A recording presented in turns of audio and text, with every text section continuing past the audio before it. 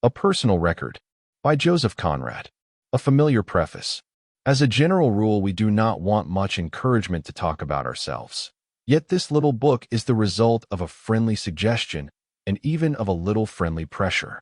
I defended myself with some spirit, but, with characteristic tenacity, the friendly voice insisted, "You know, you really must." It was not an argument, but I submitted at once. If one must. You perceive the force of a word. He who wants to persuade should put his trust not in the right argument, but in the right word. The power of sound has always been greater than the power of sense. I don't say this by way of disparagement. It is better for mankind to be impressionable than reflective. Nothing humanely great, I mean, as affecting a whole mass of lives, has come from reflection. On the other hand, you cannot fail to see the power of mere words, such words as glory, for instance, or pity. I won't mention any more. They are not far to seek. Shouted with perseverance, with ardor, with conviction, these two by their sound alone have set whole nations in motion and upheaved the dry, hard ground on which rests our whole social fabric. There's virtue for you if you like. Of course, the accent must be attended to. The right accent. That's very important. The capacious lung, the thundering or the tender vocal cords. Don't talk to me of your Archimedes lever. He was an absent-minded person with a mathematical imagination. Mathematics commands all my respect, but I have no use for engines. Give me the right word and the right accent, and I will move the world. What a dream for a writer. Because written words have their accent, too. Yes, let me only find the right word. Surely it must be lying somewhere among the wreckage of all the plaints and all the exultations poured out aloud since the first day when hope, the undying, came down on earth. It may be there, close by, disregarded, invisible, quite at hand. But it's no good. I believe there are men who can lay hold of a needle in a pottle of hay at the first try. For myself, I have never had such luck. And then there is that accent. Another difficulty. For who is going to tell whether the accent is right or wrong till the word is shouted, and fails to be heard, perhaps, and goes downwind, leaving the world unmoved? Once upon a time there lived an emperor who was a sage and something of a literary man. He jotted down on ivory tablets thoughts, maxims, reflections which chance has preserved for the edification of posterity. Among other sayings, I am quoting from memory, I remember this solemn admonition: let all thy words have the accent of heroic truth. The accent of heroic truth. This is very fine, but I am thinking that it is an easy matter for an austere emperor to jot down grandiose advice. Most of the working truths on this earth are humble, not heroic, and there have been times in the history of mankind when the accents of heroic truth have moved it to nothing but derision. Nobody will expect to find between the covers of this little book words of extraordinary potency or accents of irresistible heroism. However humiliating for my self-esteem, I must confess that the counsels of Marcus Aurelius are not for me. They are more fit for a moralist than for an artist. Truth of a modest sort I can promise you, and also sincerity. That complete, praiseworthy sincerity which, while it delivers one into the hands of one's enemies, is as likely as not to embroil one with one's friends. Embroil is perhaps too strong an expression. I can't imagine among either my enemies or my friends a being so hard up for something to do as to quarrel with me. To disappoint one's friends would be nearer the mark. Almost all friendships of the writing period of my life have come to me through my books, and I know that a novelist lives in his work. He stands there, the only reality in an invented world, among imaginary things, happenings, and people. Writing about them, he is only writing about himself. But the disclosure is not complete. He remains, to a certain extent, a figure behind the veil, a suspected rather than a seen presence, a movement and a voice behind the draperies of fiction. In these personal notes there is no such veil. And I cannot help thinking of a passage in The Imitation of Christ, where the ascetic author, who knew life so profoundly, says that there are persons esteemed on their reputation who by showing themselves destroy the opinion one had of them. This is the danger incurred by an author of fiction who sets out to talk about himself without disguise. While these reminiscent pages were appearing serially, I was remonstrated with for bad economy, as if such writing were a form of self-indulgence wasting the substance of future volumes. It seems that I am not sufficiently literary. Indeed, a man who never wrote a line for print till he was 36 cannot bring himself to look upon his existence and his experience, upon the sum of his thoughts, sensations, and emotions, upon his memories and his regrets, and the whole possession of his past, as only so much material for his hands. Once before, some 3 years ago, when I published The Mirror of the Sea, a volume of impressions and memories, the same remarks were made to me. Practical remarks. But, truth to say, I have never understood the kind of thrift they recommend.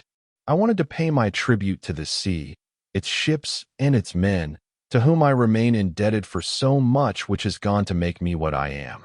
That seemed to me the only shape in which I could offer it to their shades. There could not be a question in my mind of anything else. It is quite possible that I am a bad economist, but it is certain that I am incorrigible. Having matured in the surroundings and under the special conditions of sea life, I have a special piety toward that form of my past, for its impressions were vivid, its appeal direct, its demands such as could be responded to with the natural elation of youth and strength equal to the call. There was nothing in them to perplex a young conscience. Having broken away from my origins under a storm of blame from every quarter which had the merest shadow of right to voice an opinion, removed by great distances from such natural affections as were still left to me, and even estranged, in a measure, from them by the totally unintelligible character of the life, which had seduced me so mysteriously from my allegiance, I may safely say that through the blind force of circumstances the sea was to be all my world, and the merchant service my only home for a long succession of years.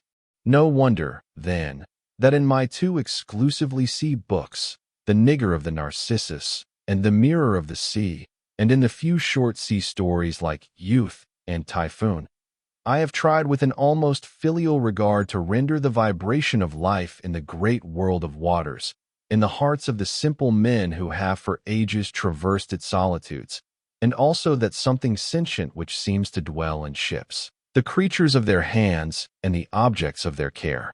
One's literary life must turn frequently for sustenance to memories and seek discourse with the shades, unless one has made up one's mind to write only in order to reprove mankind for what it is, or praise it for what it is not, or, generally, to teach it how to behave. Being neither quarrelsome, nor a flatterer, nor a sage, I have done none of these things, and I am prepared to put up serenely with the insignificance which attaches to persons who are not meddlesome in some way or other. But resignation is not indifference.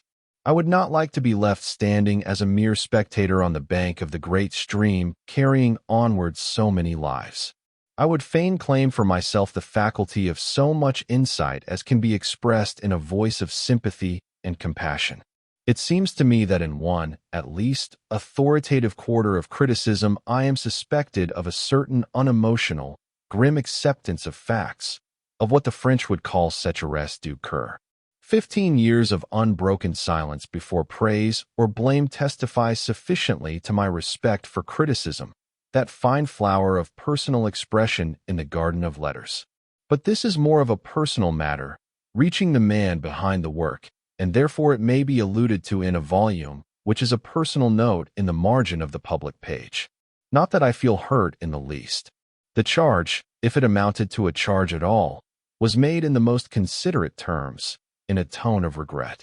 My answer is that if it be true that every novel contains an element of autobiography, and this can hardly be denied, since the creator can only express himself in his creation, then there are some of us to whom an open display of sentiment is repugnant. I would not unduly praise the virtue of restraint. It is often merely temperamental, but it is not always a sign of coldness. It may be pride. There can be nothing more humiliating than to see the shaft of one's emotion miss the mark of either laughter or tears. Nothing more humiliating. And this for the reason that should the mark be missed, should the open display of emotion fail to move, then it must perish unavoidably in disgust or contempt. No artist can be reproached for shrinking from a risk which only fools run to meet and only genius dare confront with impunity. In a task which mainly consists in laying one's soul more or less bare to the world, a regard for decency, even at the cost of success, is but the regard for one's own dignity, which is inseparably united with the dignity of one's work. And then, it is very difficult to be wholly joyous or wholly sad on this earth. The comic, when it is human, soon takes upon itself a face of pain. And some of our griefs, some only, not all, for it is the capacity for suffering which makes man august in the eyes of men, have their source in weaknesses which must be recognized with smiling compassion as the common inheritance of us all. Joy and sorrow in this world pass into each other, mingling their forms and their murmurs in the twilight of life as mysterious as an overshadowed ocean, while the dazzling brightness of supreme hopes lies far off, fascinating and still, on the distant edge of the horizon. Yes, I, too, would like to hold the magic wand giving that command over laughter and tears which is declared to be the highest achievement of imaginative literature. Only, to be a great magician one must surrender oneself to occult and irresponsible powers, either outside or within one's breast. We have all heard of simple men selling their souls for love or power to some grotesque devil. The most ordinary intelligence can perceive without much reflection that anything of the sort is bound to be a fool's bargain. I don't lay claim to particular wisdom because of my dislike and distrust of such transactions. It may be my seed training acting upon a natural disposition to keep good hold on the one thing really mine. But the fact is that I have a positive horror of losing even for one moving moment that full possession of myself, which is the first condition of good service. And I have carried my notion of good service from my earlier into my later existence. I, who have never sought in the written word anything else but a form of the beautiful, I have carried over that article of creed from the decks of ships to the more circumscribed space of my desk, and by that act, I suppose, I have become permanently imperfect in the eyes of the ineffable company of pure aesthetes. As in political, so in literary action, a man wins friends for himself mostly by the passion of his prejudices and by the consistent narrowness of his outlook. But I have never been able to love what was not lovable or hate what was not hateful out of deference for some general principle. Whether there be any courage in making this admission, I know not. After the middle turn of life's way, we consider dangers and joys with a tranquil mind. So I proceed in peace to declare that I have always suspected in the effort to bring into play the extremities of emotions the debasing touch of insincerity. In order to move others deeply, we must deliberately allow ourselves to be carried away beyond the bounds of our normal sensibility, innocently enough, perhaps, and of necessity, like an actor who raises his voice on the stage above the pitch of natural conversation. But still we have to do that. And surely this is no great sin. But the danger lies in the writer becoming the victim of his own exaggeration, losing the exact notion of sincerity, and in the end coming to despise truth itself as something too cold, too blunt for his purpose, as, in fact, not good enough for his insistent emotion. From laughter and tears the descent is easy to sniveling and giggles. These may seem selfish considerations, but you can't, in sound morals, condemn a man for taking care of his own integrity. It is his clear duty. And least of all can you condemn an artist pursuing, however humbly and imperfectly, a creative aim. In that interior world where his thought and his emotions go seeking for the experience of imagined adventures, there are no policemen, no law, no pressure of circumstance or dread of opinion to keep him within bounds. Who then is going to say nay to his temptations, if not his conscience?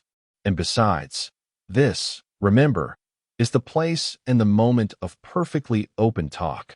I think that all ambitions are lawful except those which climb upward on the miseries or credulities of mankind. All intellectual and artistic ambitions are permissible, up to and even beyond the limit of prudent sanity. They can hurt no one. If they are mad, then so much the worse for the artist.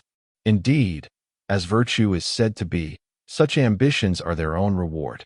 Is it such a very mad presumption to believe in the sovereign power of one's art, to try for other means, for other ways of affirming this belief in the deeper appeal of one's work? To try to go deeper is not to be insensible. A historian of hearts is not a historian of emotions, yet he penetrates further, restrained as he may be, since his aim is to reach the very fount of laughter and tears. The sight of human affairs deserves admiration and pity. They are worthy of respect, too, and he is not insensible who pays them the undemonstrative tribute of a sigh which is not a sob, and of a smile which is not a grin. Resignation, not mystic, not detached, but resignation open-eyed, conscious, and informed by love, is the only one of our feelings for which it is impossible to become a sham. Not that I think resignation the last word of wisdom. I am too much the creature of my time for that. But I think that the proper wisdom is to will what the gods will without, perhaps, being certain what their will is, or even if they have a will of their own. And in this matter of life and art, it is not the why that matters so much to our happiness as the how. As the Frenchman said, il y a toujours la manière. Very true. Yes, there is the manner. The manner in laughter, in tears, in irony, in indignations and enthusiasms, in judgments, and even in love. The manner in which, as in the features and character of a human face, the inner truth is foreshadowed for those who know how to look at their kind.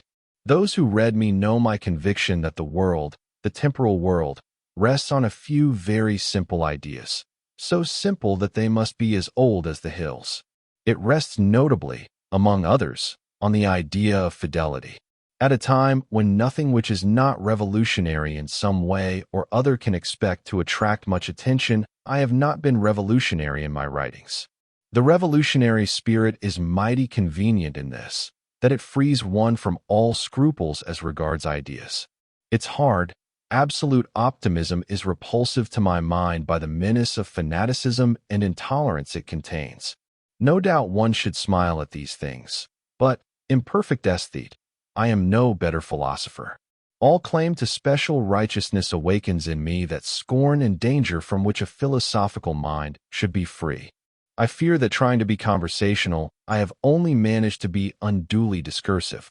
I have never been very well acquainted with the art of conversation, that art which, I understand, is supposed to be lost now. My young days, the days when one's habits and character are formed, have been rather familiar with long silences. Such voices as broke into them were anything but conversational. No, I haven't got the habit. Yet this discursiveness is not so irrelevant to the handful of pages which follow. They, too, have been charged with discursiveness, with disregard of chronological order, which is in itself a crime, with unconventionality of form, which is an impropriety. I was told severely that the public would view with displeasure the informal character of my recollections. Alas, I protested mildly. Could I begin with the sacramental words, I was born on such a date in such a place? The remoteness of the locality would have robbed the statement of all interest. I haven't lived through wonderful adventures to be related seriatim. I haven't known distinguished men on whom I could pass fatuous remarks.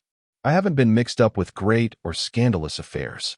This is but a bit of psychological document, and even so, I haven't written it with a view to put forward any conclusion of my own.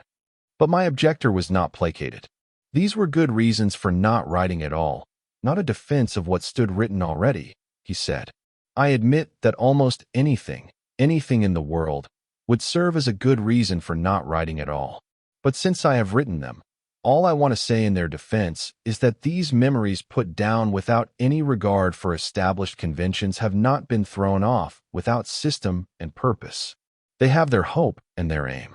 The hope that from the reading of these pages there may emerge at last the vision of a personality, the man behind the books so fundamentally dissimilar as, for instance, Almayer's Folly and The Secret Agent, and yet a coherent, justifiable personality both in its origin and in its action. This is the hope.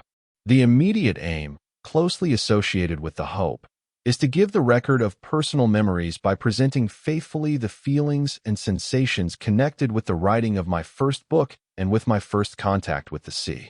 In the purposely mingled resonance of this double strain, a friend here and there will perhaps detect a subtle accord. J.C.K. Chapter 1. Books may be written in all sorts of places. Verbal inspiration may enter the berth of a mariner on board a ship frozen fast in a river in the middle of a town. And since saints are supposed to look benignantly on humble believers, I indulge in the pleasant fancy that the shade of old Flaubert, who imagined himself to be, among other things, a descendant of Vikings, might have hovered with amused interest over the docks of a 2,000-ton steamer called the Adowa, on board of which, gripped by the inclement winter alongside a quay in Rouen, the 10th chapter of Almayer's Folly was begun. With interest, I say, for was not the kind Norman giant with enormous mustaches and a thundering voice the last of the Romantics?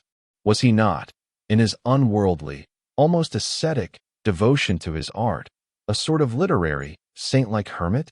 It has set at last, said Nina to her mother, pointing to the hills behind which the sun had sunk. These words of Almayer's romantic daughter I remember tracing on the gray paper of a pad which rested on the blanket of my bedplace. They referred to a sunset in Malayan Isles and shaped themselves in my mind, in a hallucinated vision of forests and rivers and seas, far removed from a commercial and yet romantic town of the Northern Hemisphere. But at that moment the mood of visions and words was cut short by the third officer, a cheerful and casual youth, coming in with a bang of the door and the exclamation, "You've made it jolly warm in here." It was warm. I had turned on the steam heater after placing a tin under the leaky watercock, for perhaps you do not know that water will leak where steam will not. I am not aware of what my young friend had been doing on deck all that morning, but the hands he rubbed together vigorously were very red and imparted to me a chilly feeling by their mere aspect. He has remained the only banjoist of my acquaintance, and being also a younger son of a retired colonel, the poem of Mr. Kipling, by a strange aberration of associated ideas, always seems to me to have been written with an exclusive view to his person. When he did not play the banjo, he loved to sit and look at it. He proceeded to this sentimental inspection, and after meditating a while over the strings under my silent scrutiny, inquired, airily, "What are you always scribbling there, if it's fair to ask?" It was a fair enough question, but I did not answer him, and simply turned the pad over with a movement of instinctive secrecy. I could not have told him he had put to flight the psychology of Nina Almayer, her opening speech of the 10th chapter, and the words of Mrs. Almayer's wisdom, which were to follow in the ominous oncoming of a tropical night. I could not have told him that Nina had said, "It is set at last." He would have been extremely surprised, and perhaps have dropped his precious banjo. Neither could I have told him that the sun of my seagoing was setting, too, even as I wrote the words expressing the impatience of passionate youth bent on its desire.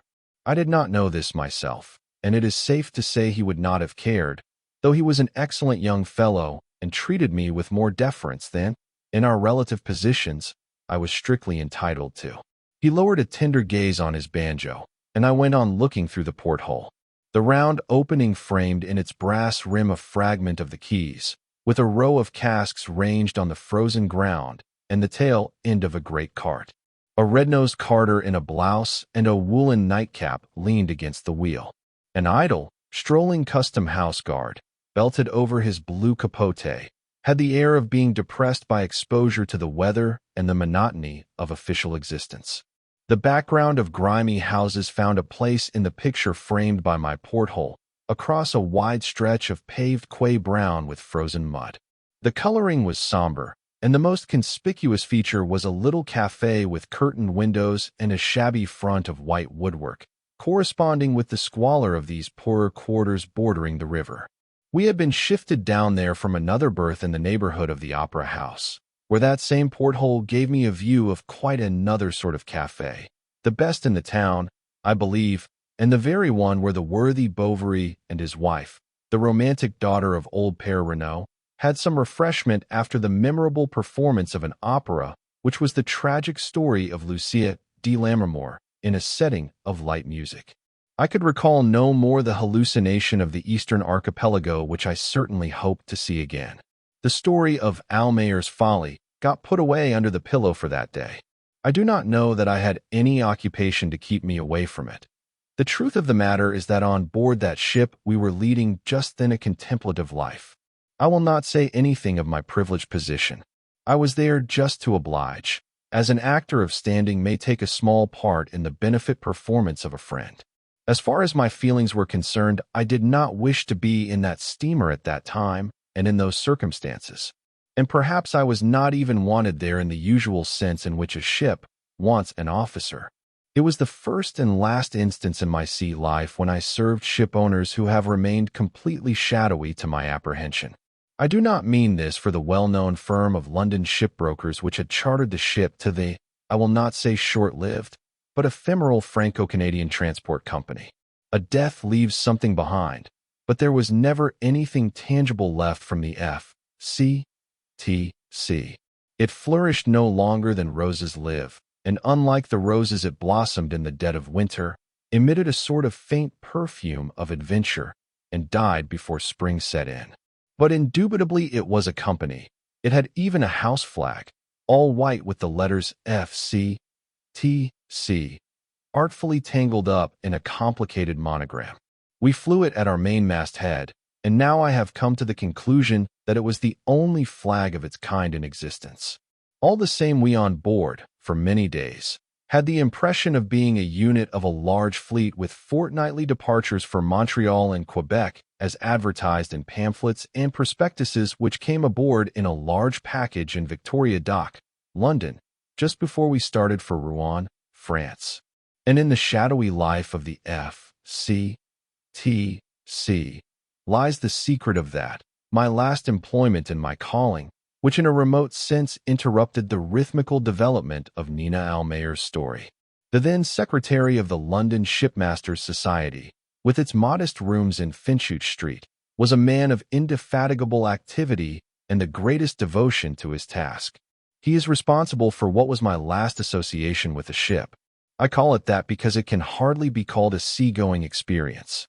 Dear Captain Froude, it is impossible not to pay him the tribute of affectionate familiarity at this distance of years. Had very sound views as to the advancement of knowledge and status for the whole body of the officers of the mercantile marine. He organized for us courses of professional lectures, St. John ambulance classes, corresponded industriously with public bodies and members of Parliament on subjects touching the interests of the service. And as to the oncoming of some inquiry or commission relating to matters of the sea and to the work of seamen, it was a perfect godsend to his need of exerting himself on our corporate behalf. Together with this high sense of his official duties, he had in him a vein of personal kindness, a strong disposition to do what good he could to the individual members of that craft of which in his time he had been a very excellent master. And what greater kindness can one do to a seaman than to put him in the way of employment? Captain Froude did not see why the Shipmasters' Society, besides its general guardianship of our interests, should not be unofficially an employment agency of the very highest class. I am trying to persuade all our great ship-owning firms to come to us for their men. There is nothing of a trade union spirit about our society, and I really don't see why they should not, he said once to me. I am always telling the captains, too, that, all things being equal, they ought to give preference to the members of the society. In my position, I can generally find for them what they want among our members or our associate members. In my wanderings about London from west to east and back again, I was very idle then. The two little rooms in Finchute Street were a sort of resting place where my spirit, hankering after the sea, could feel itself nearer to the ships, the men, and the life of its choice, nearer there than on any other spot of the solid earth. This resting place used to be, at about 5 o'clock in the afternoon, full of men and tobacco smoke, but Captain Froude had the smaller room to himself, and there he granted private interviews, whose principal motive was to render service. Thus, one murky November afternoon, he beckoned me in with a crooked finger and that peculiar glance above his spectacles which is perhaps my strongest physical recollection of the man. I have had in here a shipmaster this morning, he said, getting back to his desk and motioning me to a chair, who is in want of an officer. It's for a steamship. You know, Nothing pleases me more than to be asked, but, unfortunately, I do not quite see my way. As the outer room was full of men, I cast a wondering glance at the closed door, but he shook his head. Oh, yes, I should be only too glad to get that berth for one of them. But the fact of the matter is, the captain of that ship wants an officer who can speak French fluently, and that's not so easy to find. I do not know anybody myself but you. It's a second officer's berth and, of course, you would not care. Would you now? I know that it isn't what you were looking for. It was not. I had given myself up to the idleness of a haunted man who looks for nothing but words wherein to capture his visions. But I admit that outwardly I resembled sufficiently a man who could make a second officer for a steamer chartered by a French company. I showed no sign of being haunted by the fate of Nina and by the murmurs of tropical forests, and even my intimate intercourse with Almayer, a person of weak character, had not put a visible mark upon my features. For many years he and the world of his story had been the companions of my imagination without, I hope, impairing my ability to deal with the realities of sea life. I had had the man and his surroundings with me ever since my return from the eastern waters, some 4 years before the day of which I speak. It was in the front sitting room of furnished apartments in a Pimlico square that they first began to live again with a vividness and poignancy quite foreign to our former real intercourse. I had been treating myself to a long stay on shore, and in the necessity of occupying my mornings Almayer, that old acquaintance, came nobly to the rescue. Before long, as was only proper, his wife and daughter joined him round my table, and then the rest of that Pantai band came full of words and gestures. Unknown to my respectable landlady, it was my practice directly after my breakfast to hold animated receptions of Malays, Arabs, and half-castes. They did not clamor aloud for my attention. They came with a silent and irresistible appeal, and the appeal, I affirm here, was not to my self-love or my vanity. It seems now to have had a moral character, for why should the memory of these beings, seen in their obscure, sun-bathed existence, demand to express itself in the shape of a novel, except on the ground of that mysterious fellowship which unites in a community of hopes and fears all the dwellers on this earth? I did not receive my visitors with boisterous rapture as the bearers of any gifts of profit or fame. There was no vision of a printed book before me as I sat writing at that table, situated in a decayed part of Belgravia. After all these years, each leaving its evidence of slowly blackened pages, I can honestly say that it is a sentiment akin to pity which prompted me to render in words assembled with conscientious care the memory of things far distant and of men who had lived. But, coming back to Captain Froude and his fixed idea of never disappointing ship owners or ship captains, it was not likely that I should fail him in his ambition to satisfy at a few hours' notice the unusual demand for a French-speaking officer. He explained to me that the ship was chartered by a French company intending to establish a regular monthly line of sailings from Rouen for the transport of French immigrants to Canada. But, frankly, this sort of thing did not interest me very much. I said gravely that if it were really a matter of keeping up the reputation of the Shipmasters' Society, I would consider it. But the consideration was just for form's sake. The next day, I interviewed the captain, and I believe we were impressed favorably with each other. He explained that his chief mate was an excellent man in every respect, and that he could not think of dismissing him so as to give me the higher position, but that if I consented to come as second officer, I would be given certain special advantages, and so on. I told him that if I came at all, the rank really did not matter.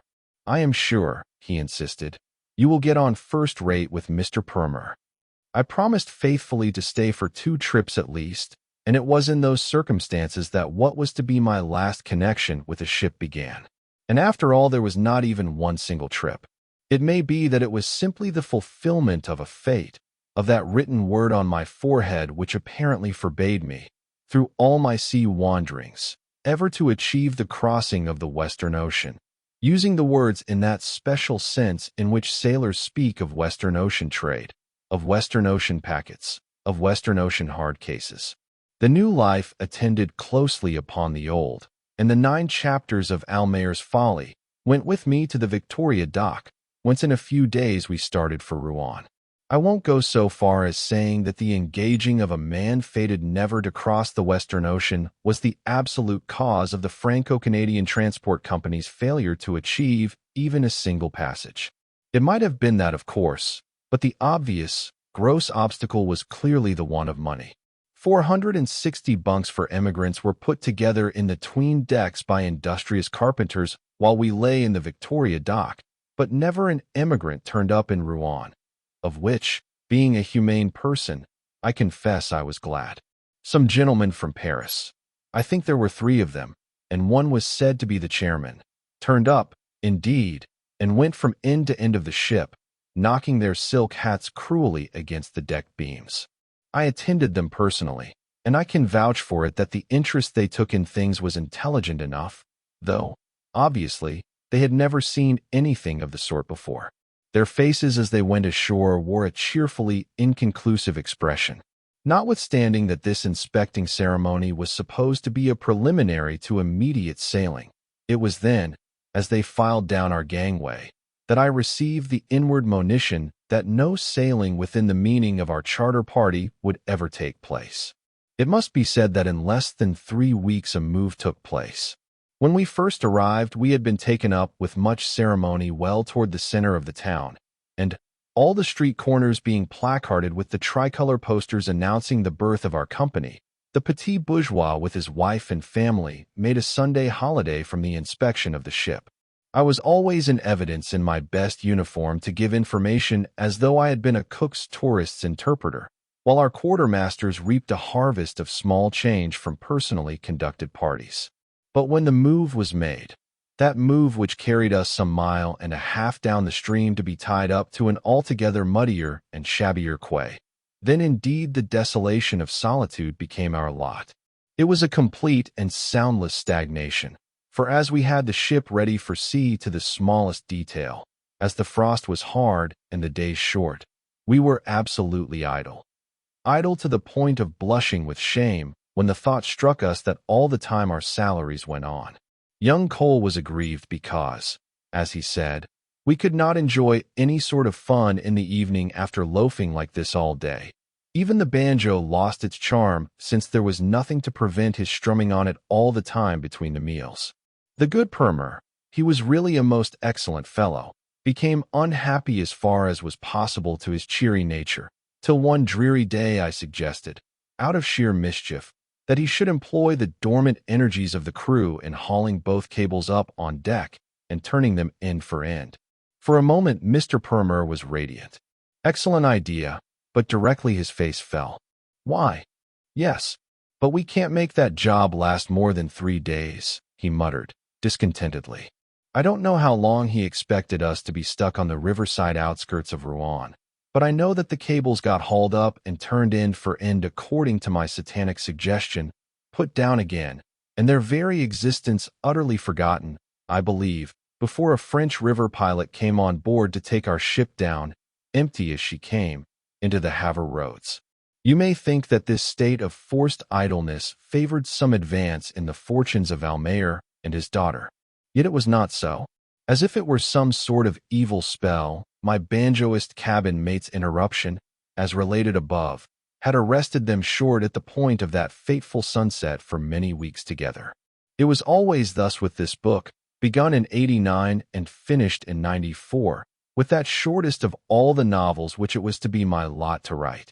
Between its opening exclamation calling Almayer to his dinner in his wife's voice and Abdullah's, his enemy, mental reference to the God of Islam, the merciful, the compassionate, which closes the book, there were to come several long sea passages, a visit, to use the elevated phraseology suitable to the occasion, to the scenes, some of them, of my childhood and the realization of childhood's vain words, expressing a light-hearted and romantic whim.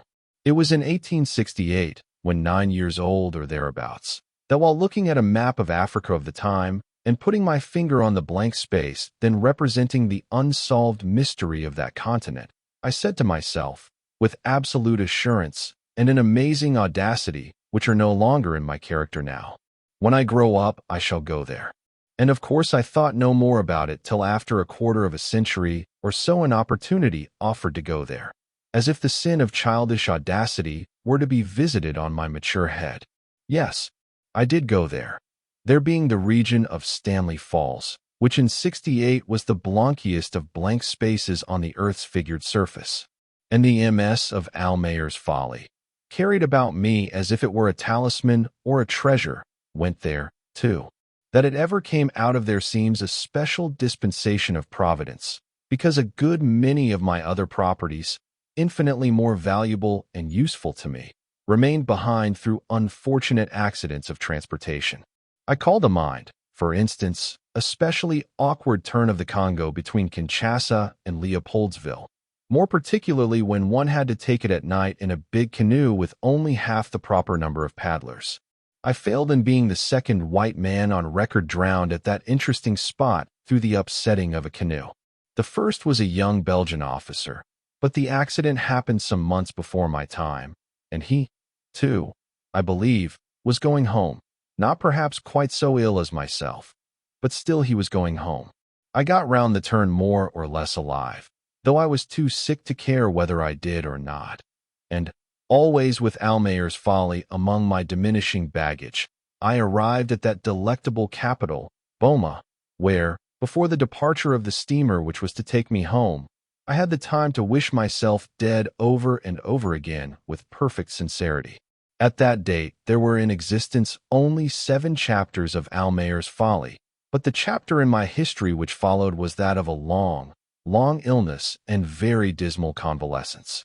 Geneva, or more precisely the hydropathic establishment of Champel, is rendered forever famous by the termination of the 8th chapter in the history of Almayer's decline and fall. The events of the 9th are inextricably mixed up with the details of the proper management of a waterside warehouse owned by a certain city firm whose name does not matter. But that work, undertaken to accustom myself again to the activities of a healthy existence, soon came to an end. The earth had nothing to hold me with for very long. And then that memorable story, like a cask of choice Madeira, got carried for 3 years to and fro upon the sea. Whether this treatment improved its flavor or not, of course I would not like to say. As far as appearance is concerned, it certainly did nothing of the kind. The whole MS acquired a faded look and an ancient, yellowish complexion. It became at last unreasonable to suppose that anything in the world would ever happen to Almayer and Nina. And yet something most unlikely to happen on the high seas was to wake them up from their state of suspended animation. What is it that Novalis says? It is certain my conviction gains infinitely the moment an other soul will believe in it. And what is a novel if not a conviction of our fellow men's existence strong enough to take upon itself a form of imagined life clearer than reality, and whose accumulated verisimilitude of selected episodes puts to shame the pride of documentary history? Providence, which saved my MS from the Congo rapids, brought it to the knowledge of a helpful soul far out on the open sea. It would be on my part the greatest ingratitude ever to forget the sallow, sunken face and the deep-set, dark eyes of the young Cambridge man. He was a passenger for his health on board the good ship Torrens outward bound to Australia, who was the first reader of Almayer's Folly, the very first reader I ever had. Would it bore you very much in reading a MS in a handwriting like mine? I asked him one evening, on a sudden impulse at the end of a longish conversation whose subject was Gibbon's history. Jacques, that was his name, was sitting in my cabin one stormy dog-watch below, after bringing me a book to read from his own traveling store. Not at all, he answered, with his courteous intonation and a faint smile. As I pulled a drawer open, his suddenly aroused curiosity gave him a watchful expression. I wonder what he expected to see. A poem, maybe. All that's beyond guessing now. He was not a cold, but a calm man, still more subdued by disease. A man of few words and of an unassuming modesty in general intercourse, but with something uncommon in the whole of his person which set him apart from the undistinguished lot of our 60 passengers. His eyes had a thoughtful, introspective look. In his attractive, reserved manner and in a veiled, sympathetic voice he asked, "What is this?" "It is a sort of tale," I answered, with an effort. "It is not even finished yet." Nevertheless, I would like to know what you think of it. He put the MS in the breast pocket of his jacket. I remember perfectly his thin, brown fingers folding it lengthwise. I will read it tomorrow, he remarked, seizing the door handle. And then watching the roll of the ship for a propitious moment, he opened the door and was gone. In the moment of his exit, I heard the sustained booming of the wind, the swish of the water on the decks of the Torrens, and the subdued, as if distant, roar of the rising sea. I noted the growing disquiet and the great restlessness of the ocean, and responded professionally to it with the thought that at 8 o'clock, in another half hour or so at the farthest, the topgallant sails would have to come off the ship. Next day, but this time in the first dog watch, Jacques entered my cabin.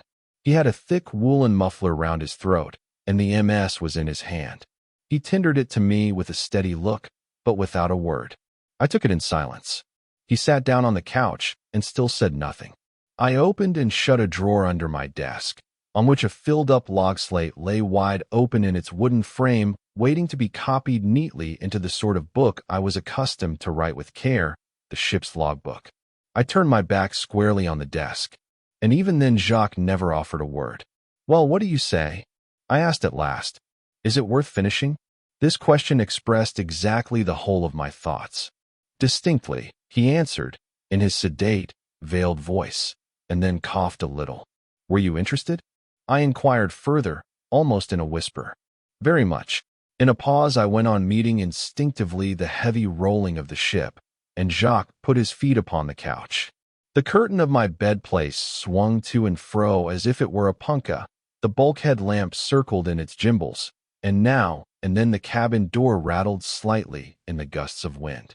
It was in latitude 40 south, and nearly in the longitude of Greenwich, as far as I can remember, that these quiet rites of Almayer's and Nina's resurrection were taking place. In the prolonged silence it occurred to me that there was a good deal of retrospective writing in the story as far as it went. Was it intelligible in its action? I asked myself, as if already the storyteller were being born into the body of a seaman. But I heard on deck the whistle of the officer of the watch and remained on the alert to catch the order that was to follow this call to attention. It reached me as a faint, fierce shout to square the yards. I thought to myself, a westerly blow coming on. Then I turned to my very first reader, who, alas, was not to live long enough to know the end of the tale. Now let me ask you one more thing. Is the story quite clear to you as it stands? He raised his dark, gentle eyes to my face and seemed surprised. Yes, perfectly. This was all I was to hear from his lips concerning the merits of Almayer's Folly. We never spoke together of the book again. A long period of bad weather set in, and I had no thoughts left but for my duties, while poor Jacques caught a fatal cold and had to keep close in his cabin. When we arrived in Adelaide, the first reader of my prose went at once up country, and died rather suddenly in the end, either in Australia or it may be on the passage while going home through the Suez Canal. I am not sure which it was now, and I do not think I ever heard precisely, though I made inquiries about him from some of our return passengers who, wandering about to see the country during the ship's stay in port, had come upon him here and there. At last we sailed, homeward bound, and still not one line was added to the careless scrawl of the many pages which poor Jacques had had the patience to read, with the very shadows of eternity gathering already in the hollows of his kind, steadfast eyes. The purpose instilled into me by his simple and final distinctly remained dormant, yet alive to await its opportunity. I dare say I am compelled, unconsciously compelled, now to write volume after volume, as in past years I was compelled to go to sea voyage after voyage. Leaves must follow upon one another as leagues used to follow in the days gone by, on and on to the appointed end, which, being truth itself, is one for all men and for all occupations. I do not know which of the two impulses has appeared more mysterious and more wonderful to me. Still, in writing, as in going to sea, I had to wait my opportunity. Let me confess here that I was never one of those wonderful fellows that would go afloat in a wash-tub for the sake of the fun, and if I may pride myself upon my consistency, it was ever just the same with my writing. Some men, I have heard, ride in railway carriages, and could do it, perhaps, sitting cross-legged on a clothesline. But I must confess that my sybaritic disposition will not consent to write without something at least resembling a chair. Line by line, rather than page by page, was the growth of Almayer's folly. And so it happened that I very nearly lost the MS, advanced now to the first words of the 9th chapter, in the Friedrichstrasse, Poland, or more precisely to Ukraine. On an early, sleepy morning changing trains in a hurry, I left my Gladstone bag in a refreshment room. A worthy and intelligent coffertrager rescued it. Yet in my anxiety, I was not thinking of the MS, but of all the other things that were packed in the bag. In Warsaw, where I spent 2 days, those wandering pages were never exposed to the light, except once to candlelight, while the bag lay open on the chair. I was dressing hurriedly to dine at a sporting club.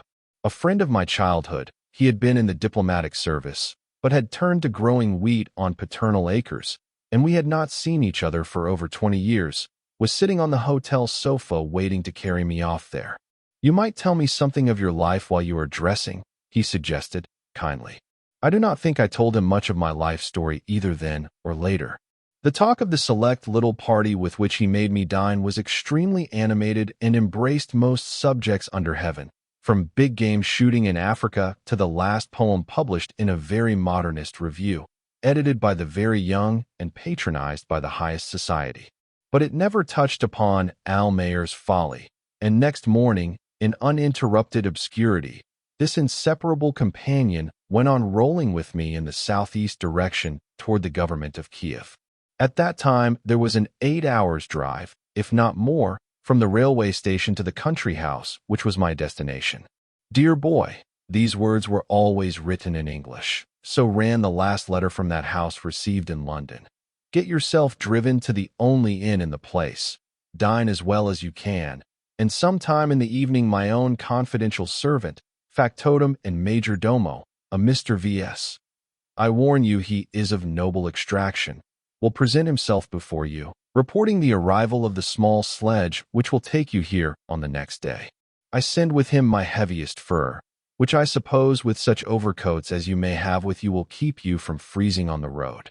Sure enough, as I was dining, served by a Hebrew waiter, in an enormous barn-like bedroom with a freshly painted floor, the door opened and, in a traveling costume of long boots, big sheepskin cap, and a short coat girt with a leather belt, the Mr. V.S. of noble extraction, a man of about 35, appeared with an air of perplexity on his open and mustached countenance. I got up from the table and greeted him in Polish, with, I hope, the right shade of consideration demanded by his noble blood and his confidential position. His face cleared up in a wonderful way.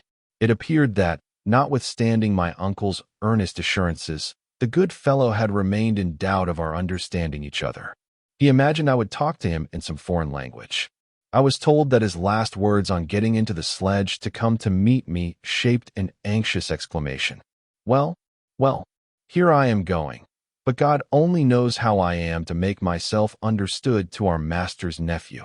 We understood each other very well from the first. He took charge of me as if I were not quite of age. I had a delightful boyish feeling of coming home from school when he muffled me up next morning in an enormous bearskin traveling coat and took his seat protectively by my side. The sledge was a very small one, and it looked utterly insignificant, almost like a toy behind the 4 big bays harnessed 2 and 2. We 3, counting the coachman, filled it completely.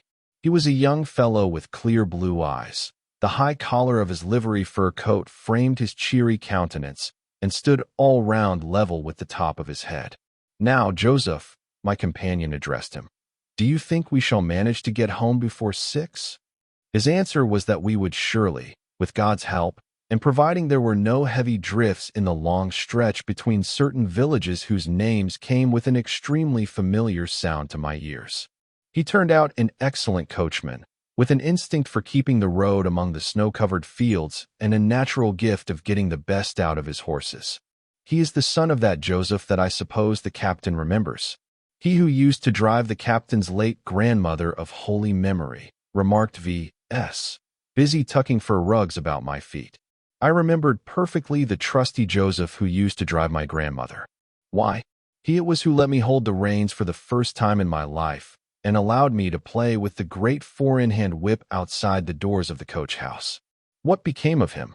I asked. He is no longer serving, I suppose. He served our master, was the reply.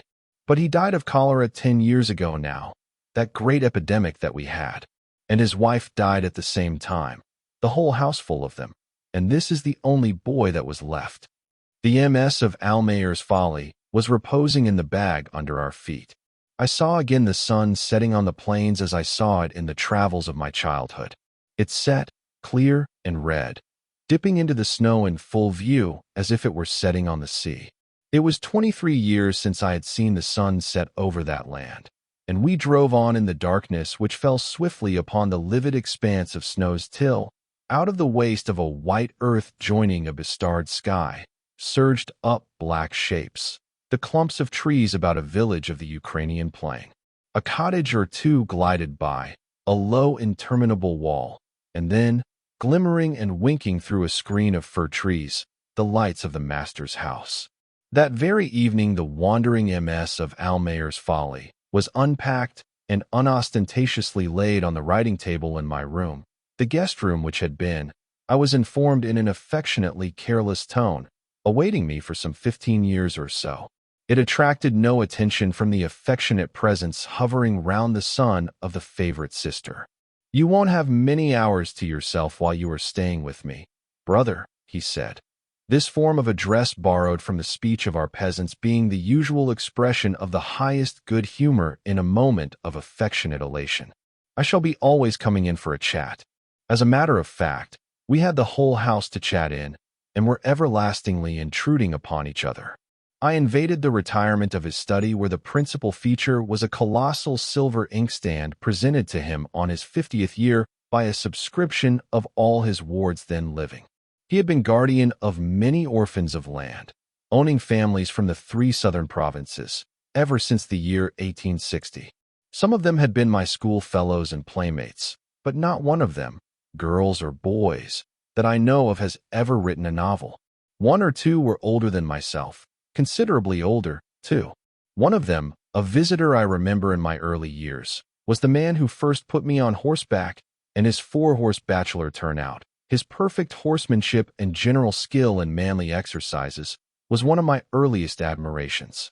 I seem to remember my mother looking on from a colonnade in front of the dining-room windows as I was lifted upon the pony, held, for all I know, by the very Joseph, the groom attached specially to my grandmother's service, who died of cholera.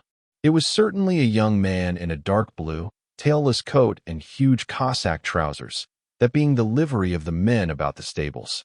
It must have been in 1864, but reckoning by another mode of calculating time, it was certainly in the year in which my mother obtained permission to travel south and visit her family, from the exile into which she had followed my father. For that, too, she had had to ask permission, and I know that one of the conditions of that favor was that she should be treated exactly as a condemned exile herself.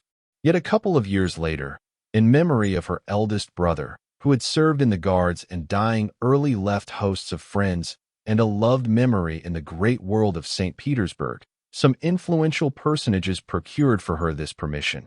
It was officially called the highest grace of a 4 months' leave from exile.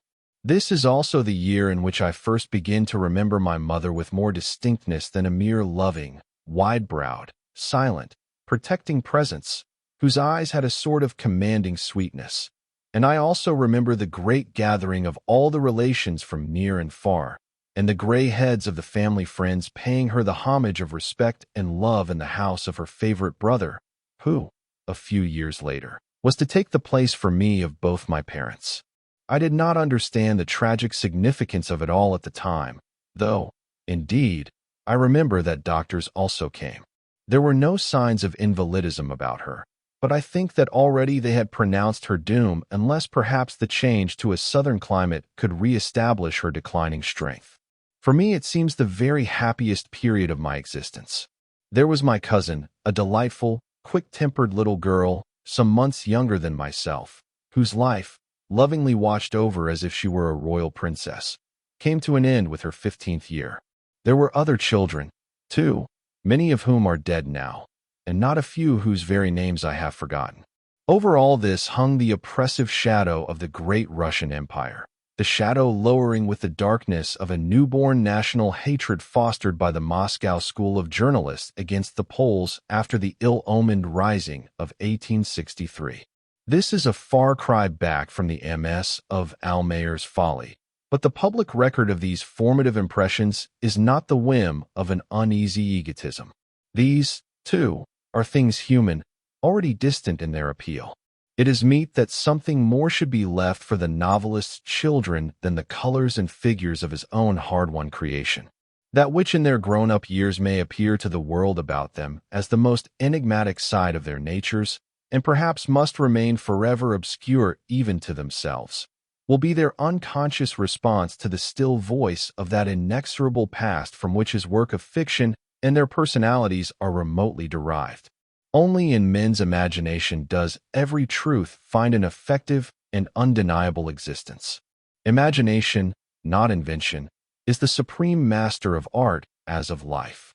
An imaginative and exact rendering of authentic memories may serve worthily that spirit of piety toward all things human which sanctions the conceptions of a writer of tales and the emotions of the man reviewing his own experience. Chapter 2. As I have said, I was unpacking my luggage after a journey from London into Ukraine. The MS of Almayer's Folly, my companion already for some 3 years or more, and then in the 9th chapter of its age, was deposited unostentatiously on the writing table placed between 2 windows. It didn't occur to me to put it away in the drawer the table was fitted with, but my eye was attracted by the good form of the same drawer's brass handles. 2 candelabra, with 4 candles each, lighted up festily the room which had waited so many years for the wandering nephew. The blinds were down. Within 500 yards of the chair on which I sat stood the first peasant hut of the village, part of my maternal grandfather's estate, the only part remaining in the possession of a member of the family. And beyond the village, in the limitless blackness of a winter's night, there lay the great unfenced fields, not a flat and severe plain, but a kindly bread-giving land of low rounded ridges, all white now, with the black patches of timber nestling in the hollows.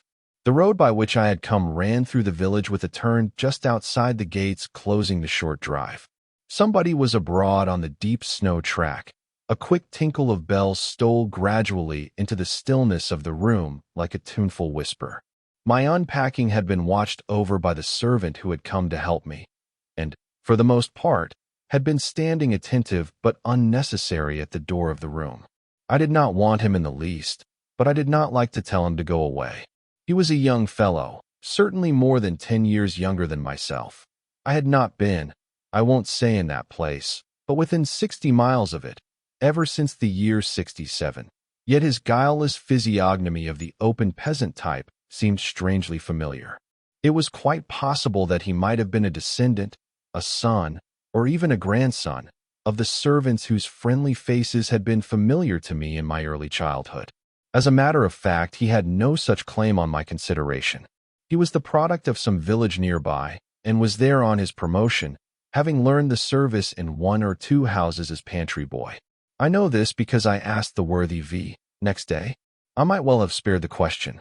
I discovered before long that all the faces about the house, and all the faces in the village, the grave faces with long mustaches of the heads of families, the downy faces of the young men, the faces of the little fair-haired children, the handsome, tanned, wide-browed faces of the mothers seen at the doors of the huts, were as familiar to me as though I had known them all from childhood, and my childhood were a matter of the day before yesterday.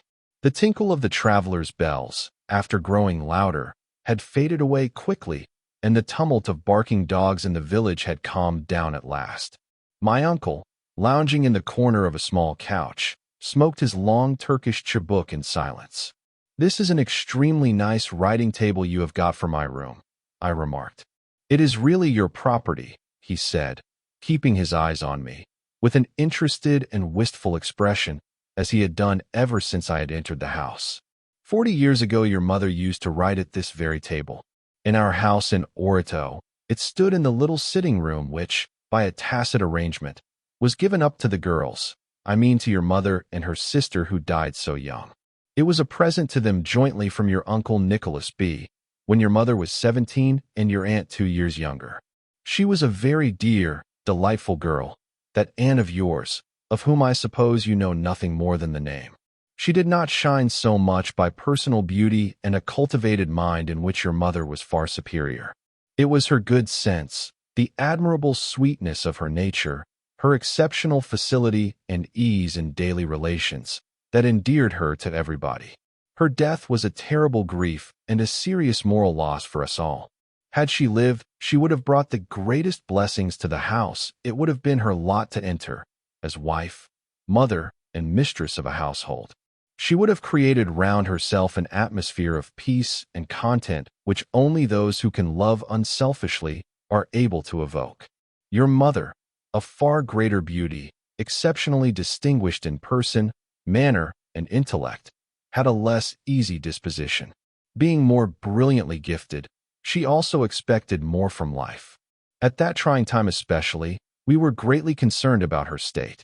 Suffering in her health from the shock of her father's death, she was alone in the house with him when he died suddenly. She was torn by the inward struggle between her love for the man whom she was to marry in the end and her knowledge of her dead father's declared objection to that match. Unable to bring herself to disregard that cherished memory and that judgment she had always respected and trusted, and, on the other hand, feeling the impossibility to resist a sentiment so deep and so true, she could not have been expected to preserve her mental and moral balance. At war with herself, she could not give to others that feeling of peace which was not her own. It was only later, when united at last with the man of her choice, that she developed those uncommon gifts of mind and heart which compelled the respect and admiration even of our foes. Meeting with calm fortitude the cruel trials of a life reflecting all the national and social misfortunes of the community, she realized the highest conceptions of duty as a wife, a mother, and a patriot, sharing the exile of her husband and representing nobly the ideal of Polish womanhood. Our Uncle Nicholas was not a man very accessible to feelings of affection. Apart from his worship for Napoleon the Great, he loved really, I believe, only 3 people in the world. His mother, your great-grandmother, whom you have seen but cannot possibly remember, his brother, our father, in whose house he lived for so many years, and of all of us, his nephews and nieces grown up around him, your mother alone. The modest, lovable qualities of the youngest sister he did not seem able to see. It was I who felt most profoundly this unexpected stroke of death falling upon the family less than a year after I had become its head. It was terribly unexpected. Driving home one wintry afternoon to keep me company in our empty house, where I had to remain permanently administering the estate and attending to the complicated affairs, the girls took it in turn week and week about, driving, as I said, from the house of the Countess Teklopataka, where our invalid mother was staying then to be near a doctor. They lost the road and got stuck in a snowdrift. She was alone with the coachman and old Valerie, the personal servant of our late father. Impatient of delay while they were trying to dig themselves out, she jumped out of the sledge and went to look for the road herself. All this happened in '51, not 10 miles from the house in which we are sitting now. The road was soon found, but snow had begun to fall thickly again, and they were 4 more hours getting home. Both the men took off their sheepskin-lined greatcoats and used all their own rugs to wrap her up against the cold, notwithstanding her protests, positive orders, and even struggles, as Valerie afterward related to me. How could I, he remonstrated with her, go to meet the blessed soul of my late master if I let any harm come to you while there's a spark of life left in my body? When they reached home at last, the poor old man was stiff and speechless from exposure, and the coachman was in not much better plight, though he had the strength to drive round to the stables himself. To my reproaches for venturing out at all in such weather, she answered, characteristically, that she could not bear the thought of abandoning me to my cheerless solitude. It is incomprehensible how it was that she was allowed to start. I suppose it had to be. She made light of the cough which came on next day, but shortly afterward inflammation of the lungs set in, and in 3 weeks she was no more. She was the first to be taken away of the young generation under my care. Behold the vanity of all hopes and fears. I was the most frail at birth of all the children. For years I remained so delicate that my parents had but little hope of bringing me up, and yet I have survived 5 brothers and 2 sisters, and many of my contemporaries. I have outlived my wife and daughter, too, and from all those who have had some knowledge at least of these old times you alone are left. It has been my lot to lay in an early grave many honest hearts, many brilliant promises, many hopes full of life. He got up briskly, sighed, and left me saying, "We will dine in half an hour." Without moving, I listened to his quick steps resounding on the waxed floor of the next room, traversing the anteroom lined with bookshelves, where he paused to put his book in the pipe stand before passing into the drawing room. These were all en suite, where he became inaudible on the thick carpet. But I heard the door of his study bedroom close. He was then 62 years old and had been for a quarter of a century the wisest, the firmest, the most indulgent of guardians, extending over me a paternal care and affection, a moral support which I seemed to feel always near me in the most distant parts of the earth. As to Mr. Nicholas B., sub-lieutenant of 1808, lieutenant of 1813 in the French army, and for a short time officier d'ordonnance of Marshal Marmont, afterward captain in the 2D Regiment of Mounted Rifles in the Polish army, such as it existed up to 1830 in the reduced kingdom established by the Congress of Vienna, I must say that from all that more distant past, known to me traditionally and a little divisive, and called out by the words of the man just gone away, he remains the most incomplete figure. It is obvious that I must have seen him in 64, for it is certain that he would not have missed the opportunity of seeing my mother for what he must have known would be the last time. From my early boyhood to this day, if I try to call up his image, a sort of mist rises before my eyes, mist in which I perceive vaguely only a neatly brushed head of white hair, which is exceptional in the case of the B. family, where it is the rule for men to go bald in a becoming manner before 30, and a thin, curved, dignified nose, a feature in strict accordance with the physical tradition of the B. family. But it is not by these fragmentary remains of perishable mortality that he lives in my memory. I knew, at a very early age, that my granduncle Nicholas B. was a Knight of the Legion of Honor, and that he had also the Polish Cross for Valor Virtuti Militari. The knowledge of these glorious facts inspired in me an admiring veneration, yet it is not that sentiment, strong as it was, which resumes for me the force and the significance of his personality. It is overborne by another and complex impression of awe, compassion, and horror. Mr. Nicholas B. remains for me the unfortunate and miserable, but heroic, being who once upon a time had eaten a dog. It is a good 40 years since I heard the tale, and the effect has not worn off yet. I believe this is the very first, say, realistic story I heard in my life, but all the same I don't know why I should have been so frightfully impressed. Of course I know what our village dogs look like, but still, no. At this very day, recalling the horror and compassion of my childhood, I ask myself whether I am right in disclosing to a cold and fastidious world that awful episode in the family history. I ask myself, is it right? Especially as the B. family had always been honorable and known in a wide countryside for the delicacy of their tastes in the matter of eating and drinking. But upon the whole, and considering that this gastronomical degradation overtaking a gallant young officer lies really at the door of the great Napoleon, I think that to cover it up by silence would be an exaggeration of literary restraint. Let the truth stand here. The responsibility rests with the man of St. Helena in view of his deplorable levity in the conduct of the Russian campaign. It was during the memorable retreat from Moscow that Mr. Nicholas B., in company of 2 brother officers, as to whose morality and natural refinement I know nothing, bagged a dog on the outskirts of a village and subsequently devoured him. As far as I can remember, the weapon used was a cavalry saber, and the issue of the sporting episode was rather more of a matter of life and death than if it had been an encounter with a tiger. A picket of Cossacks was sleeping in that village lost in the depths of the great Lithuanian forest. The three sportsmen had observed them from a hiding place, making themselves very much at home among the huts just before the early winter darkness set in at 4 o'clock. They had observed them with disgust and, perhaps, with despair. Late in the night, the rash counsels of hunger overcame the dictates of prudence. Crawling through the snow, they crept up to the fence of dry branches which generally encloses a village in that part of Lithuania. What they expected to get and in what manner, and whether this expectation was worth the risk, goodness only knows. However, these Cossack parties, in most cases wandering without an officer, were known to guard themselves badly and often not at all. In addition, the village lying at a great distance from the line of French retreat, they could not suspect the presence of stragglers from the Grand Army. The three officers had strayed away in a blizzard from the main column and had been lost for days in the woods, which explains sufficiently the terrible straits to which they were reduced. Their plan was to try and attract the attention of the peasants in that one of the huts which was nearest to the enclosure.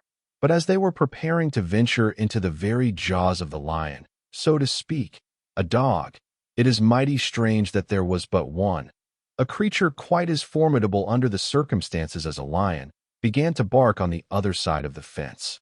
At this stage of the narrative, which I heard many times, by request, from the lips of Captain Nicholas B.'s sister-in-law, my grandmother, I used to tremble with excitement. The dog barked, and if he had done no more than bark, 3 officers of the great Napoleon's army would have perished honorably on the points of Cossacks' lances, or perchance escaping the chase would have died decently of starvation. But before they had time to think of running away, that fatal and revolting dog, being carried away by the excess of the zeal, dashed out through a gap in the fence. He dashed out and died. His head, I understand, was severed at one blow from his body. I understand also that later on, within the gloomy solitudes of the snow-laden woods, when, in a sheltering hollow, a fire had been lit by the party, the condition of the quarry was discovered to be distinctly unsatisfactory. It was not thin. On the contrary, it seemed unhealthily obese. Its skin showed bare patches of an unpleasant character. However, they had not killed that dog for the sake of the pelt. He was large. He was eaten. The rest is silence. A silence in which a small boy shudders and says firmly, "I could not have eaten that dog." And his grandmother remarks with a smile, "Perhaps you don't know what it is to be hungry. I have learned something of it since. Not that I have been reduced to eat dog. I have fed on the emblematical animal, which, in the language of the volatile Gauls, is called la vache en régie. I have lived on ancient salt junk. I know the taste of shark, of trepang, of snake, of nondescript dishes containing things without a name, but of the Lithuanian village dog, never. I wish it to be distinctly understood that it is not I, but my granduncle Nicholas, of the Polish landed gentry, Chevalier de la Légion d'honneur, etc., who in his young days had eaten the Lithuanian dog. I wish he had not. The childish horror of the deed clings absurdly to the grizzled man. I am perfectly helpless against it. Still, if he really had to, let us charitably remember that he had eaten him on active service, while bearing up bravely against the greatest military disaster of modern history, and, in a manner, for the sake of his country. He had eaten him to appease his hunger, no doubt, but also for the sake of an unappeasable and patriotic desire, in the glow of a great faith that lives still, and in the pursuit of a great illusion kindled like a false beacon by a great man to lead astray the effort of a brave nation. Pro patria. Looked at in that light, it appears a sweet and decorous meal. And looked at in the same light, my own diet of la vache en régie appears a fatuous and extravagant form of self-indulgence. For why should I, the son of a land which such men as these have turned up with their plowshares and bedewed with their blood, undertake the pursuit of fantastic meals of salt junk and hardtack upon the wide seas? On the kindest view, it seems an unanswerable question. Alas, I have the conviction that there are men of unstained rectitude who are ready to murmur scornfully the word desertion. Thus the taste of innocent adventure may be made bitter to the palate. The part of the inexplicable should be allowed for in appraising the conduct of men in a world where no explanation is final. No charge of faithlessness ought to be lightly uttered. The appearances of this perishable life are deceptive, like everything that falls under the judgment of our imperfect senses. The inner voice may remain true enough in its secret counsel. The fidelity to a special tradition may last through the events of an unrelated existence, following faithfully, too, the traced way of an inexplicable impulse.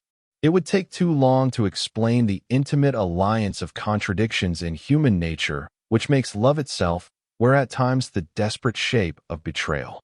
And perhaps there is no possible explanation. Indulgence, as somebody said, is the most intelligent of all the virtues. I venture to think that it is one of the least common, if not the most uncommon of all. I would not imply by this that men are foolish, or even most men. Far from it. The barber and the priest, backed by the whole opinion of the village, condemned justly the conduct of the ingenious hidalgo, who, sallying forth from his native place, broke the head of the muleteer, put to death a flock of inoffensive sheep, and went through very doleful experiences in a certain stable. God forbid that an unworthy churl should escape merited censure by hanging on to the stirrup leather of the sublime caballero. His was a very noble, a very unselfish fantasy, fit for nothing except to raise the envy of baser mortals. But there is more than one aspect to the charm of that exalted and dangerous figure. He, too, had his frailties. After reading so many romances, he desired naively to escape with his very body from the intolerable reality of things. He wished to meet, eye to eye, the valorous giant Brandabarbaran, Lord of Arabia, whose armor is made of the skin of a dragon, and whose shield, strapped to his arm, is the gate of a fortified city. Oh, amiable and natural weakness! Oh, blessed simplicity of a gentle heart without guile! Who would not succumb to such a consoling temptation? Nevertheless, it was a form of self-indulgence, and the ingenious hidalgo of La Mancha was not a good citizen. The priest and the barber were not unreasonable in their strictures. Without going so far as the old King Louis Philippe, who used to say in his exile, "The people are never in fault," one may admit that there must be some righteousness in the assent of a whole village. Mad, he who kept in pious meditation the ritual vigil of arms by the well of an inn, and knelt reverently to be knighted at daybreak by the fat, sly rogue of a landlord has come very near perfection. He rides forth, his head encircled by a halo, the patron saint of all lives spoiled or saved by the irresistible grace of imagination. But he was not a good citizen. Perhaps that, and nothing else, was meant by the well-remembered exclamation of my tutor. It was in the jolly year 1873, the very last year in which I have had a jolly holiday. There have been idle years afterward, jolly enough in a way and not altogether without their lesson, but this year of which I speak was the year of my last schoolboy holiday. There are other reasons why I should remember that year, but they are too long to state formally in this place. Moreover, they have nothing to do with that holiday. What has to do with the holiday is that before the day on which the remark was made we had seen Vienna, the upper Danube, Munich, the Falls of the Rhine, the Lake of Constance. In fact, it was a memorable holiday of travel. Of late we had been tramping slowly up the valley of the Reuss. It was a delightful time. It was much more like a stroll than a tramp. Landing from a lake of Lucerne steamer in Fleulen, we found ourselves at the end of the second day, with the dusk overtaking our leisurely footsteps, a little way beyond Hospenthal. This is not the day on which the remark was made. In the shadows of the deep valley, and with the habitations of men left some way behind, our thoughts ran not upon the ethics of conduct, but upon the simpler human problem of shelter and food. There did not seem anything of the kind in sight, and we were thinking of turning back when suddenly, at a bend of the road, we came upon a building, ghostly in the twilight. At that time the work on the St. Gothard Tunnel was going on, and that magnificent enterprise of burrowing was directly responsible for the unexpected building, standing all alone upon the very roots of the mountains. It was long, though not big at all. It was low. It was built of boards, without ornamentation, in Baroque hut style, with the white window frames quite flush with the yellow face of its plain front. And yet it was a hotel. It had even a name, which I have forgotten. But there was no gold-laced doorkeeper at its humble door. A plain but vigorous servant girl answered our inquiries. Then a man and woman who owned the place appeared. It was clear that no travelers were expected, or perhaps even desired, in this strange hostelry, which in its severe style resembled the house which surmounts the unseaworthy-looking hulls of the toy Noah's Arks, the universal possession of European childhood. However, its roof was not hinged, and it was not full to the brim of slab-sided and painted animals of wood. Even the live tourist animal was nowhere in evidence.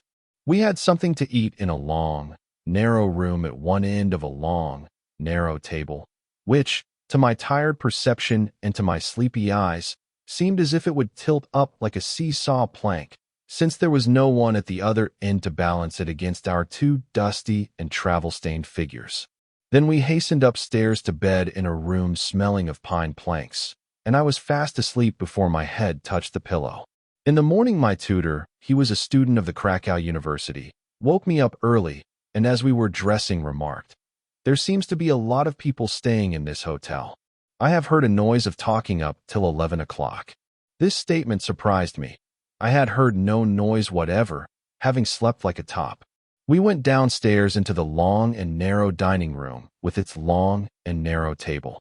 There were 2 rows of plates on it.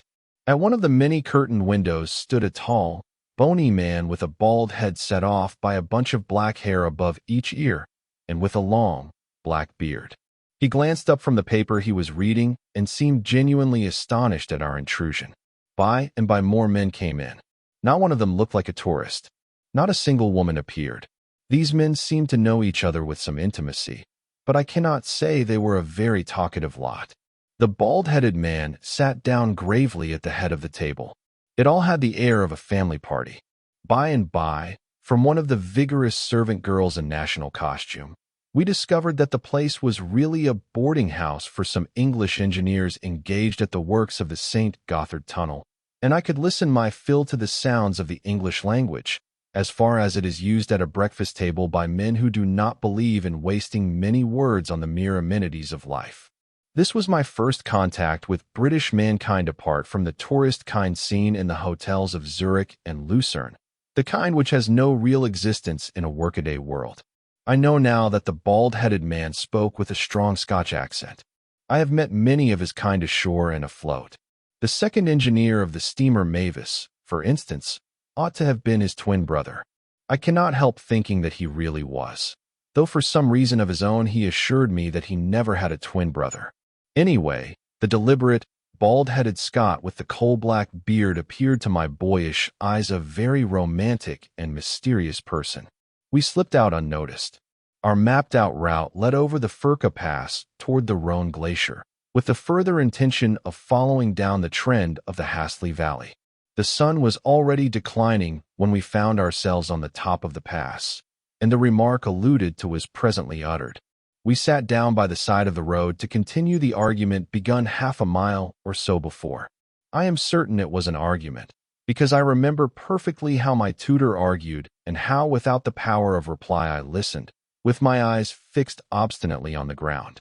A stir on the road made me look up, and then I saw my unforgettable Englishman.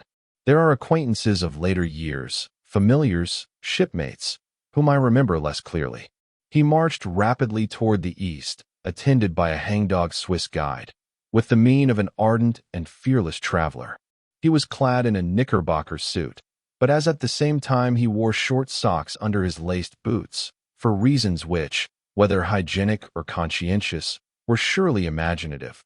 His calves, exposed to the public gaze and to the tonic air of high altitudes, dazzled the beholder by the splendor of their marble-like condition and their rich tone of young ivory. He was the leader of a small caravan. The light of a headlong, exalted satisfaction with the world of men and the scenery of mountains illumined his clean-cut, very red face, his short, silver-white whiskers, his innocently eager and triumphant eyes. In passing he cast a glance of kindly curiosity and a friendly gleam of big, sound, shiny teeth toward the man and the boys sitting like dusty tramps by the roadside, with a modest knapsack lying at their feet. His white calves twinkled sturdily. The uncouth Swiss guide with a surly mouth stalked like an unwilling bear at his elbow. A small train of 3 mules followed in single file the lead of this inspiring enthusiast. 2 ladies rode past, one behind the other, but from the way they sat I saw only their calm, uniform backs, and the long ends of blue veils hanging behind far down over their identical hat brims. His 2 daughters, Shirley, an industrious luggage mule, with unstarched ears and guarded by a slouching, sallow driver, brought up the rear. My tutor, after pausing for a look and a faint smile, resumed his earnest argument. I tell you it was a memorable year. One does not meet such an Englishman twice in a lifetime. Was he in the mystic ordering of common events the ambassador of my future, sent out to turn the scale at a critical moment on the top of an alpine pass, with the peaks of the Bernese Oberland for mute and solemn witnesses? His glance, his smile, the unextinguishable and comic ardor of his striving forward appearance, helped me to pull myself together. It must be stated that on that day and in the exhilarating atmosphere of that elevated spot, I had been feeling utterly crushed. It was the year in which I had first spoken aloud of my desire to go to sea. At first, like those sounds that, ranging outside the scale to which men's ears are attuned, remain inaudible to our sense of hearing, this declaration passed unperceived. It was as if it had not been. Later on, by trying various tones, I managed to arouse here and there a surprised momentary attention. The "what was that funny noise?" sort of inquiry. Later on it was, "Did you hear what that boy said? What an extraordinary outbreak." Presently a wave of scandalized astonishment. It could not have been greater if I had announced the intention of entering a Carthusian monastery. Ebbing out of the educational and academical town of Krakow spread itself over several provinces. It spread itself shallow but far-reaching. It stirred up a mass of remonstrance, indignation, pitying wonder, bitter irony, and downright chaff. I could hardly breathe under its weight, and certainly had no words for an answer. People wondered what Mr. T.B. would do now with his worrying nephew, and, I dare say, hoped kindly that he would make short work of my nonsense. What he did was to come down all the way from Ukraine to have it out with me, and to judge by himself, unprejudiced, impartial, and just, taking his stand on the ground of wisdom and affection. As far as is possible for a boy whose power of expression is still unformed, I opened the secret of my thoughts to him, and he in return allowed me a glimpse into his mind and heart, the first glimpse of an inexhaustible and noble treasure of clear thought and warm feeling, which through life was to be mine to draw upon with a never-deceived love and confidence. Practically, after several exhaustive conversations, he concluded that he would not have me later on reproach him for having spoiled my life by an unconditional opposition. But I must take time for serious reflection, and I must think not only of myself but of others. Weigh the claims of affection and conscience against my own sincerity of purpose. Think well what it all means in the larger issues, my boy, he exhorted me, finally, with special friendliness. And meantime, try to get the best place you can at the yearly examinations. The scholastic year came to an end. I took a fairly good place at the exams, which for me, for certain reasons, happened to be a more difficult task than for other boys. In that respect, I could enter with a good conscience upon that holiday, which was like a long visit pour prendre congé of the mainland of old Europe I was to see so little of for the next 24 years. Such, however, was not the avowed purpose of that tour. It was rather, I suspect, planned in order to distract and occupy my thoughts in other directions. Nothing had been said for months of my going to sea, but my attachment to my young tutor and his influence over me were so well known that he must have received a confidential mission to talk me out of my romantic folly. It was an excellently appropriate arrangement, as neither he nor I had ever had a single glimpse of the sea in our lives. That was to come by and by for both of us in Venice, from the outer shore of Lido.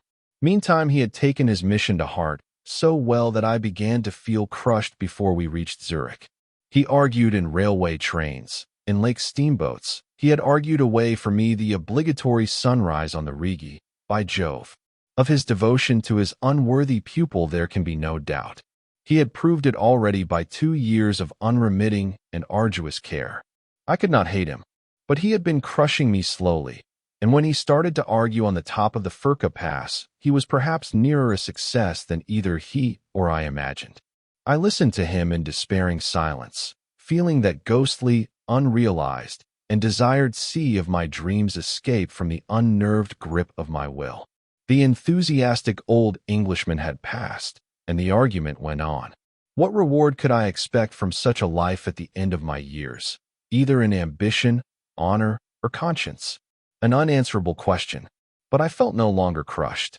Then our eyes met, and a genuine emotion was visible in his as well as in mine. The end came all at once. He picked up the knapsack suddenly and got onto his feet.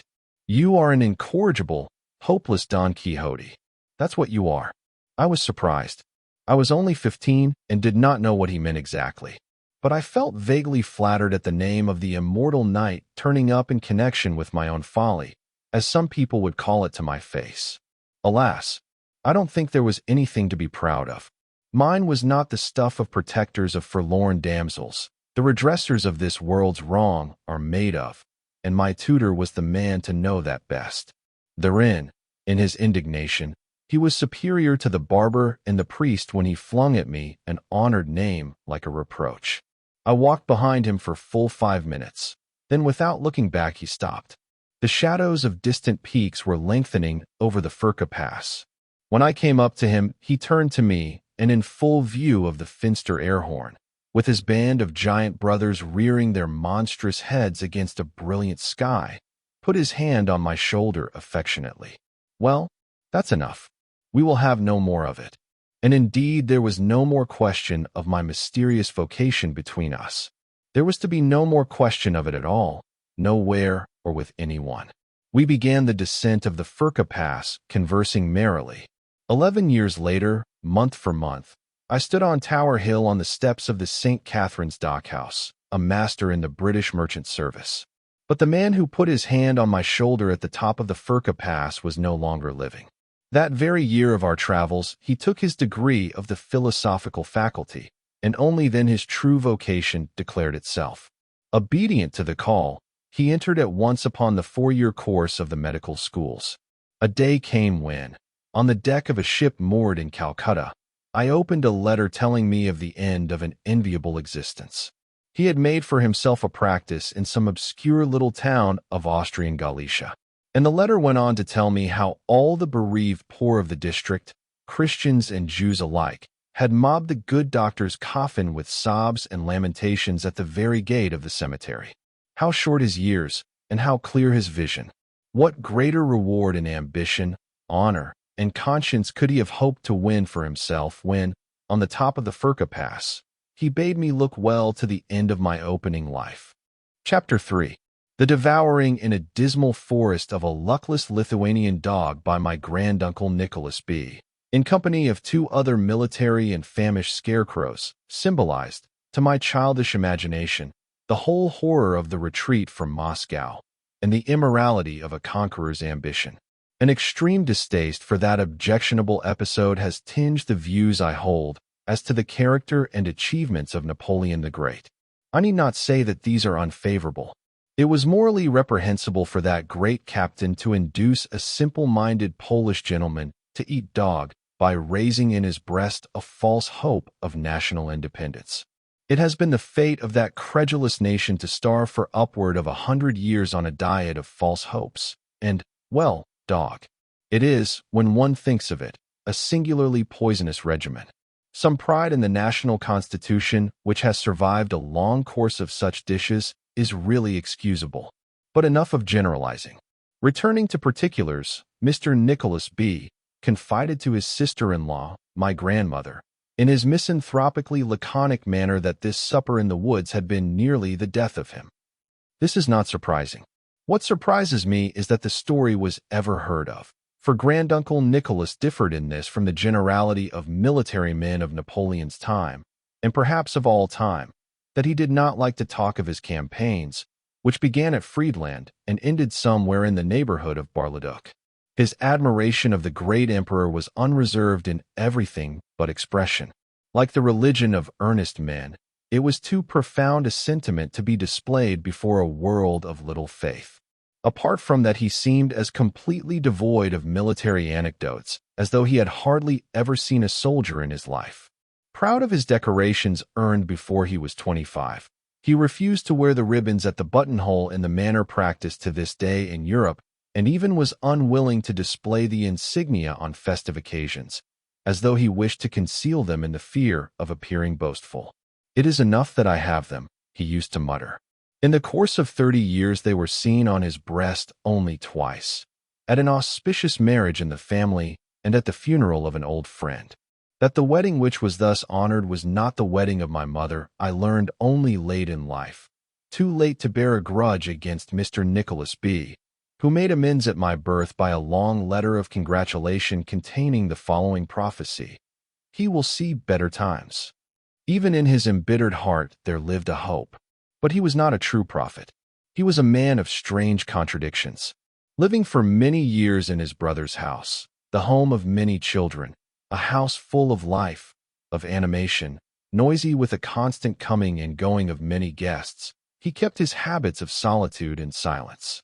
Considered as obstinately secretive in all his purposes, he was in reality the victim of a most painful irresolution in all matters of civil life. Under his taciturn, phlegmatic behavior was hidden a faculty of short-lived passionate anger. I suspect he had no talent for narrative, but it seemed to afford him somber satisfaction to declare that he was the last man to ride over the bridge of the river Elster after the Battle of Leipzig. Lest some construction favorable to his valor should be put on the fact, he condescended to explain how it came to pass. It seems that shortly after the retreat began he was sent back to the town where some divisions of the French army, and among them the Polish corps of Prince Joseph Poniatowski, jammed hopelessly in the streets, were being simply exterminated by the troops of the Allied powers. When asked what it was like in there, Mr. Nicholas B. muttered only the word shambles. Having delivered his message to the prince, he hastened away at once to render an account of his mission to the superior who had sent him. By that time the advance of the enemy had enveloped the town, and he was shot at from houses and chased all the way to the riverbank by a disorderly mob of Austrian dragoons and Prussian hussars. The bridge had been mined early in the morning, and his opinion was that the sight of the horsemen converging from many sides in the pursuit of his person alarmed the officer in command of the sappers and caused the premature firing of the charges. He had not gone more than 200 yards on the other side when he heard the sound of the fatal explosions. Mr. Nicholas B. concluded his bald narrative with the word imbecile, uttered with the utmost deliberation. It testified to his indignation at the loss of so many thousands of lives. But his phlegmatic physiognomy lighted up when he spoke of his only wound, with something resembling satisfaction. You will see that there was some reason for it when you learn that he was wounded in the heel. Like His Majesty the Emperor Napoleon himself, he reminded his hearers, with assumed indifference. There can be no doubt that the indifference was assumed, if one thinks what a very distinguished sort of wound it was. In all the history of warfare there are, I believe, only 3 warriors publicly known to have been wounded in the heel: Achilles and Napoleon, demigods indeed, to whom the familial piety of an unworthy descendant adds the name of the simple mortal Nicholas B. The 100 Days found Mr. Nicholas B. staying with a distant relative of ours, owner of a small estate in Galicia. How he got there across the breadth of an armed Europe, and after what adventures, I am afraid will never be known now. All his papers were destroyed shortly before his death, but if there was among them, as he affirmed, a concise record of his life, then I am pretty sure it did not take up more than a half-sheet of foolscap or so. This relative of ours happened to be an Austrian officer who had left the service after the Battle of Austerlitz. Unlike Mr. Nicholas B., who concealed his decorations, he liked to display his honorable discharge, in which he was mentioned as unschreckbar, fearless, before the enemy. No conjunction could seem more unpromising, yet it stands in the family tradition that these two got on very well together in their rural solitude. When asked whether he had not been sorely tempted during the 100 days to make his way again to France and join the service of his beloved emperor, Mr. Nicholas B. used to mutter, "No money, no horse, too far to walk." The fall of Napoleon and the ruin of national hopes affected adversely the character of Mr. Nicholas B. He shrank from returning to his province. But for that there was also another reason. Mr. Nicholas B. and his brother, my maternal grandfather, had lost their father early, while they were quite children. Their mother, young still and left very well off, married again a man of great charm and of an amiable disposition, but without a penny. He turned out an affectionate and careful stepfather. It was unfortunate, though, that while directing the boys' education and forming their character by wise counsel, he did his best to get hold of the fortune by buying and selling land in his own name and investing capital in such a manner as to cover up the traces of the real ownership. It seems that such practices can be successful if one is charming enough to dazzle one's own wife permanently and brave enough to defy the vain terrors of public opinion. The critical time came when the elder of the boys, on attaining his majority, in the year 1811, asked for the accounts and some part at least of the inheritance to begin life upon. It was then that the stepfather declared with calm finality that there were no accounts to render and no property to inherit. The whole fortune was his very own. He was very good-natured about the young man's misapprehension of the true state of affairs, but, of course, felt obliged to maintain his position firmly. Old friends came and went busily. Voluntary mediators appeared traveling on most horrible roads from the most distant corners of the 3 provinces. And the marshal of the nobility, ex officio guardian of all well-born orphans, called a meeting of landowners to ascertain in a friendly way how the misunderstanding between X and his stepsons had arisen and devise proper measures to remove the same. A deputation to that effect visited X, who treated them to excellent wines, but absolutely refused his ear to their remonstrances. As to the proposals for arbitration, he simply laughed at them. Yet the whole province must have been aware that 14 years before, when he married the widow, all his visible fortune consisted, apart from his social qualities, in a smart 4-horse turnout with 2 servants, with whom he went about visiting from house to house. And as to any funds he might have possessed at that time, their existence could only be inferred from the fact that he was very punctual in settling his modest losses at cards.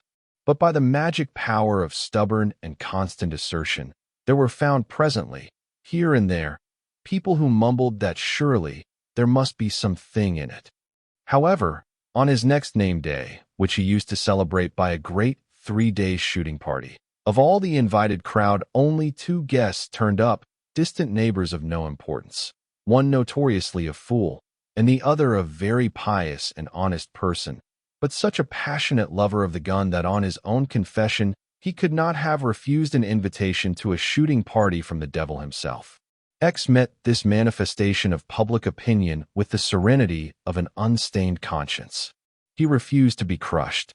Yet he must have been a man of deep feeling, because, when his wife took openly the part of her children, he lost his beautiful tranquility, proclaimed himself heartbroken, and drove her out of the house, neglecting in his grief to give her enough time to pack her trunks. This was the beginning of a lawsuit, an abominable marvel of chicane, which by the use of every legal subterfuge was made to last for many years. It was also the occasion for a display of much kindness and sympathy. All the neighboring houses flew open for the reception of the homeless.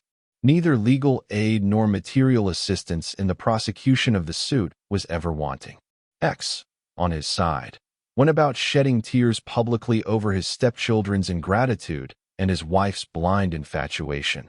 But as at the same time he displayed great cleverness in the art of concealing material documents, he was even suspected of having burned a lot of historically interesting family papers. This scandalous litigation had to be ended by a compromise lest worse should befall.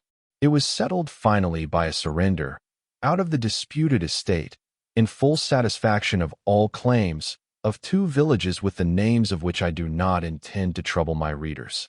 After this lame and impotent conclusion, neither the wife nor the stepsons had anything to say to the man who had presented the world with such a successful example of self-help based on character, determination, and industry.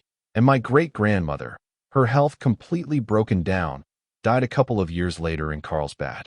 Legally secured by a decree in the possession of his plunder, X regained his wonted serenity and went on living in the neighborhood in a comfortable style and in apparent peace of mind.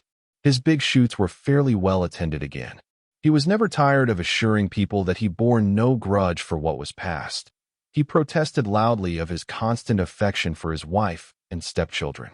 It was true, he said, that they had tried to strip him as naked as a Turkish saint in the decline of his days, and because he had defended himself from spoliation, as anybody else in his place would have done, they had abandoned him now to the horrors of a solitary old age. Nevertheless, his love for them survived these cruel blows, and there might have been some truth in his protestations. Very soon he began to make overtures of friendship to his eldest stepson, my maternal grandfather, and when these were peremptorily rejected, he went on renewing them again and again with characteristic obstinacy. For years he persisted in his efforts at reconciliation, promising my grandfather to execute a will in his favor if he only would be friends again to the extent of calling now and then. It was fairly close neighborhood for these parts, 40 miles or so, or even of putting in an appearance for the great shoot on the name day. My grandfather was an ardent lover of every sport. His temperament was as free from hardness and animosity as can be imagined. Pupil of the liberal-minded Benedictines who directed the only public school of some standing then in the South, he had also read deeply the authors of the 18th century. In him Christian charity was joined to a philosophical indulgence for the failings of human nature. But the memory of those miserably anxious early years, his young man's years robbed of all generous illusions by the cynicism of the sordid lawsuit, stood in the way of forgiveness. He never succumbed to the fascination of the great shoot, and X, his heart set to the last on reconciliation, with the draft of the will ready for signature kept by his bedside, died intestate. The fortune thus acquired and augmented by a wise and careful management passed to some distant relatives whom he had never seen and who even did not bear his name. Meantime, the blessing of general peace descended upon Europe. Mr. Nicholas B., bidding good-bye to his hospitable relative, the fearless Austrian officer, departed from Galicia, and without going near his native place, where the odious lawsuit was still going on, proceeded straight to Warsaw and entered the army of the newly constituted Polish kingdom under the scepter of Alexander I, autocrat of all the Russias. This kingdom, created by the Vienna Congress as an acknowledgment to a nation of its former independent existence, included only the central provinces of the old Polish patrimony. A brother of the emperor, the Grand Duke Constantine Pavlovich, its viceroy and commander-in-chief, married morganatically to a Polish lady to whom he was fiercely attached, extended this affection to what he called my Poles in a capricious and savage manner. Sallow in complexion, with a Tartar physiognomy and fierce little eyes, he walked with his fists clenched, his body bent forward, darting suspicious glances from under an enormous cocked hat. His intelligence was limited, and his sanity itself was doubtful. The hereditary taint expressed itself, in his case, not by mystic leanings as in his two brothers, Alexander and Nicholas, in their various ways, for one was mystically liberal and the other mystically autocratic, but by the fury of an uncontrollable temper which generally broke out in disgusting abuse on the parade ground. He was a passionate militarist and an amazing drill master. He treated his Polish army as a spoiled child treats a favorite toy, except that he did not take it to bed with him at night. It was not small enough for that, but he played with it all day and every day, delighting in the variety of pretty uniforms and in the fun of incessant drilling. This childish passion, not for war, but for mere militarism, achieved a desirable result. The Polish army, in its equipment, in its armament, and in its battlefield efficiency, as then understood, became, by the end of the year 1830, a first-rate tactical instrument. Polish peasantry, not serfs, served in the ranks by enlistment, and the officers belonged mainly to the smaller nobility. Mr. Nicholas B., with his Napoleonic record, had no difficulty in obtaining a lieutenancy, but the promotion in the Polish army was slow because, being a separate organization, it took no part in the wars of the Russian Empire against either Persia or Turkey. Its first campaign, against Russia itself, was to be its last. In 1831, on the outbreak of the revolution, Mr. Nicholas B. was the senior captain of his regiment. Some time before he had been made head of the remount establishment quartered outside the kingdom in our southern provinces, whence almost all the horses for the Polish cavalry were drawn.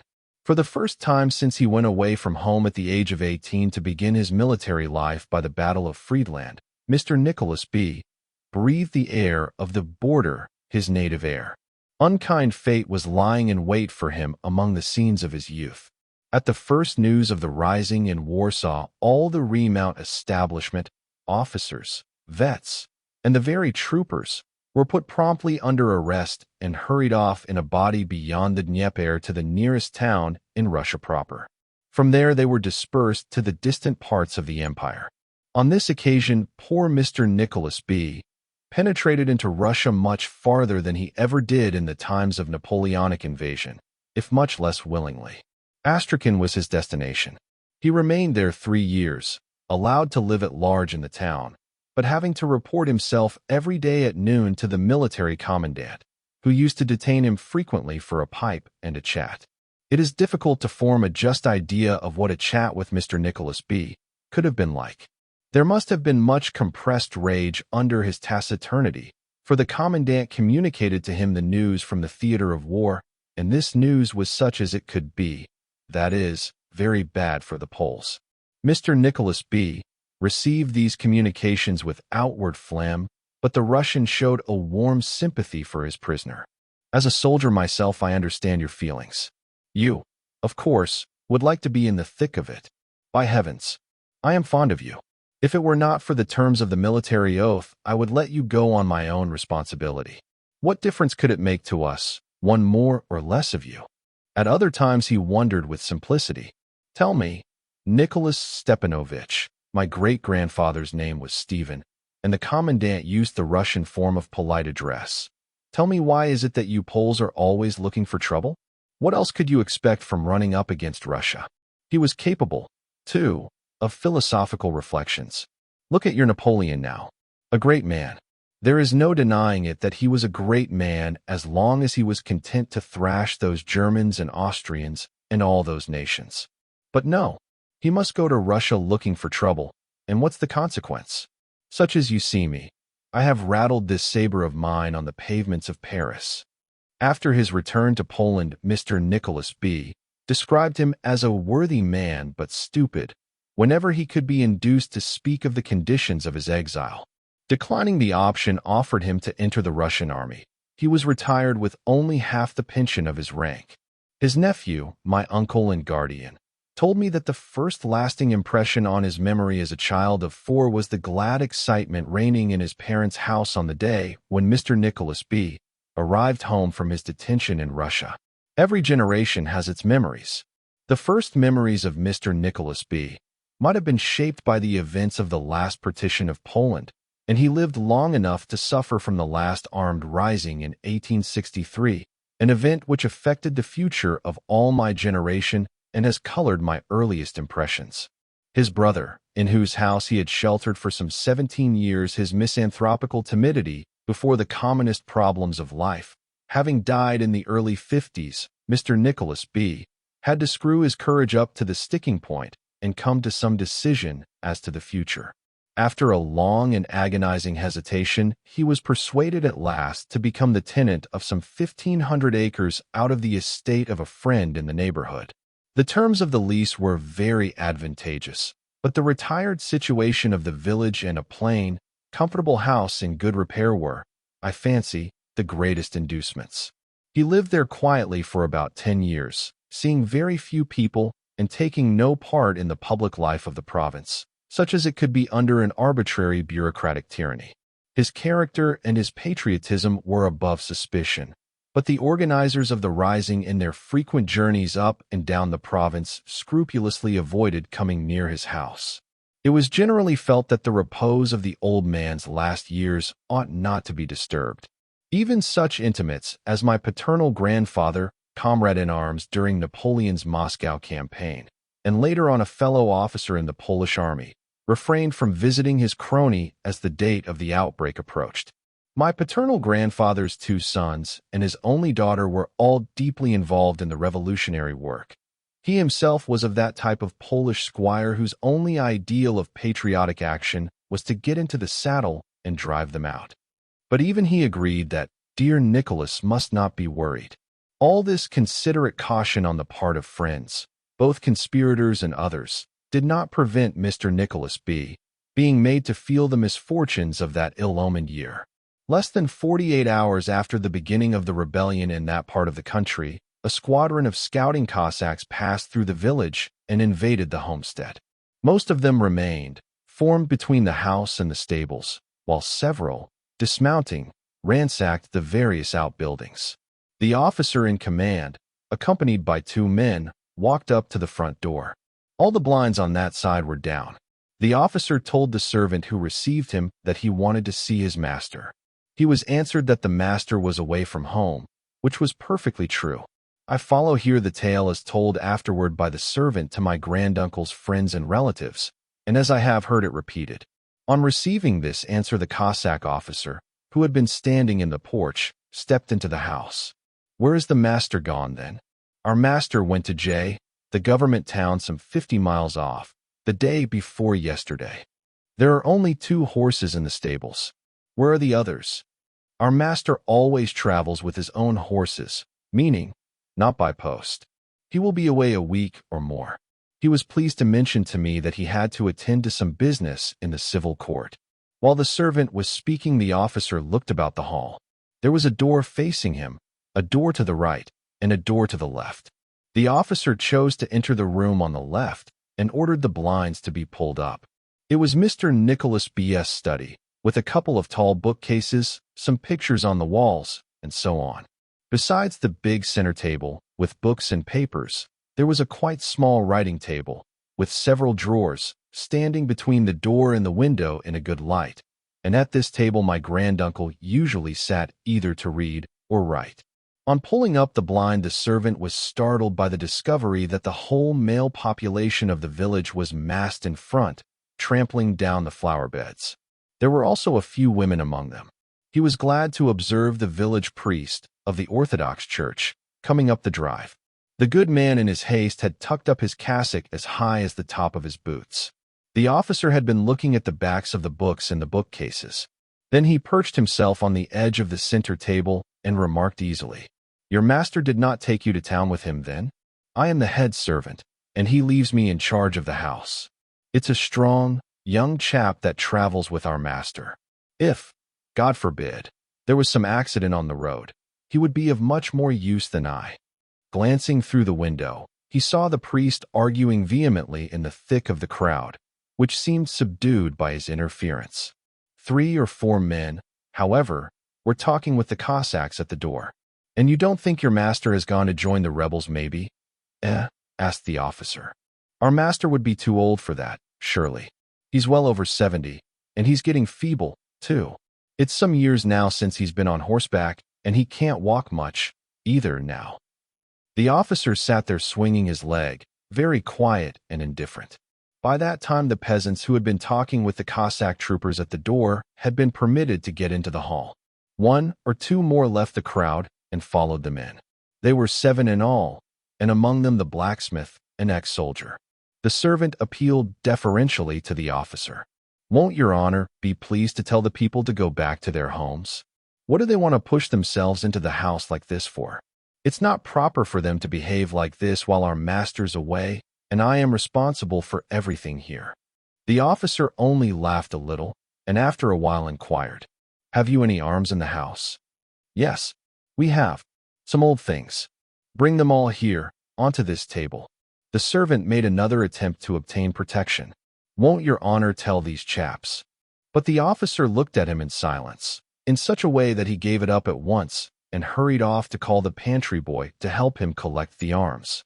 Meantime, the officer walked slowly through all the rooms in the house, examining them attentively but touching nothing. The peasants in the hall fell back and took off their caps when he passed through. He said nothing whatever to them. When he came back to the study, all the arms to be found in the house were lying on the table. There was a pair of big, flintlock holster pistols from Napoleonic times, 2 cavalry swords, one of the French, the other of the Polish army pattern, with a fowling piece or 2. The officer, opening the window, flung out pistols, swords, and guns, one after another, and his troopers ran to pick them up. The peasants in the hall, encouraged by his manner, had stolen after him into the study. He gave not the slightest sign of being conscious of their existence, and, his business being apparently concluded, strode out of the house without a word. Directly he left, the peasants in the study put on their caps and began to smile at each other. The Cossacks rode away, passing through the yards of the home farm straight into the fields. The priest, still arguing with the peasants, moved gradually down the drive, and his earnest eloquence was drawing the silent mob after him, away from the house. This justice must be rendered to the parish priests of the Greek Church that, strangers to the country as they were, being all drawn from the interior of Russia, the majority of them used such influence as they had over their flocks in the cause of peace and humanity. True to the spirit of their calling, they tried to soothe the passions of the excited peasantry and opposed rapine and violence, whenever they could, with all their might. And this conduct they pursued against the express wishes of the authorities. Later on, some of them were made to suffer for this disobedience by being removed abruptly to the far north or sent away to Siberian parishes. The servant was anxious to get rid of the few peasants who had got into the house. What sort of conduct was that, he asked them, toward a man who was only a tenant, had been invariably good and considerate to the villagers for years, and only the other day had agreed to give up 2 meadows for the use of the village herd. He reminded them, too, of Mr. Nicholas B.'s devotion to the sick in time of cholera. Every word of this was true, and so far effective that the fellows began to scratch their heads and look irresolute. The speaker then pointed at the window, exclaiming, "Look, there's all your crowd going away quietly, and you silly chaps had better go after them and pray God to forgive you your evil thoughts." This appeal was an unlucky inspiration. In crowding clumsily to the window to see whether he was speaking the truth, the fellows overturned the little writing table. As it fell over, a chink of loose coin was heard. "There's money in that thing," cried the blacksmith. In a moment the top of the delicate piece of furniture was smashed, and there lay exposed in a drawer 80 half-imperials. Gold coin was a rare sight in Russia even at that time. It put the peasants beside themselves. "There must be more of that in the house, and we shall have it," yelled the ex-soldier blacksmith. "This is wartime." The others were already shouting out of the window, urging the crowd to come back and help. The priest, abandoned suddenly at the gate, flung his arms up and hurried away so as not to see what was going to happen. In their search for money, that bucolic mob smashed everything in the house, ripping with knives, splitting with hatchets, so that, as the servant said, there were no 2 pieces of wood holding together left in the whole house. They broke some very fine mirrors, all the windows, and every piece of glass and china.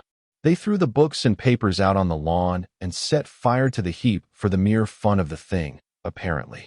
Absolutely the only one solitary thing which they left whole was a small ivory crucifix, which remained hanging on the wall in the wrecked bedroom above a wild heap of rags, broken mahogany, and splintered boards which had been Mr. Nicholas B.'s bedstead. Detecting the servant in the act of stealing away with a japanned tin box, they tore it from him, and because he resisted they threw him out of the dining-room window. The house was on 1 floor, but raised well above the ground, and the fall was so serious that the man remained lying stunned till the cook and his stable boy ventured forth at dusk from their hiding places and picked him up. But by that time the mob had departed, carrying off the tin box, which they supposed to be full of paper money. Some distance from the house, in the middle of a field, they broke it open. They found inside documents engrossed on parchment and the 2 crosses of the Legion of Honor and for valor. At the sight of these objects, which, the blacksmith explained, were marks of honor given only by the Tsar, they became extremely frightened at what they had done. They threw the whole lot away into a ditch and dispersed hastily. On learning of this particular loss, Mr. Nicholas B. broke down completely. The mere sacking of his house did not seem to affect him much. While he was still in bed from the shock, the 2 crosses were found and returned to him. It helped somewhat his slow convalescence, but the tin box and the parchments, though searched for in all the ditches around, never turned up again. He could not get over the loss of his Legion of Honor patent, whose preamble, setting forth his services, he knew by heart to the very letter, and after this blow volunteered sometimes to recite, tears standing in his eyes the while. Its terms haunted him apparently during the last 2 years of his life to such an extent that he used to repeat them to himself. This is confirmed by the remark made more than once by his old servant to the more intimate friends.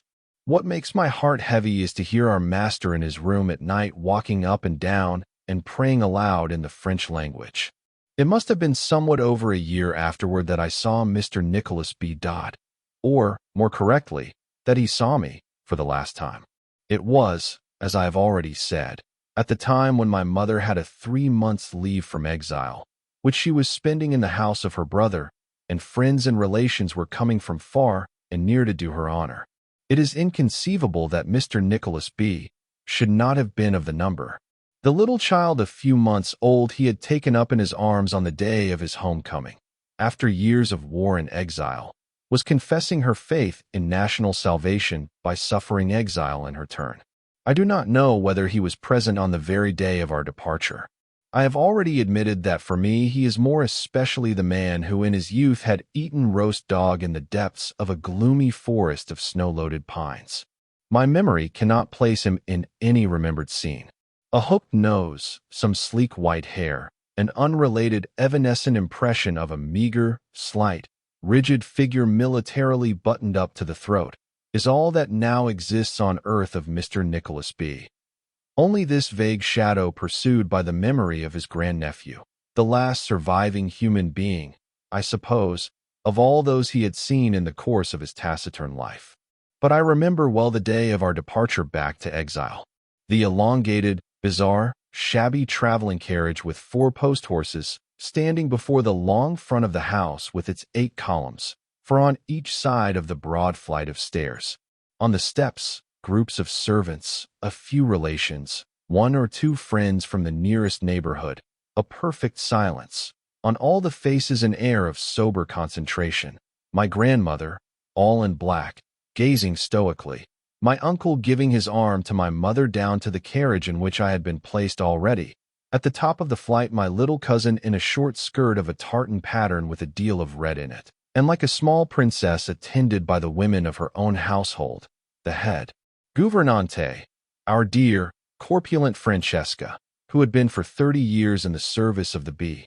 family, the former nurse, now outdoor attendant, a handsome peasant face wearing a compassionate expression, and the good, ugly Emily Durand, the governess, with her black eyebrows meeting over a short, thick nose, and a complexion like pale brown paper. Of all the eyes turned toward the carriage, her good-natured eyes only were dropping tears, and it was her sobbing voice alone that broke the silence with an appeal to me. N'oublie pas ton français, mon chéri. In 3 months, simply by playing with us, she had taught me not only to speak French, but to read it as well. She was indeed an excellent playmate.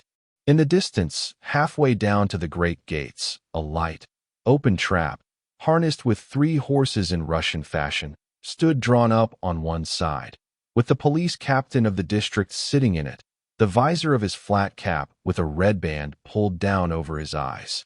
It seems strange that he should have been there to watch our going so carefully.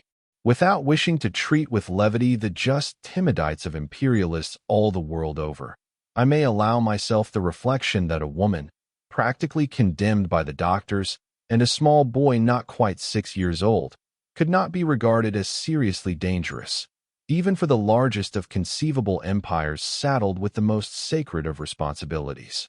And this good man, I believe, did not think so, either. I learned afterward why he was present on that day. I don't remember any outward signs, but it seems that, about a month before, my mother became so unwell that there was a doubt whether she could be made fit to travel in the time. In this uncertainty, the Governor-General in Kiev was petitioned to grant her a fortnight's extension of stay in her brother's house. No answer whatever was returned to this prayer, but one day at dusk the police captain of the district drove up to the house and told my uncle's valet, who ran out to meet him, that he wanted to speak with the master in private at once. Very much impressed, he thought it was going to be an arrest. The servant, more dead than alive with fright, as he related afterward, smuggled him through the big drawing room, which was dark. That room was not lighted every evening, on tiptoe, so as not to attract the attention of the ladies in the house, and led him by way of the orangery to my uncle's private apartments. The policeman, without any preliminaries, thrust a paper into my uncle's hands. There, pray read this. I have no business to show this paper to you. It is wrong of me, but I can't either eat or sleep with such a job hanging over me. That police captain, a native of Great Russia, had been for many years serving in the district. My uncle unfolded and read the document. It was a service order issued from the Governor-General's Secretariat, dealing with the matter of the petition and directing the police captain to disregard all remonstrances and explanations in regard to that illness either from medical men or others, and if she has not left her brother's house. It went on to say, on the morning of the day specified on her permit, you are to dispatch her at once under escort, direct, underlined, to the prison hospital in Kiev, where she will be treated as her case demands. For God's sake, Mr. B., see that your sister goes away punctually on that day. Don't give me this work to do with a woman, and with one of your family, too. I simply cannot bear to think of it. He was absolutely wringing his hands. My uncle looked at him in silence. Thank you for this warning. I assure you that even if she were dying, she would be carried out to the carriage. Yes, indeed. And what difference would it make? Travel to Kiev or back to her husband? For she would have to go, death or no death. And mind, Mr. B., I will be here on the day, not that I doubt your promise, but because I must. I have got to. Duty. All the same, my trade is not fit for a dog, since some of you Poles will persist in rebelling, and all of you have got to suffer for it. This is the reason why he was there in an open three-horse trap pulled up between the house and the great gates. I regret not being able to give up his name to the scorn of all believers in the right of conquest, as a reprehensibly sensitive guardian of imperial greatness. On the other hand, I am in a position to state the name of the Governor-General who signed the order with the marginal note, to be carried out to the letter in his own handwriting. The gentleman's name was Bizak, a high dignitary, an energetic official, the idol for a time of the Russian patriotic press. Each generation has its memories. Chapter 4. It must not be supposed that, in setting forth the memories of this half-hour between the moment my uncle left my room till we met again at dinner, I am losing sight of Almayer's Folly. Having confessed that my first novel was begun in idleness, a holiday task, I think I have also given the impression that it was a much-delayed book. It was never dismissed from my mind, even when the hope of ever finishing it was very faint. Many things came in its way, daily duties, new impressions, old memories. It was not the outcome of a need, the famous need of self-expression which artists find in their search for motives. The necessity which impelled me was a hidden, obscure necessity, a completely masked and unaccountable phenomenon. Or perhaps some idle and frivolous magician, there must be magicians in London, had cast a spell over me through his parlor window, as I explored the maze of streets east and west in solitary leisurely walks without chart and compass.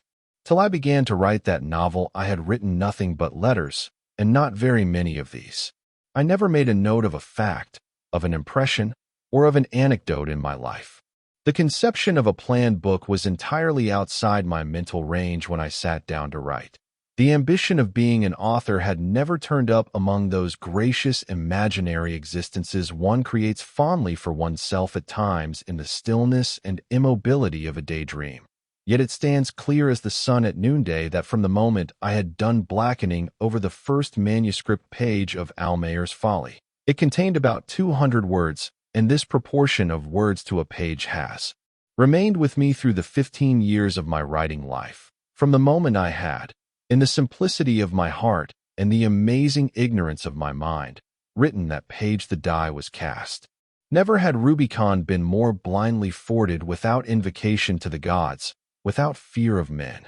That morning I got up from my breakfast, pushing the chair back, and rang the bell violently, or perhaps I should say resolutely, or perhaps I should say eagerly. I do not know. But manifestly it must have been a special ring of the bell, a common sound made impressive, like the ringing of a bell for the raising of the curtain upon a new scene. It was an unusual thing for me to do. Generally, I dawdled over my breakfast, and I seldom took the trouble to ring the bell for the table to be cleared away.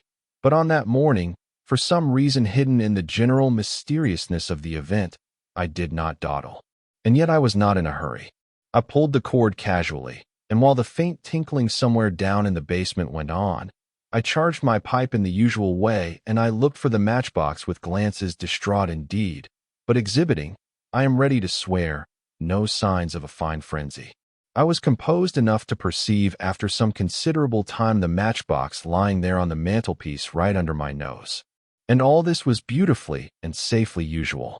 Before I had thrown down the match, my landlady's daughter appeared with her calm, pale face and an inquisitive look in the doorway. Of late it was the landlady's daughter who answered my bell. I mention this little fact with pride, because it proves that during the 30 or 40 days of my tenancy, I had produced a favorable impression. For a fortnight past, I had been spared the unattractive sight of the domestic slave. The girls in that Bessborough Gardens house were often changed, but whether short or long, fair or dark, they were always untidy and particularly bedraggled, as if an assorted version of the fairy tale The Ashbin Cat had been changed into a maid. I was infinitely sensible of the privilege of being waited on by my landlady's daughter. She was neat if anemic. "Will you please clear away all this at once?" I addressed her in convulsive accents, being at the same time engaged in getting my pipe to draw. This, I admit, was an unusual request. Generally, on getting up from breakfast, I would sit down in the window with a book and let them clear the table when they liked. But if you think that on that morning I was in the least impatient, you are mistaken. I remember that I was perfectly calm. As a matter of fact, I was not at all certain that I wanted to write, or that I meant to write, or that I had anything to write about. No, I was not impatient. I lounged between the mantelpiece and the window, not even consciously waiting for the table to be cleared. It was 10 to 1 that before my landlady's daughter was done, I would pick up a book and sit down with it all the morning in a spirit of enjoyable indolence. I affirm it with assurance, and I don't even know now what were the books then lying about the room. Whatever they were not the works of great masters, where the secret of clear thought and exact expression can be found. Since the age of 5, I have been a great reader, as is not perhaps wonderful in a child who was never aware of learning to read. At 10 years of age, I had read much of Victor Hugo and other romantics. I had read in Polish and in French, history, voyages, novels. I knew Gil Blas and Don Quixote in abridged editions. I had read in early boyhood Polish poets and some French poets, but I cannot say what I read on the evening before I began to write myself. I believe it was a novel, and it is quite possible that it was one of Anthony Trollope's novels. It is very likely. My acquaintance with him was then very recent. He is one of the English novelists whose works I read for the first time in English. With men of European reputation, with Dickens and Walter Scott and Thackeray, it was otherwise. My first introduction to English imaginative literature was Nicholas Nickleby. It is extraordinary how well Mrs. Nickleby could chatter disconnectedly in Polish and the sinister Ralph rage in that language. As to the Crummles family and the family of the learned Squeers, it seemed as natural to them as their native speech. It was, I have no doubt, an excellent translation. This must have been in the year 70. But I really believe that I am wrong. That book was not my first introduction to English literature. My first acquaintance was, or were, The Two Gentlemen of Verona, and that in the very MS of my father's translation. It was during our exile in Russia, and it must have been less than a year after my mother's death, because I remember myself in the black blouse with a white border of my heavy mourning. We were living together, quite alone, in a small house on the outskirts of the town of T. That afternoon, instead of going out to play in the large yard which we shared with our landlord, I had lingered in the room in which my father generally wrote. What emboldened me to clamber into his chair, I am sure I don't know. But a couple of hours afterward, he discovered me kneeling in it with my elbows on the table and my head held in both hands over the MS of loose pages. I was greatly confused, expecting to get into trouble. He stood in the doorway looking at me with some surprise, but the only thing he said after a moment of silence was, "Read the page aloud." Luckily, the page lying before me was not overblotted with erasures and corrections, and my father's handwriting was otherwise extremely legible. When I got to the end, he nodded, and I flew out of doors, thinking myself lucky to have escaped reproof for that piece of impulsive audacity. I have tried to discover since the reason for this mildness, and I imagined that all unknown to myself I had earned, in my father's mind, the right to some latitude in my relations with his writing table. It was only a month before, or perhaps it was only a week before, that I had read to him aloud from beginning to end, and to his perfect satisfaction, as he lay on his bed, not being very well at the time, the proofs of his translation of Victor Hugo's Toilers of the Sea. Such was my title to consideration, I believe, and also my first introduction to the sea in literature. If I do not remember where, how, and when I learned to read, I am not likely to forget the process of being trained in the art of reading aloud. My poor father, an admirable reader himself, was the most exacting of masters. I reflect proudly that I must have read that page of Two Gentlemen of Verona tolerably well at the age of 8. The next time I met them was in a Fives. One-volume edition of the dramatic works of William Shakespeare, read in Falmouth, at odd moments of the day, to the noisy accompaniment of caulkers' mallets driving oakum into the deck seams of a ship in dry dock. We had run in a sinking condition, and with the crew refusing duty after a month of weary battling with the gales of the North Atlantic. Books are an integral part of one's life, and my Shakespearean associations are with that first year of our bereavement, the last I spent with my father in exile. He sent me away to Poland to my mother's brother directly he could brace himself up for the separation. And with the year of hard gales, the year in which I came nearest to death at sea, first by water and then by fire. Those things I remember, but what I was reading the day before my writing life began I have forgotten. I have only a vague notion that it might have been one of Trollope's political novels.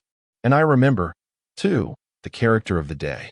It was an autumn day with an opaline atmosphere, a veiled, semi-opaque, lustrous day, with fiery points and flashes of red sunlight on the roofs and windows opposite, while the trees of the square, with all their leaves gone, were like the tracings of India ink on a sheet of tissue paper.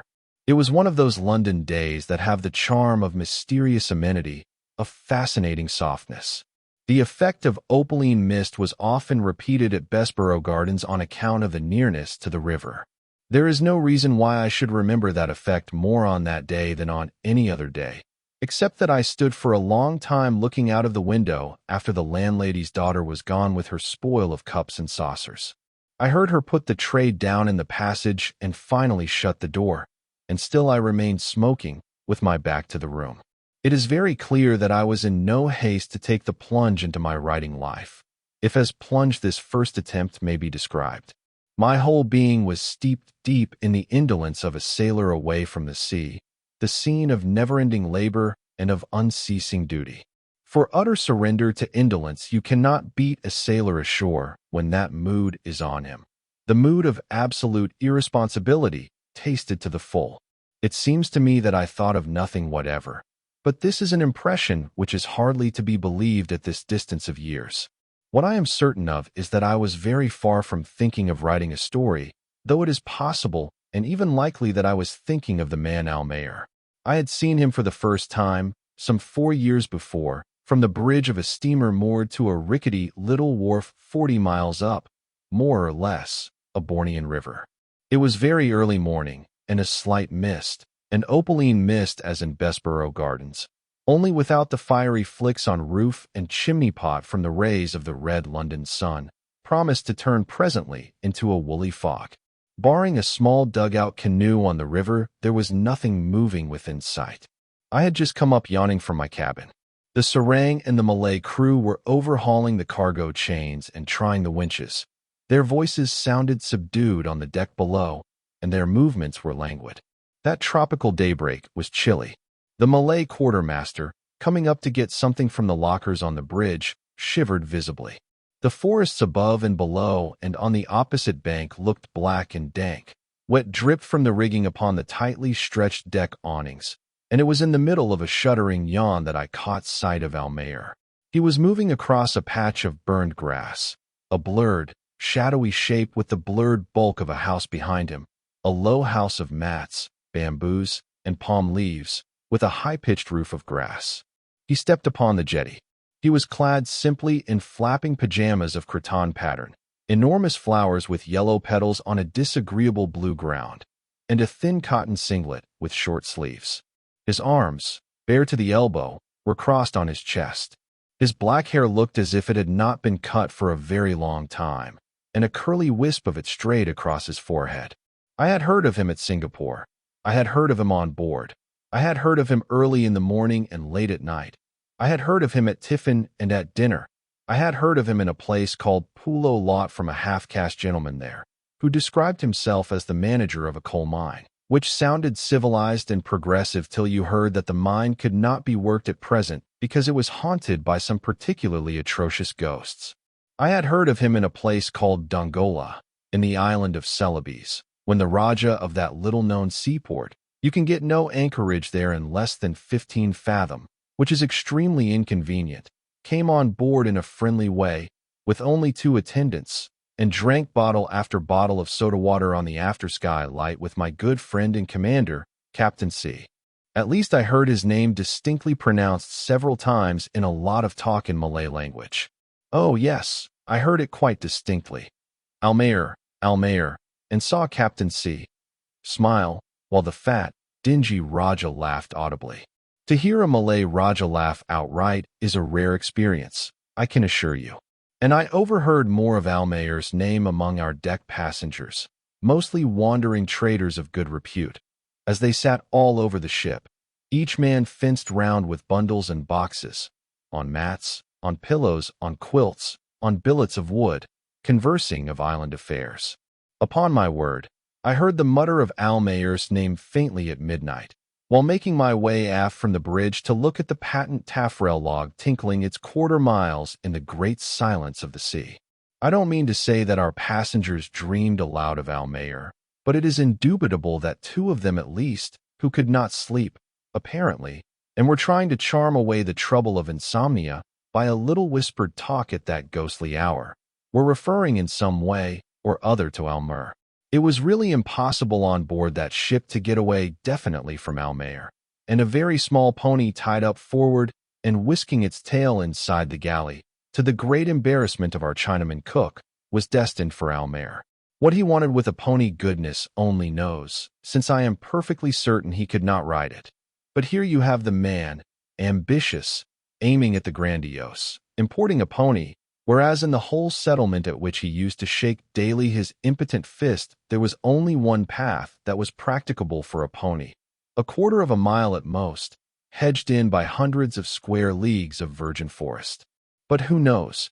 The importation of that Bali pony might have been part of some deep scheme, of some diplomatic plan, of some hopeful intrigue. With Almayer one could never tell. He governed his conduct by considerations removed from the obvious, by incredible assumptions, which rendered his logic impenetrable to any reasonable person. I learned all this later. That morning, seeing the figure in pajamas moving in the mist, I said to myself, "That's the man."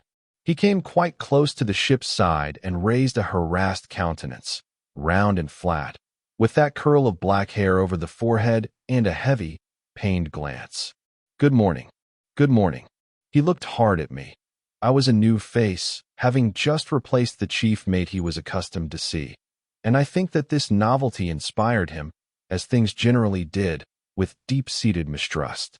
Didn't expect you till this evening, he remarked, suspiciously. I didn't know why he should have been aggrieved, but he seemed to be. I took pains to explain to him that, having picked up the beacon at the mouth of the river just before dark and the tide serving, Captain C was enabled to cross the bar, and there was nothing to prevent him going up the river at night. Captain C knows this river like his own pocket, I concluded, discursively, trying to get on terms. Better, said Almayer. Leaning over the rail of the bridge, I looked at Almayer, who looked down at the wharf in aggrieved thought. He shuffled his feet a little. He wore straw slippers with thick soles. The morning fog had thickened considerably. Everything round us dripped, the derricks, the rails, every single rope in the ship, as if a fit of crying had come upon the universe. Almayer again raised his head, and, in the accents of a man accustomed to the buffets of evil fortune, asked, hardly audibly, I suppose you haven't got such a thing as a pony on board. I told him, almost in a whisper, for he had tuned my communications to his minor key, that we had such a thing as a pony, and I hinted, as gently as I could, that he was confoundedly in the way too. I was very anxious to have him landed before I began to handle the cargo. Almayer remained looking up at me for a long while, with incredulous and melancholy eyes, as though it were not a safe thing to believe in my statement. This pathetic mistrust in the favorable issue of any sort of affair touched me deeply, and I added, he doesn't seem a bit the worse for the passage. He's a nice pony, too. Almayer was not to be cheered up. For all answer, he cleared his throat and looked down again at his feet. I tried to close with him on another tack. By Jove, I said, aren't you afraid of catching pneumonia or bronchitis or something, walking about in a singlet in such a wet fog? He was not to be propitiated by a show of interest in his health. His answer was a sinister, no fear, as much as to say that even that way of escape from inclement fortune was closed to him. I just came down, he mumbled after a while. Well, then, now you're here I will land that pony for you at once, and you can lead him home. I really don't want him on deck. He's in the way. Almayer seemed doubtful. I insisted. Why? I will just swing him out and land him on the wharf right in front of you. I'd much rather do it before the hatches are off. The little devil may jump down the hold or do some other deadly thing. There's a halter? Postulated Almayer. Yes, of course there's a halter. And without waiting any more, I leaned over the bridge rail. Sarang, land twan Almayer's pony. The cook hastened to shut the door of the galley, and a moment later a great scuffle began on deck. The pony kicked with extreme energy, the calashes skipped out of the way, the sarang issued many orders in a cracked voice. Suddenly the pony leaped upon the forehatch. His little hoofs thundered tremendously. He plunged and reared. He had tossed his mane and his forelock into a state of amazing wildness. He dilated his nostrils. Bits of foam flecked his broad little chest. His eyes blazed. He was something under 11 hands. He was fierce, terrible, angry, warlike. He said, "Ha! Ha!" distinctly. He raged and thumped, and 16 able-bodied calashes stood round him like disconcerted nurses round a spoiled and passionate child. He whisked his tail incessantly. He arched his pretty neck. He was perfectly delightful. He was charmingly naughty. There was not an atom of vice in that performance, no savage baring of teeth and laying back of ears. On the contrary, he pricked them forward in a comically aggressive manner. He was totally unmoral and lovable. I would have liked to give him bread, sugar, carrots. But life is a stern thing, and the sense of duty the only safe guide. So I steeled my heart, and from my elevated position on the bridge, I ordered the men to fling themselves upon him in a body. The elderly sarang, emitting a strange, inarticulate cry, gave the example. He was an excellent petty officer, very competent, indeed, and a moderate opium smoker. The rest of them in one great rush smothered that pony. They hung on to his ears, to his mane, to his tail. They lay in piles across his back, 17 in all. The carpenter, seizing the hook of the cargo chain, flung himself on the top of them. A very satisfactory petty officer, too, but he stuttered. Have you ever heard a light yellow, lean, sad, earnest Chinaman stutter in pidgin English? It's very weird, indeed. He made the 18th. I could not see the pony at all, but from the swaying and heaving of that heap of men I knew that there was something alive inside. From the wharf Almayer hailed, in quavering tones. "Oh, I say." Where he stood he could not see what was going on deck, unless, perhaps, the tops of the men's heads. He could only hear the scuffle, the mighty thuds, as if the ship were being knocked to pieces. I looked over. "What is it?" "Don't let them break his legs," he entreated me, plaintively. "Oh, nonsense. He's all right now. He can't move." By that time the cargo chain had been hooked to the broad canvas belt round the pony's body. The calashes sprang off simultaneously in all directions, rolling over each other, and the worthy serang, making a dash behind the winch, turned the steam on. "Steady!" I yelled, in great apprehension of seeing the animal snatched up to the very head of the derrick. On the wharf Almayer shuffled his straw slippers uneasily. The rattle of the winch stopped, and in a tense, impressive silence that pony began to swing across the deck. How limp he was! Directly he felt himself in the air, he relaxed every muscle in a most wonderful manner.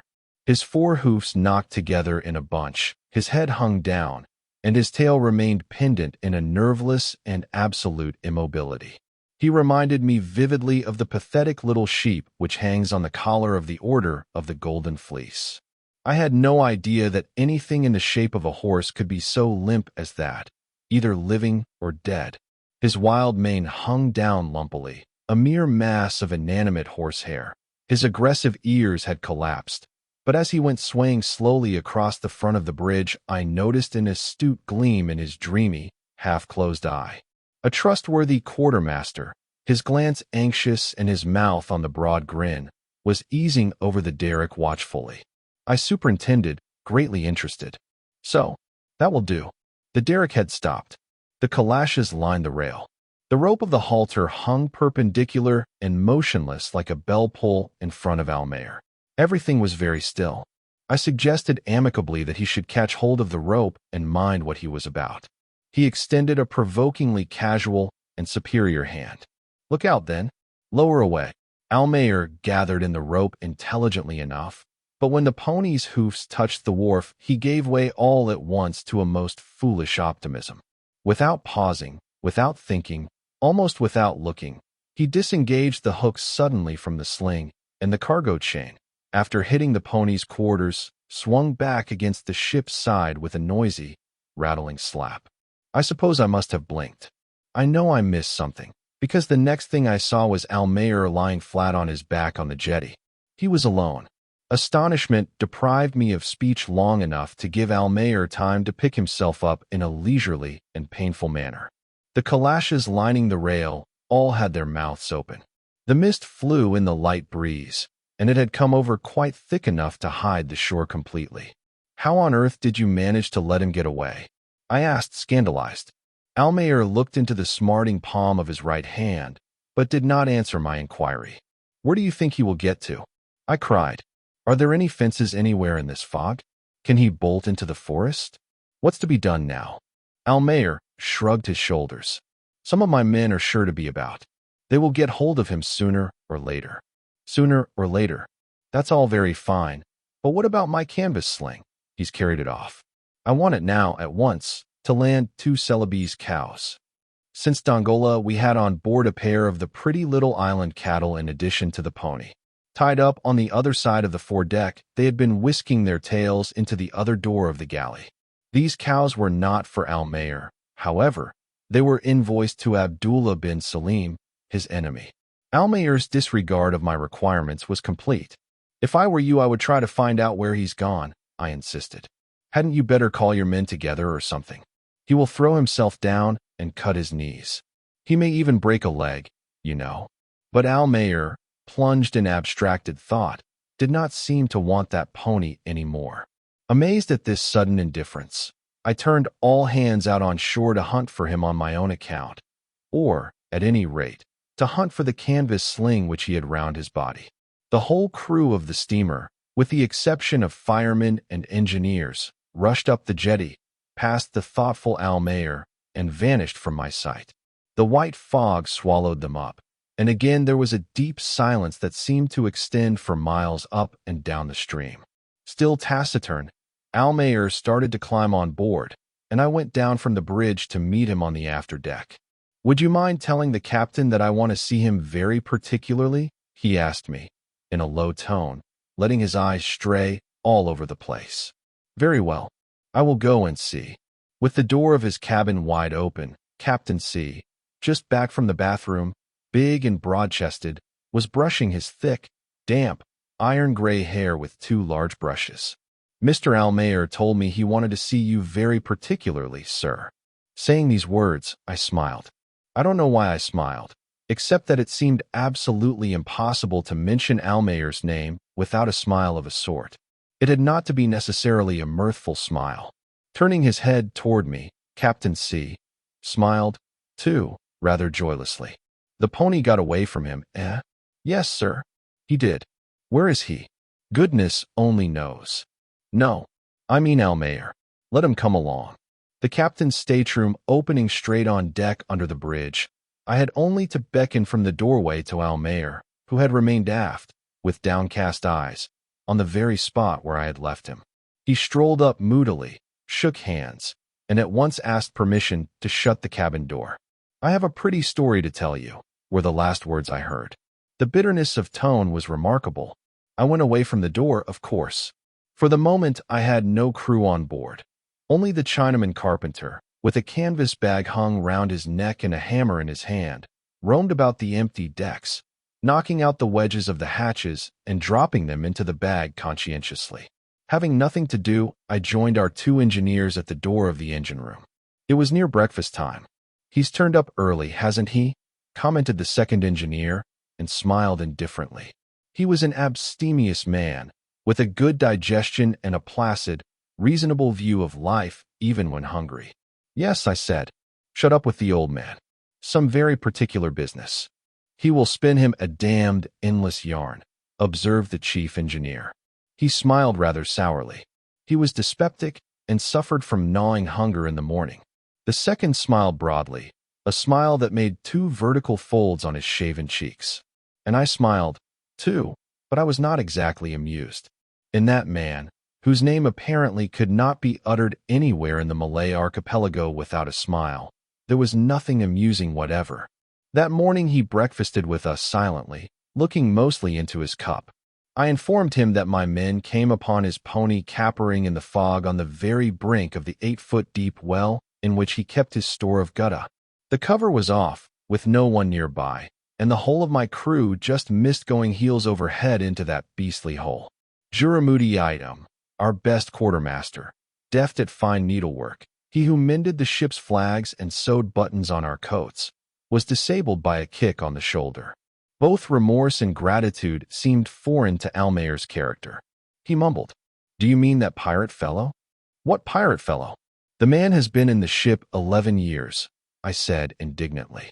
"It's his looks," Almayer muttered, for all apology. The sun had eaten up the fog. From where we sat under the after awning, we could see in the distance the pony tied up, in front of Almayer's house, to a post of the veranda. We were silent for a long time.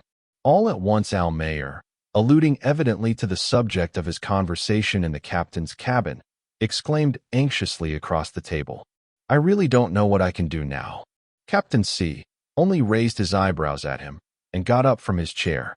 We dispersed to our duties, but Almayer, half-dressed as he was in his cretonne pajamas and the thin cotton singlet, remained on board, lingering near the gangway, as though he could not make up his mind whether to go home or stay with us for good. Our Chinamen boys gave him side glances as they went to and fro, and Ah Sing, our chief steward, the handsomest and most sympathetic of Chinamen, catching my eye, nodded knowingly at his burly back. In the course of the morning I approached him for a moment. "Well, Mr. Almayer," I addressed him, easily, "you haven't started on your letters yet." We had brought him his mail, and he had held the bundle in his hand ever since we got up from breakfast. He glanced at it when I spoke, and for a moment it looked as if he were on the point of opening his fingers and letting the whole lot fall overboard. I believe he was tempted to do so. I shall never forget that man afraid of his letters. "Have you been long out from Europe?" he asked me. "Not very. Not quite 8 months," I told him. "I left a ship in Samarang with a hurt back and have been in the hospital in Singapore some weeks." He sighed. "Trade is very bad here." "Indeed. Hopeless. See these geese." With the hand holding the letters, he pointed out to me what resembled a patch of snow creeping and swaying across the distant part of his compound. It disappeared behind some bushes. "The only geese on the east coast," Almayer informed me, in a perfunctory mutter without a spark of faith, hope, or pride. Thereupon, with the same absence of any sort of sustaining spirit, he declared his intention to select a fat bird and send him on board for us not later than next day. I had heard of these largesses before. He conferred a goose as if it were a sort of court decoration given only to the tried friends of the house. I had expected more pomp in the ceremony. The gift had surely its special quality, multiple and rare. From the only flock on the East Coast. He did not make half enough of it. That man did not understand his opportunities. However, I thanked him at some length. "You see," he interrupted, abruptly, in a very peculiar tone, "the worst of this country is that one is not able to realize. It's impossible to realize." His voice sank into a languid mutter. "And when one has very large interests, very important interests," he finished, faintly. "Up the river." We looked at each other. He astonished me by giving a start and making a very queer grimace. "Well, I must be off," he burst out hurriedly. "So long." At the moment of stepping over the gangway, he checked himself, though, to give me a mumbled invitation to dine at his house that evening with my captain, an invitation which I accepted. I don't think it could have been possible for me to refuse. I like the worthy folk who will talk to you of the exercise of free will, at any rate for practical purposes. Free, is it? For practical purposes. Bosh! How could I have refused to dine with that man? I did not refuse, simply because I could not refuse.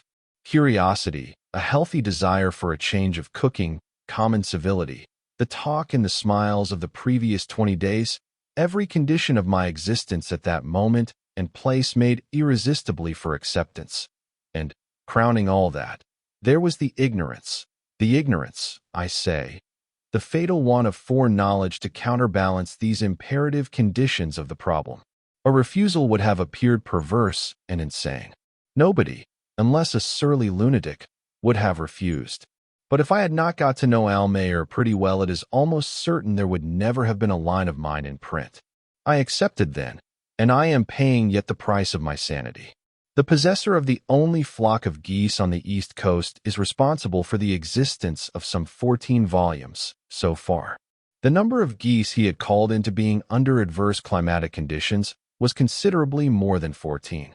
The tale of volumes will never overtake the counting of heads, I am safe to say, but my ambitions point not exactly that way, and whatever the pangs the toil of writing has cost me, I have always thought kindly of Almayer.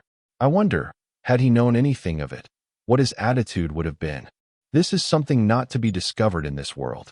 But if we ever meet in the Elysian fields, where I cannot depict him to myself otherwise than attended in the distance by his flock of geese, birds sacred to Jupiter, and he addresses me in the stillness of that passionless region, neither light nor darkness, neither sound nor silence, and heaving endlessly with billowy mist from the impalpable multitudes of the swarming dead, I think I know what answer to make. I would say, after listening courteously to the unvibrating tone of his measured remonstrances, which should not disturb, of course, the solemn eternity of stillness in the least, I would say something like this. "It is true, Almayer, that in the world below I have converted your name to my own uses. But that is a very small larceny. What's in a name, oh shade? If so much of your old mortal weakness clings to you yet as to make you feel aggrieved, it was the note of your earthly voice, Almayer. Then, I entreat you, seek speech without delay with our sublime fellow shade, with him who, in his transient existence as a poet, commented upon the smell of the rose. He will comfort you. You came to me stripped of all prestige by men's queer smiles and the disrespectful chatter of every vagrant trader in the islands. Your name was the common property of the winds.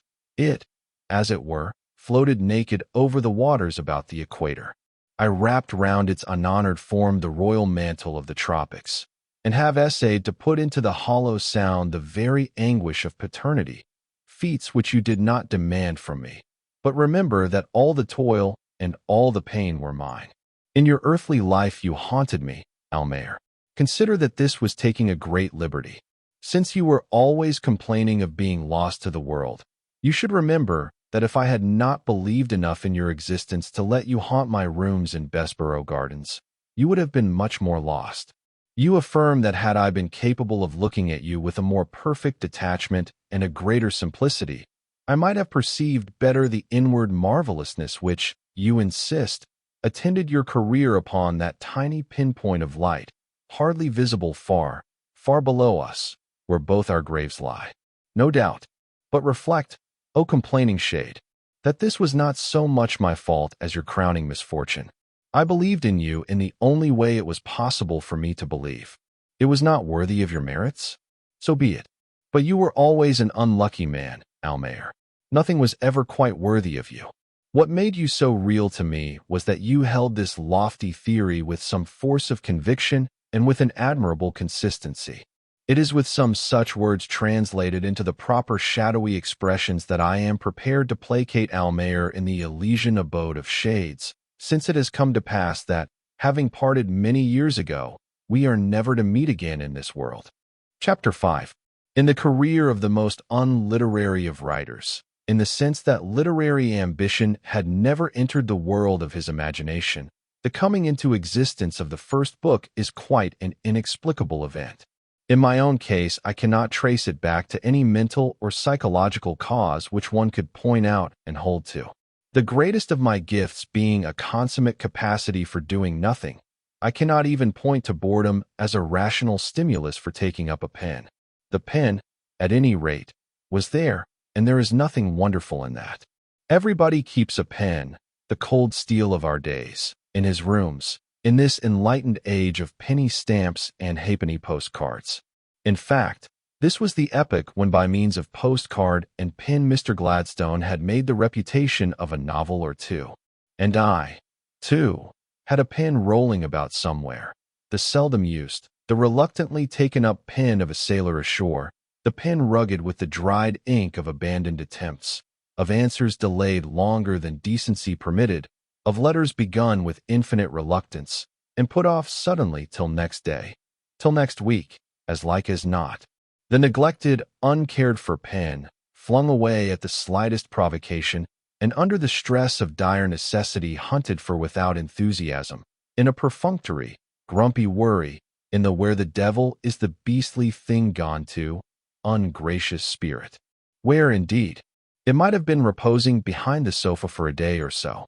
My landlady's anemic daughter, as Allendorf would have expressed it, though commendably neat, had a lordly, careless manner of approaching her domestic duties. Or it might even be resting delicately poised on its point by the side of the table leg, and when picked up show a gaping, inefficient beak which would have discouraged any man of literary instincts. But not me. Never mind. This will do. Oh, days without guile. If anybody had told me then that a devoted household, having a generally exaggerated idea of my talents and importance, would be put into a state of tremor and flurry by the fuss I would make because of a suspicion that somebody had touched my sacrosanct pen of authorship, I would have never deigned as much as the contemptuous smile of unbelief. There are imaginings too unlikely for any kind of notice, too wild for indulgence itself, too absurd for a smile. Perhaps, had that seer of the future been a friend, I should have been secretly saddened. Alas, I would have thought, looking at him with an unmoved face, the poor fellow is going mad. I would have been, without doubt, saddened, for in this world where the journalists read the signs of the sky, and the wind of heaven itself, blowing where it listeth, does so under the prophetical management of the meteorological office, but where the secret of human hearts cannot be captured by prying or praying, it was infinitely more likely that the sanest of my friends should nurse the germ of incipient madness than that I should turn into a writer of tales. To survey with wonder the changes of one's own self is a fascinating pursuit for idle hours. The field is so wide, the surprises so varied, the subject so full of unprofitable but curious hints as to the work of unseen forces, that one does not weary easily of it. I am not speaking here of megalomaniacs who rest uneasy under the crown of their unbounded conceit, who really never rest in this world, and when out of it go on fretting and fuming on the straitened circumstances of their last habitation, where all men must lie in obscure equality. Neither am I thinking of those ambitious minds who, always looking forward to some aim of aggrandizement, can spare no time for a detached, impersonal glance upon themselves. And that's a pity. They are unlucky.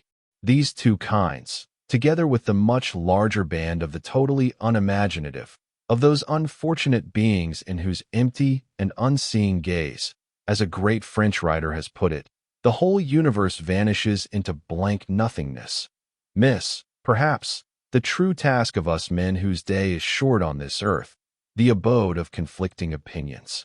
The ethical view of the universe involves us at last in so many cruel and absurd contradictions, where the last vestiges of faith, hope, charity, and even of reason itself seem ready to perish, that I have come to suspect that the aim of creation cannot be ethical at all. I would fondly believe that its object is purely spectacular, a spectacle for awe, love, adoration, or hate, if you like, but in this view, and in this view alone, never for despair. Those visions, delicious or poignant, are a moral end in themselves. The rest is our affair, the laughter, the tears, the tenderness, the indignation, the high tranquility of a steeled heart, the detached curiosity of a subtle mind. That's our affair. And the unwearied, self-forgetful attention to every phase of the living universe reflected in our consciousness may be our appointed task on this earth, a task in which fate has perhaps engaged nothing of us except our conscience, gifted with a voice in order to bear true testimony to the visible wonder, the haunting terror, the infinite passion, and the illimitable serenity, to the supreme law and the abiding mystery of the sublime spectacle. Chilo esse? It may be true. In this view there is room for every religion except for the inverted creed of impiety, the mask and cloak of arid despair, for every joy and every sorrow, for every fair dream, for every charitable hope. The great aim is to remain true to the emotions called out of the deep encircled by the firmament of stars, whose infinite numbers and awful distances may move us to laughter or tears. Was it the walrus or the carpenter, in the poem, who wept to see such quantities of sand? Or, again, to a properly steeled heart, may matter nothing at all. The casual quotation, which had suggested itself out of a poem full of merit, leads me to remark that in the conception of a purely spectacular universe, where inspiration of every sort has a rational existence, the artist of every kind finds a natural place, and among them the poet as the seer par excellence. Even the writer of prose, who in his less noble and more toilsome task should be a man with the steeled heart, is worthy of a place, providing he looks on with undimmed eyes and keeps laughter out of his voice, let who will laugh or cry. Yes, even he, the prose artist of fiction, which after all is but truth often dragged out of a well and clothed in the painted robe of imagined phrases, even he has his place among kings, demagogues, priests, charlatans, dukes, giraffes, cabinet ministers, Fabians, bricklayers, apostles, ants, scientists, Kaffirs, soldiers, sailors, elephants, lawyers, dandies, microbes, and constellations of a universe whose amazing spectacle is a moral end in itself. Here I perceive, without speaking offense, the reader assuming a subtle expression, as if the cat were out of the bag. I take the novelist's freedom to observe the reader's mind formulating the exclamation, "That's it. The fellow talks pro domo." Indeed, it was not the intention. When I shouldered the bag, I was not aware of the cat inside. But after all, why not? The fair courtyards of the House of Art are thronged by many humble retainers, and there is no retainer so devoted as he who is allowed to sit on the doorstep. The fellows who have got inside are apt to think too much of themselves. This last remark, I beg to state, is not malicious within the definition of the law of libel. It's fair comment on a matter of public interest. But never mind. Pro domo. So be it. For his house tant que vous voudrez. And yet in truth I was by no means anxious to justify my existence. The attempt would have been not only needless and absurd, but almost inconceivable in a purely spectacular universe, where no such disagreeable necessity can possibly arise. It is sufficient for me to say, and I am saying it at some length in these pages JVQ, I have existed, obscure among the wonders and terrors of my time, as the Abbé Size, the original utterer of the quoted words, had managed to exist through the violences, the crimes, and the enthusiasms of the French Revolution. JVQ, as I apprehend most of us managed to exist, missing all along the varied forms of destruction by a hair's breadth, saving my body, that's clear, and perhaps my soul also, but not without some damage here and there to the fine edge of my conscience, that heirloom of the ages, of the race, of the group, of the family, colorable and plastic, fashioned by the words, the looks, the acts, and even by the silences and abstentions surrounding one's childhood, tinged in a complete scheme of delicate shades and crude colors by the inherited traditions, beliefs, or prejudices, unaccountable, despotic, persuasive, and often, in its texture, romantic. And often romantic. The matter in hand, however, is to keep these reminiscences from turning into confessions, a form of literary activity discredited by Jean-Jacques Rousseau on account of the extreme thoroughness he brought to the work of justifying his own existence. For that such was his purpose is palpably, even grossly, visible to an unprejudiced eye. But then, you see, the man was not a writer of fiction. He was an artless moralist, as is clearly demonstrated by his anniversaries being celebrated with marked emphasis by the heirs of the French Revolution, which was not a political movement at all, but a great outburst of morality.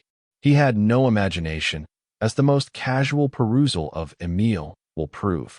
He was no novelist, whose first virtue is the exact understanding of the limits traced by the reality of his time to the play of his invention. Inspiration comes from the earth, which has a past, a history, a future, not from the cold and immutable heaven.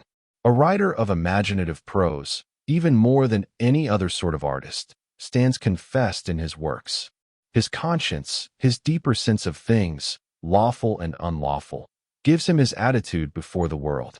Indeed, everyone who puts pen to paper for the reading of strangers, unless a moralist, who, generally speaking, has no conscience except the one he is at pains to produce for the use of others, can speak of nothing else. It is Anatole France, the most eloquent and just of French prose writers, who says that we must recognize at last that, failing the resolution to hold our peace, we can only talk of ourselves. This remark, if I remember rightly, was made in the course of a sparring match with the late Ferdinand Brunetière over the principles and rules of literary criticism, as was fitting for a man to whom we owe the memorable saying, "The good critic is he who relates the adventures of his soul among masterpieces." Anatole France maintained that there were no rules and no principles. And that may be very true. Rules, principles, and standards die and vanish every day. Perhaps they are all dead and vanished by this time. These, if ever, are the brave, free days of destroyed landmarks, while the ingenious minds are busy inventing the forms of the new beacons which, it is consoling to think, will be set up presently in the old places. But what is interesting to a writer is the possession of an inward certitude that literary criticism will never die, for man, so variously defined, is, before everything else, a critical animal. And as long as distinguished minds are ready to treat it in the spirit of high-adventure literary criticism shall appeal to us with all the charm and wisdom of a well-told tale of personal experience. For Englishmen especially, of all the races of the earth, a task, any task, undertaken in an adventurous spirit acquires the merit of romance. But the critics as a rule exhibit but little of an adventurous spirit. They take risks, of course. One can hardly live without that. The daily bread is served out to us, however sparingly, with a pinch of salt. Otherwise one would get sick of the diet one prays for, and that would be not only improper, but impious.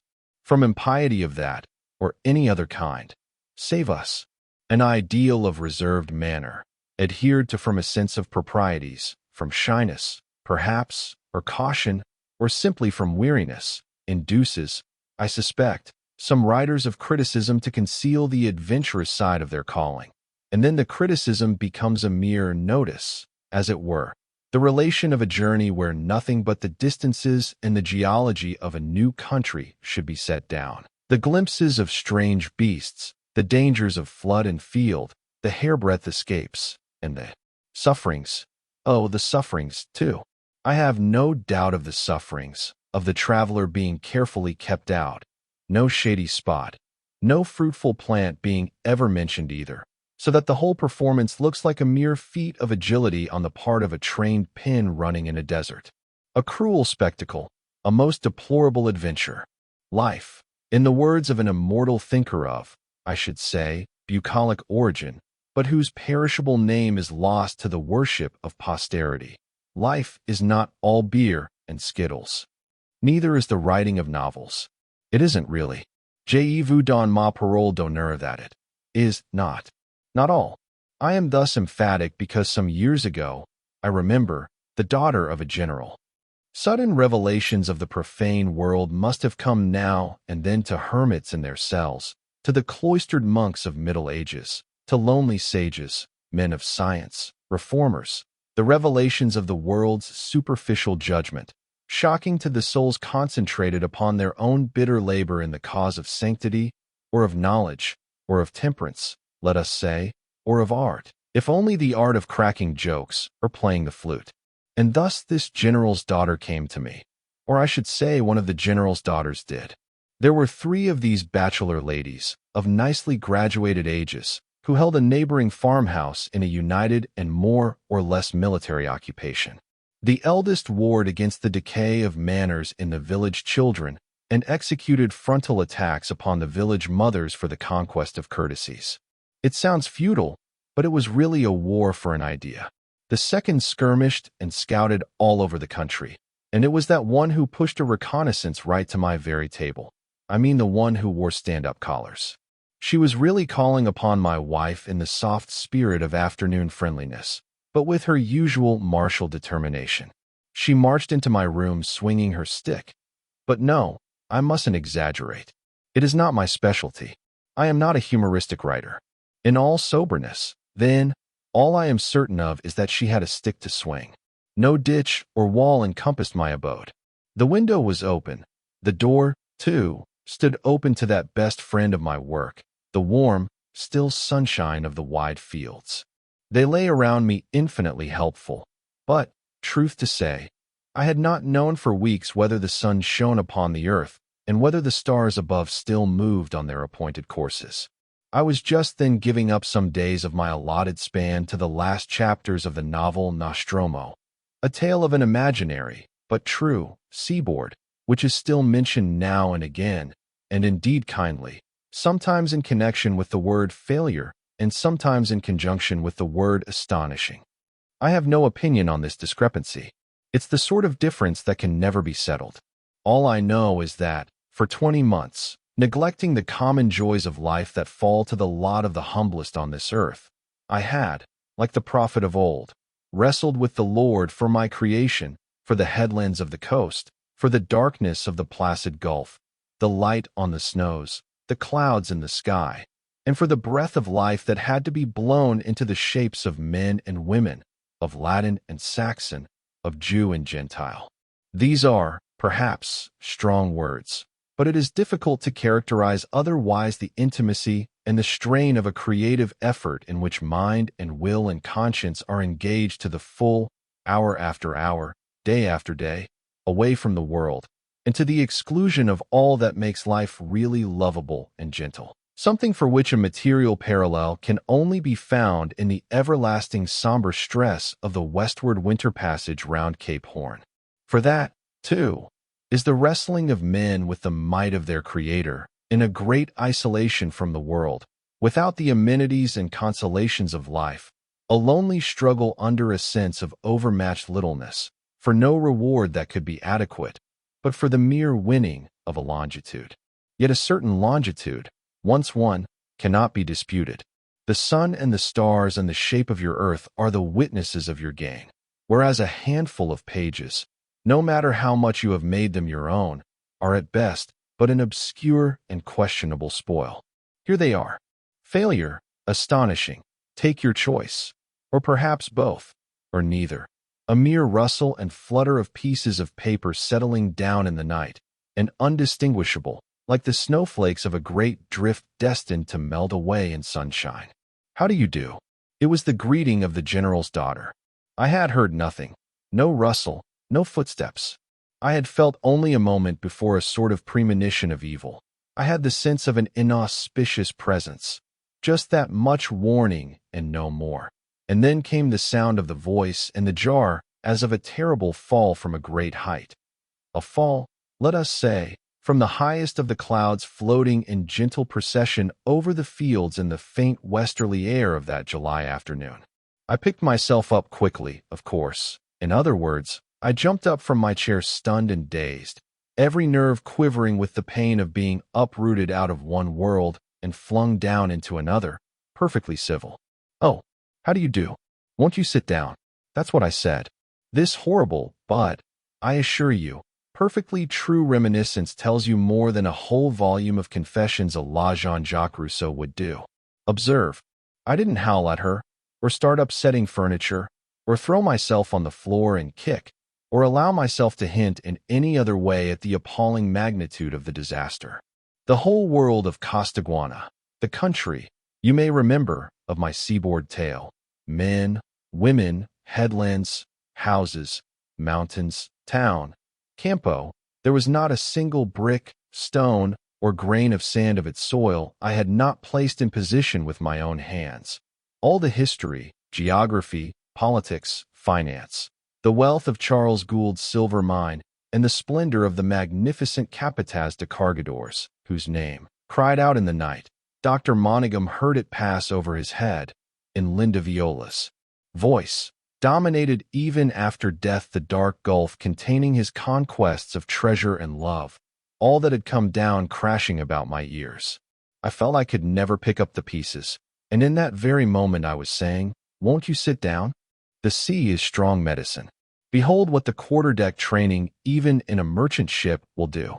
This episode should give you a new view of the English and Scots seamen, a much caricatured folk, who had the last say in the formation of my character. One is nothing if not modest, but in this disaster I think I have done some honor to their simple teaching. "Won't you sit down?" Very fair, indeed. She sat down. Her amused glance strayed all over the room. There were pages of MS on the table and under the table, a batch of typed copy on a chair. Single leaves had fluttered away into distant corners. There were their living pages, pages scored and wounded, dead pages that would be burned at the end of the day, the litter of a cruel battlefield, of a long, long, and desperate fray. Long. I suppose I went to bed sometimes, and got up the same number of times. Yes, I suppose I slept, and ate the food put before me, and talked connectedly to my household on suitable occasions. But I had never been aware of the even flow of daily life, made easy and noiseless for me by a silent, watchful, tireless affection. Indeed, it seemed to me that I had been sitting at that table surrounded by the litter of a desperate fray for days and nights on end.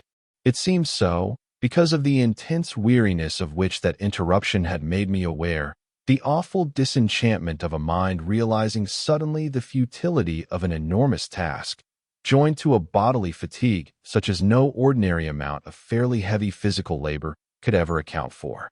I have carried bags of wheat on my back, bent almost double under a ship's deck beams, from 6 in the morning till 6 in the evening, with an hour and a half off for meals, so I ought to know. And I love letters. I am jealous of their honor and concerned for the dignity and comeliness of their service. I was, most likely, the only writer that neat lady had ever caught in the exercise of his craft, and it distressed me not to be able to remember when it was that I dressed myself last, and how. No doubt that would be all right in essentials. The fortune of the house included a pair of gray-blue watchful eyes that would see to that. But I felt, somehow, as grimy as a Costaguana lepero after a day's fighting in the streets, rumpled all over and disheveled down to my very heels. And I am afraid I blinked stupidly. All this was bad for the honor of letters and the dignity of their service. Seen indistinctly through the dust of my collapsed universe, the good lady glanced about the room with a slightly amused serenity. And she was smiling. What on earth was she smiling at? She remarked casually, "I am afraid I interrupted you." Not at all. She accepted the denial in perfect good faith. And it was strictly true. Interrupted, indeed. She had robbed me of at least 20 lives, each infinitely more poignant and real than her own, because informed with passion, possessed of convictions, involved in great affairs created out of my own substance for an anxiously meditated end. She remained silent for a while, then said, with a last glance all round at the litter of the fray, "And you sit like this here writing your—" "I what?" "Oh yes, I sit here all day. It must be perfectly delightful. I suppose that, being no longer very young, I might have been on the verge of having a stroke."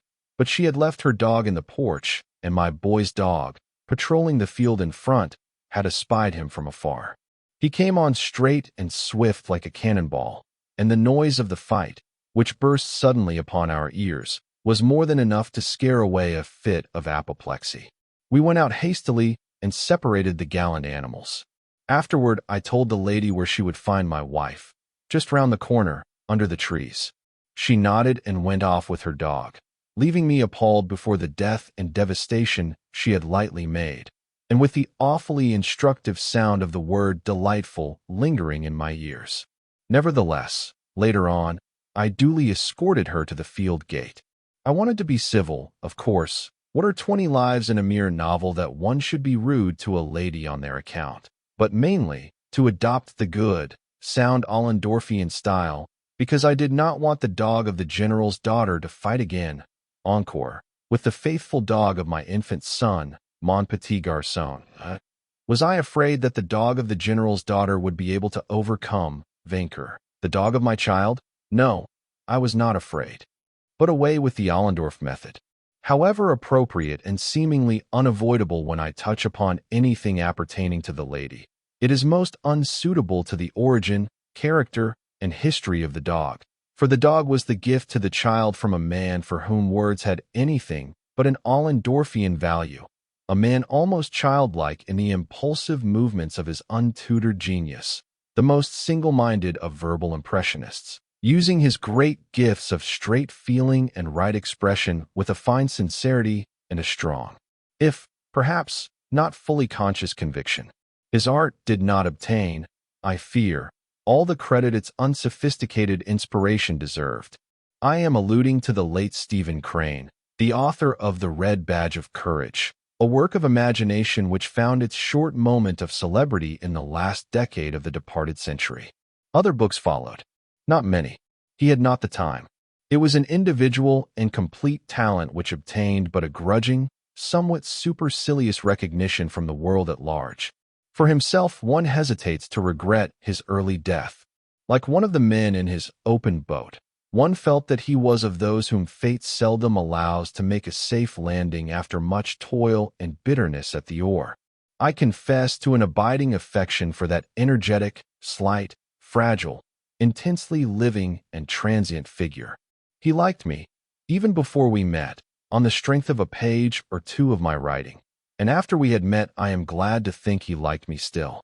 He used to point out to me with great earnestness, and even with some severity, that a boy ought to have a dog. I suspect that he was shocked at my neglect of parental duties. Ultimately, it was he who provided the dog. Shortly afterward, one day, after playing with the child on the rug for an hour or so with the most intense absorption, he raised his head and declared firmly, "I shall teach your boy to ride." That was not to be. He was not given the time. But here is the dog, an old dog now, broad and low on his bandy paws, with a black head on a white body and a ridiculous black spot at the other end of him. He provokes. When he walks abroad, smiles not altogether unkind. Grotesque and engaging in the whole of his appearance, his usual attitudes are meek, but his temperament discloses itself unexpectedly pugnacious in the presence of his kind. As he lies in the firelight, his head well up, and a fixed, far-away gaze directed at the shadows of the room, he achieves a striking nobility of pose in the calm consciousness of an unstained life. He has brought up one baby, and now, after seeing his first charge off to school, he is bringing up another with the same conscientious devotion, but with a more deliberate gravity of manner, the sign of greater wisdom and riper experience, but also of rheumatism, I fear. From the morning bath to the evening ceremonies of the cot, you attend the little two-legged creature of your adoption, being yourself treated in the exercise of your duties with every possible regard, with infinite consideration, by every person in the house, even as I myself am treated. Only you deserve it more. The general's daughter would tell you that it must be perfectly delightful. Old dog. She never heard you yelp with acute pain. It's that poor left ear.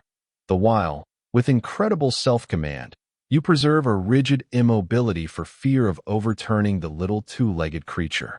She has never seen your resigned smile when the little two-legged creature, interrogated sternly, "What are you doing to the good dog?" answers, with a wide, innocent stare, "Nothing. Only loving him, Mama dear." The general's daughter does not know the secret terms of self-imposed tasks. Good dog, the pain that may lurk in the very rewards of rigid self-command. But we have lived together many years.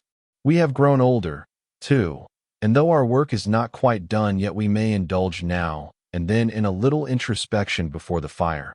Meditate on the art of bringing up babies and on the perfect delight of writing tales where so many lives come and go at the cost of one which slips imperceptibly away. Chapter 6. In the retrospect of a life which had, besides its preliminary stage of childhood and early youth, two distinct developments, and even two distinct elements, such as earth and water, for its successive scenes, a certain amount of naiveness is unavoidable. I am conscious of it in these pages. This remark is put forward in no apologetic spirit. As years go by and the number of pages grows steadily, the feeling grows upon one, too, that one can write only for friends. Then why should one put them to the necessity of protesting, as a friend would do, that no apology is necessary, or put, perchance, into their heads the doubt of one's discretion? So much as to the care due to those friends whom a word here, a line there, a fortunate page of just feeling in the right place, some happy simplicity, or even some lucky subtlety, has drawn from the great multitude of fellow beings, even as a fish is drawn from the depths of the sea. Fishing is notoriously, I am talking now of the deep sea, a matter of luck. As to one's enemies, they will take care of themselves.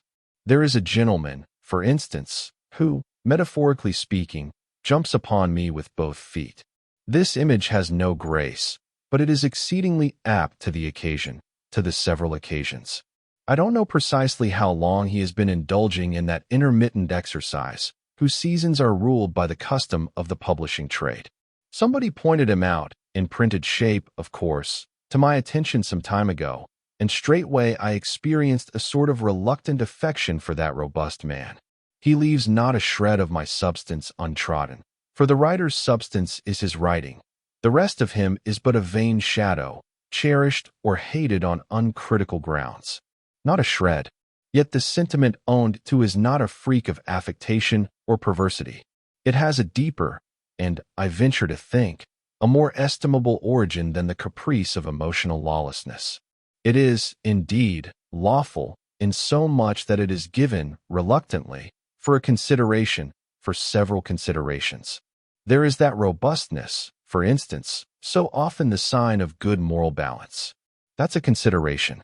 It is not, indeed, pleasant to be stamped upon, but the very thoroughness of the operation, implying not only a careful reading, but some real insight into work whose qualities and defects, whatever they may be, are not so much on the surface, is something to be thankful for in view of the fact that it may happen to one's work to be condemned without being read at all.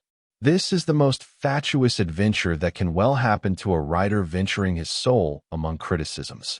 It can do one no harm, of course, but it is disagreeable. It is disagreeable in the same way as discovering a 3-card trick man among a decent lot of folk in a third-class compartment. The open impudence of the whole transaction, appealing insidiously to the folly and credulity of mankind, the brazen, shameless patter, proclaiming the fraud openly while insisting on the fairness of the game, give one a feeling of sickening disgust. The honest violence of a plain man playing a fair game fairly, even if he means to knock you over, may appear shocking, but it remains within the pale of decency. Damaging as it may be, it is in no sense offensive. One may well feel some regard for honesty, even if practiced upon one's own vile body. But it is very obvious that an enemy of that sort will not be stayed by explanations or placated by apologies. Were I to advance the plea of youth in excuse of the naiveness to be found in these pages, he would be likely to say bosh in a column and a half of fierce print. Yet a writer is no older than his first published book, and, notwithstanding the vain appearances of decay which attend us in this transitory life, I stand here with the wreath of only 15 short summers on my brow. With the remark, then, that at such tender age some naiveness of feeling and expression is excusable, I proceed to admit that, upon the whole, my previous state of existence was not a good equipment for a literary life. Perhaps I should not have used the word literary. That word presupposes an intimacy of acquaintance with letters, a turn of mind, and a manner of feeling to which I dare lay no claim. I only love letters, but the love of letters does not make a literary man, any more than the love of the sea makes a seaman. And it is very possible, too, that I love the letters in the same way a literary man may love the sea he looks at from the shore, a scene of great endeavor and of great achievements changing the face of the world, the great open way to all sorts of undiscovered countries. No, perhaps I had better say that the life at sea, and I don't mean a mere taste of it, but a good broad span of years, something that really counts as real service, is not, upon the whole, a good equipment for a writing life. God forbid, though, that I should be thought of as denying my masters of the quarter-deck. I am not capable of that sort of apostasy. I have confessed my attitude of piety toward their shades in 3 or 4 tales, and if any man on earth more than another needs to be true to himself as he hopes to be saved, it is certainly the writer of fiction. What I meant to say, simply, is that the quarter-deck training does not prepare one sufficiently for the reception of literary criticism. Only that, and no more. But this defect is not without gravity.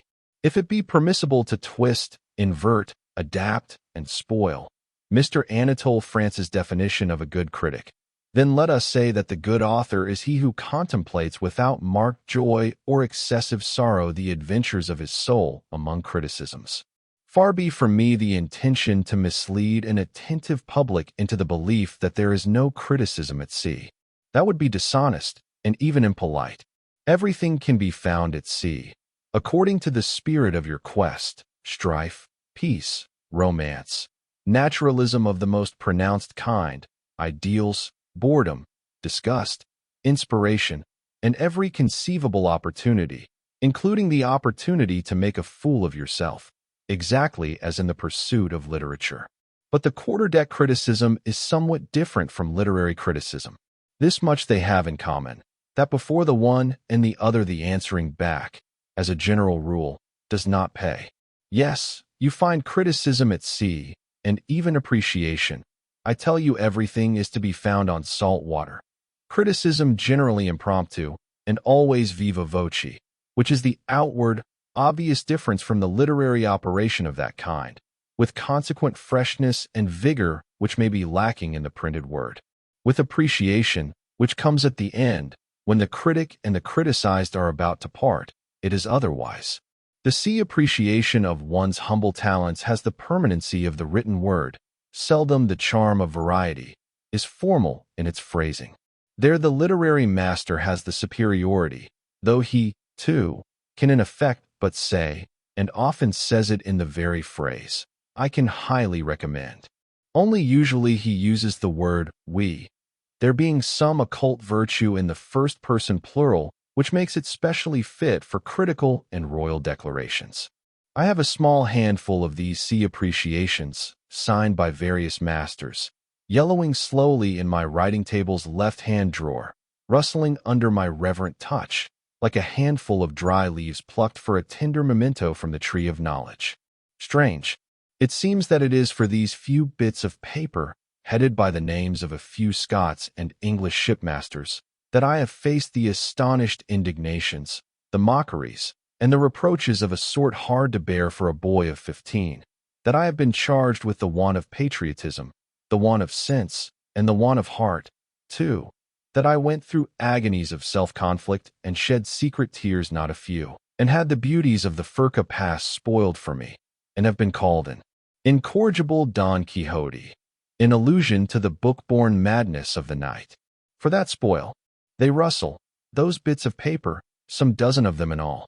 In that faint, ghostly sound there live the memories of 20 years, the voices of rough men now no more, the strong voice of the everlasting winds, and the whisper of a mysterious spell, the murmur of the great sea, which must have somehow reached my inland cradle and entered my unconscious ear, like that formula of Mohammedan faith the Mussulman father whispers into the ear of his newborn infant, making him one of the faithful almost with his first breath. I do not know whether I have been a good seaman, but I know I have been a very faithful one. And, after all, there is that handful of characters from various ships to prove that all these years have not been altogether a dream.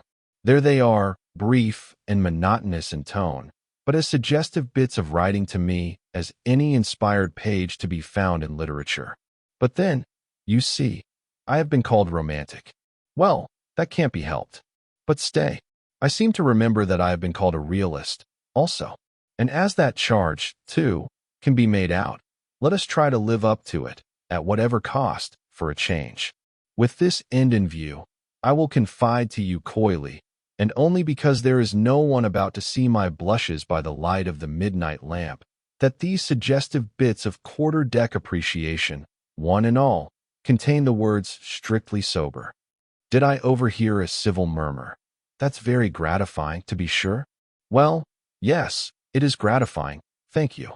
It is at least as gratifying to be certified sober as to be certified romantic, though such certificates would not qualify one for the secretaryship of a temperance association or for the post of official troubadour to some lordly democratic institution such as the London County Council, for instance. The above prosaic reflection is put down here only in order to prove the general sobriety of my judgment in mundane affairs. I make a point of it because a couple of years ago, a certain short story of mine being published in a French translation, a Parisian critic, I am almost certain it was M. Gustave Kahn in the Gil Blas, giving me a short notice, summed up his rapid impression of the writer's quality in the words unpuissant rever. So be it. Who could cavil at the words of a friendly reader? Yet perhaps not such an unconditional dreamer as all that. I will make bold to say that neither at sea nor ashore have I ever lost the sense of responsibility. There is more than one sort of intoxication. Even before the most seductive reveries, I have remained mindful of that sobriety of interior life, that asceticism of sentiment, in which alone the naked form of truth, such as one conceives it, such as one feels it, can be rendered without shame. It is but a maudlin and indecent verity that comes out through the strength of wine. I have tried to be a sober worker all my life, all my 2 lives. I did so from taste, no doubt, having an instinctive horror of losing my sense of full self-possession, but also from artistic conviction. Yet there are so many pitfalls on each side of the true path that, having gone some way, and feeling a little battered and weary, as a middle-aged traveler will from the mere daily difficulties of the march, I ask myself whether I have kept always faithful to that sobriety wherein there is power and truth and peace. As to my sea sobriety, that is quite properly certified under the sign manual of several trustworthy shipmasters of some standing in their time. I seem to hear your polite murmur that surely this might have been taken for granted. Well, no, it might not have been. That august academical body, the Marine Department of the Board of Trade, takes nothing for granted in the granting of its learned degrees. By its regulations issued under the First Merchant Shipping Act, the very word sober must be written, or a whole sackful, a ton, a mountain of the most enthusiastic appreciation will avail you nothing. The door of the examination rooms shall remain closed to your tears and entreaties. The most fanatical advocate of temperance could not be more pitilessly fierce in his rectitude than the Marine Department of the Board of Trade. As I have been face to face at various times with all the examiners of the Port of London in my generation, there can be no doubt as to the force and the continuity of my abstemiousness. 3 of them were examiners in seamanship, and it was my fate to be delivered into the hands of each of them at proper intervals of sea service. The first of all, tall, spare, with a perfectly white head and mustache, a quiet, kindly manner, and an air of benign intelligence, must, I am forced to conclude, have been unfavorably impressed by something in my appearance.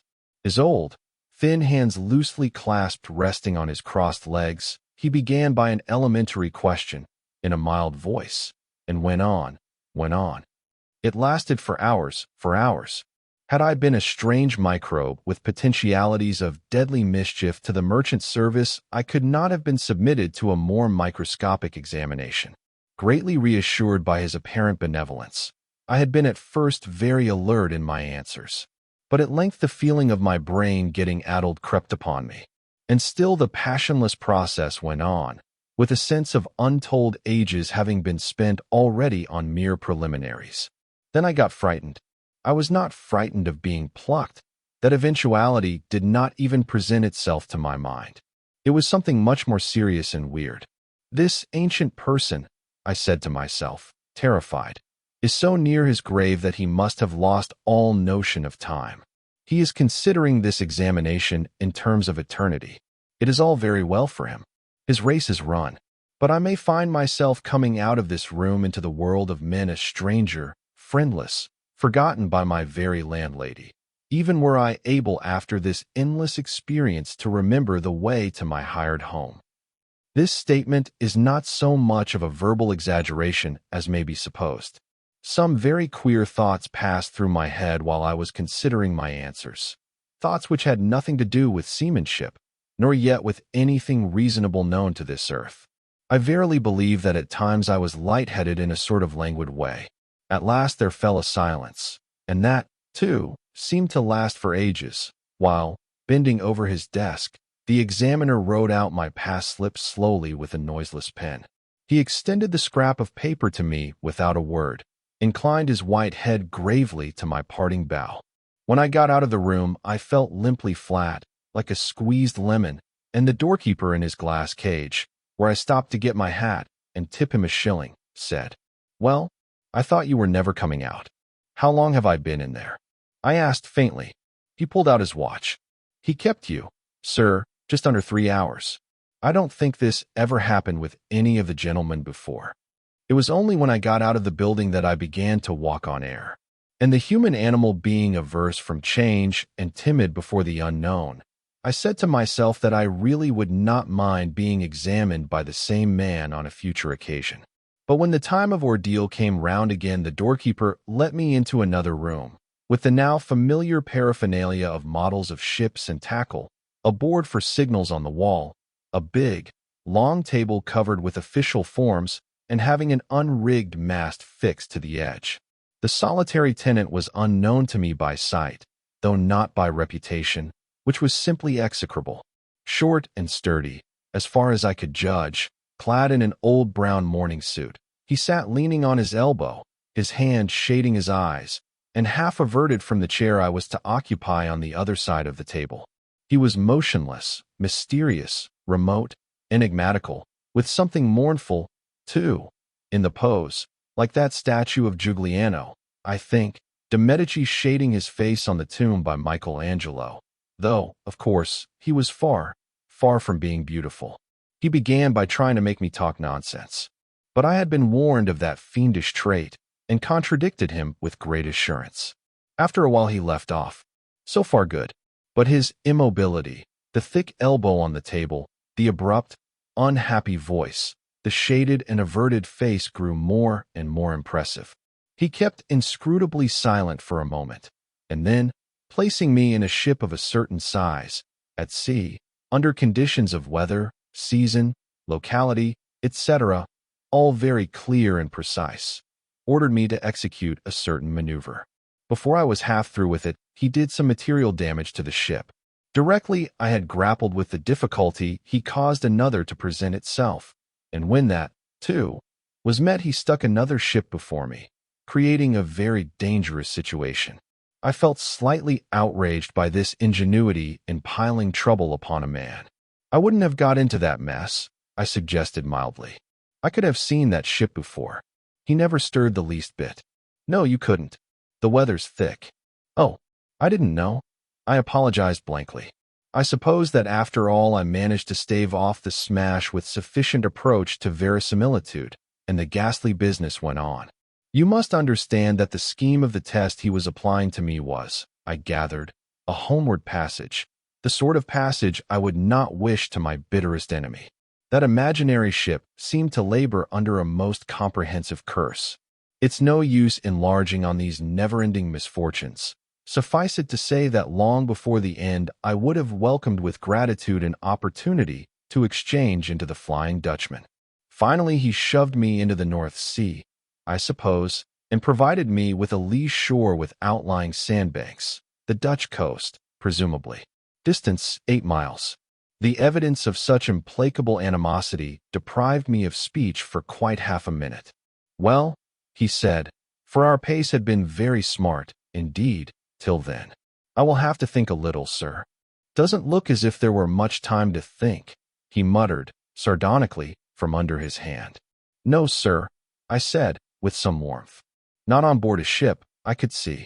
But so many accidents have happened that I really can't remember what there's left for me to work with. Still half averted, and with his eyes concealed, he made unexpectedly a grunting remark. You've done very well. Have I the 2 anchors at the bow, sir? I asked. Yes. I prepared myself then, as a last hope for the ship, to let them both go in the most effectual manner, when his infernal system of testing resourcefulness came into play again. But there's only one cable. You've lost the other. It was exasperating. Then I would back them, if I could, and tail the heaviest hawser on board on the end of the chain before letting go, and if she parted from that, which is quite likely, I would just do nothing. She would have to go. Nothing more to do, eh? No, sir. I could do no more. He gave a bitter half-laugh. You could always say your prayers. He got up, stretched himself, and yawned slightly. It was a sallow, strong, unamiable face. He put me, in a surly, bored fashion, through the usual questions as to lights and signals, and I escaped from the room, thankfully. Passed 40 minutes, and again I walked on air along Tower Hill, where so many good men had lost their heads because, I suppose, they were not resourceful enough to save them. And in my heart of hearts, I had no objection to meeting that examiner once more when the third and last ordeal became due in another year or so. I even hoped I should. I knew the worst of him now, and 40 minutes is not an unreasonable time. Yes, I distinctly hoped. But not a bit of it. When I presented myself to be examined for master, the examiner who received me was short, plump, with a round, soft face and gray, fluffy whiskers, and fresh, loquacious lips. He commenced operations with an easy-going, let's see. Suppose you tell me all you know of charter parties.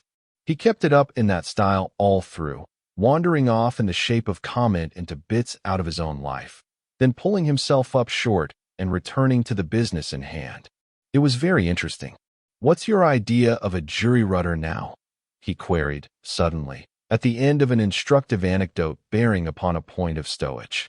I warned him that I had no experience of a lost rudder at sea, and gave him 2 classical examples of makeshifts out of a textbook. In exchange, he described to me a jury rudder he had invented himself years before, when in command of a 3,000-ton steamer. It was, I declare, the cleverest contrivance imaginable. Maybe of use to you someday, he concluded. You will go into steam presently. Everybody goes into steam. There he was wrong. I never went into steam, not really. If I only live long enough, I shall become a bizarre relic of a dead barbarism, a sort of monstrous antiquity, the only seaman of the Dark Ages who had never gone into steam. Not really. Before the examination was over, he imparted to me a few interesting details of the transport service in the time of the Crimean War. The use of wire rigging became general about that time, too, he observed. I was a very young master then. That was before you were born. Yes, sir. I am of the year of 1857. The mutiny year, he commented, as if to himself, adding in a louder tone that his ship happened then to be in the Gulf of Bengal, employed under a government charter. Clearly the transport service had been the making of this examiner, who so unexpectedly had given me an insight into his existence, awakening in me the sense of the continuity of that sea life into which I had stepped from outside, giving a touch of human intimacy to the machinery of official relations. I felt adopted. His experience was for me, too, as though he had been an ancestor. Writing my long name, it has 12 letters. With laborious care on the slip of blue paper, he remarked, "You are of Polish extraction." "Born there, sir." He laid down the pen and leaned back to look at me as it were for the first time. "Not many of your nationality in our service, I should think." I never remember meeting one either before or after I left the sea. Don't remember ever hearing of one. An inland people, aren't you? I said yes, very much so. We were remote from the sea not only by situation, but also from a complete absence of indirect association, not being a commercial nation at all, but purely agricultural. He made then the quaint reflection that it was a long way for me to come out to begin a sea life, as if sea life were not precisely a life in which one goes a long way from home. I told him, smiling, that no doubt I could have found a ship much nearer my native place, but I had thought to myself that if I was to be a seaman, then I would be a British seaman and no other. It was a matter of deliberate choice. He nodded slightly at that, and, as he kept on looking at me interrogatively, I enlarged a little, confessing that I had spent a little time on the way in the Mediterranean and in the West Indies. I did not want to present myself to the British merchant service in an altogether green state. It was no use telling him that my mysterious vocation was so strong that my very wild oats had to be sown at sea. It was the exact truth, but he would not have understood the somewhat exceptional psychology of my seagoing, I fear. I suppose you've never come across one of your countrymen at sea. Have you now? I admitted I never had. The examiner had given himself up to the spirit of gossiping idleness. For myself, I was in no haste to leave that room. Not in the least. The era of examinations was over. I would never again see that friendly man who was a professional ancestor, a sort of grandfather in the craft. Moreover, I had to wait till he dismissed me, and of that there was no sign. As he remained silent, looking at me, I added, "But I have heard of one, some years ago. He seems to have been a boy serving his time on board a Liverpool ship, if I am not mistaken. What was his name?" I told him. "How did you say that?" he asked, puckering up his eyes at the uncouth sound. I repeated the name very distinctly. "How do you spell it?" I told him. He moved his head at the impracticable nature of that name and observed, "It's quite as long as your own, isn't it?" There was no hurry. I had passed for master, and I had all the rest of my life before me to make the best of it. That seemed a long time. I went leisurely through a small mental calculation and said, "Not quite. Shorter by 2 letters, sir." "Is it?" The examiner pushed the signed blue slip across the table to me and rose from his chair. Somehow this seemed a very abrupt ending of our relations, and I felt almost sorry to part from that excellent man, who was master of a ship before the whisper of the sea had reached my cradle. He offered me his hand and wished me well. He even made a few steps toward the door with me, and ended with good-natured advice. "I don't know what may be your plans, but you ought to go into steam. When a man has got his master's certificate, it's the proper time. If I were you, I would go into steam." I thanked him and shut the door behind me definitely on the era of examinations. But that time I did not walk on air, as on the first 2 occasions. I walked across the hill of many beheadings with measured steps. It was a fact, I said to myself, that I was now a British master mariner beyond a doubt. It was not that I had an exaggerated sense of that very modest achievement, with which, however, luck, opportunity, or any extraneous influence could have had nothing to do. That fact, satisfactory and obscure in itself, had for me a certain ideal significance. It was an answer to certain outspoken skepticism and even to some not very kind aspersions. I had vindicated myself from what had been cried upon as a stupid obstinacy or a fantastic caprice. I don't mean to say that a whole country had been convulsed by my desire to go to sea. But for a boy between 15 and 16, sensitive enough, in all conscience, the commotion of his little world had seemed a very considerable thing indeed. So considerable that, absurdly enough, the echoes of it linger to this day. I catch myself in hours of solitude and retrospect meeting arguments and charges made 35 years ago by voices now forever still, finding things to say that an assailed boy could not have found, simply because of the mysteriousness of his impulses to himself. I understood no more than the people who called upon me to explain myself. There was no precedent. I verily believe mine was the only case of a boy of my nationality and antecedents taking a, so to speak, standing jump out of his racial surroundings and associations. For you must understand that there was no idea of any sort of career in my call. Of Russia or Germany, there could be no question. The nationality, the antecedents, made it impossible. The feeling against the Austrian service was not so strong, and I dare say there would have been no difficulty in finding my way into the naval school at Pola. It would have meant 6 months extra grinding at German, perhaps, but I was not past the age of admission, and in other respects I was well qualified. This expedient to palliate my folly was thought of, but not by me. I must admit that in that respect my negative was accepted at once. That order of feeling was comprehensible enough to the most inimical of my critics. I was not called upon to offer explanations, but the truth is that what I had in view was not a naval career, but the sea. There seemed no way open to it, but through France. I had the language, at any rate, and of all the countries in Europe it is with France that Poland has most connection. There were some facilities for having me a little looked after, at first.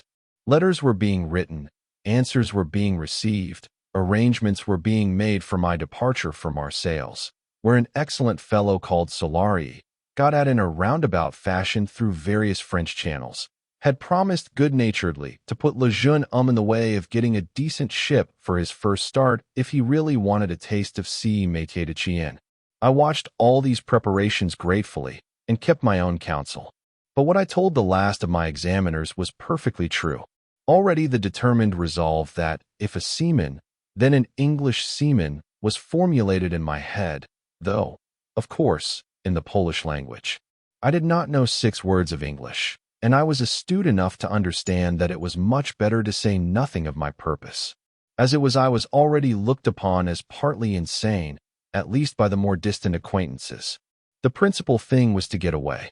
I put my trust in the good-natured Solari's very civil letter to my uncle, though I was shocked a little by the phrase about the métier de chien. This Solari, Baptistin, when I beheld him in the flesh, turned out a quite young man, very good-looking, with a fine black, short beard, a fresh complexion, and soft, merry black eyes. He was as jovial and good-natured as any boy could desire.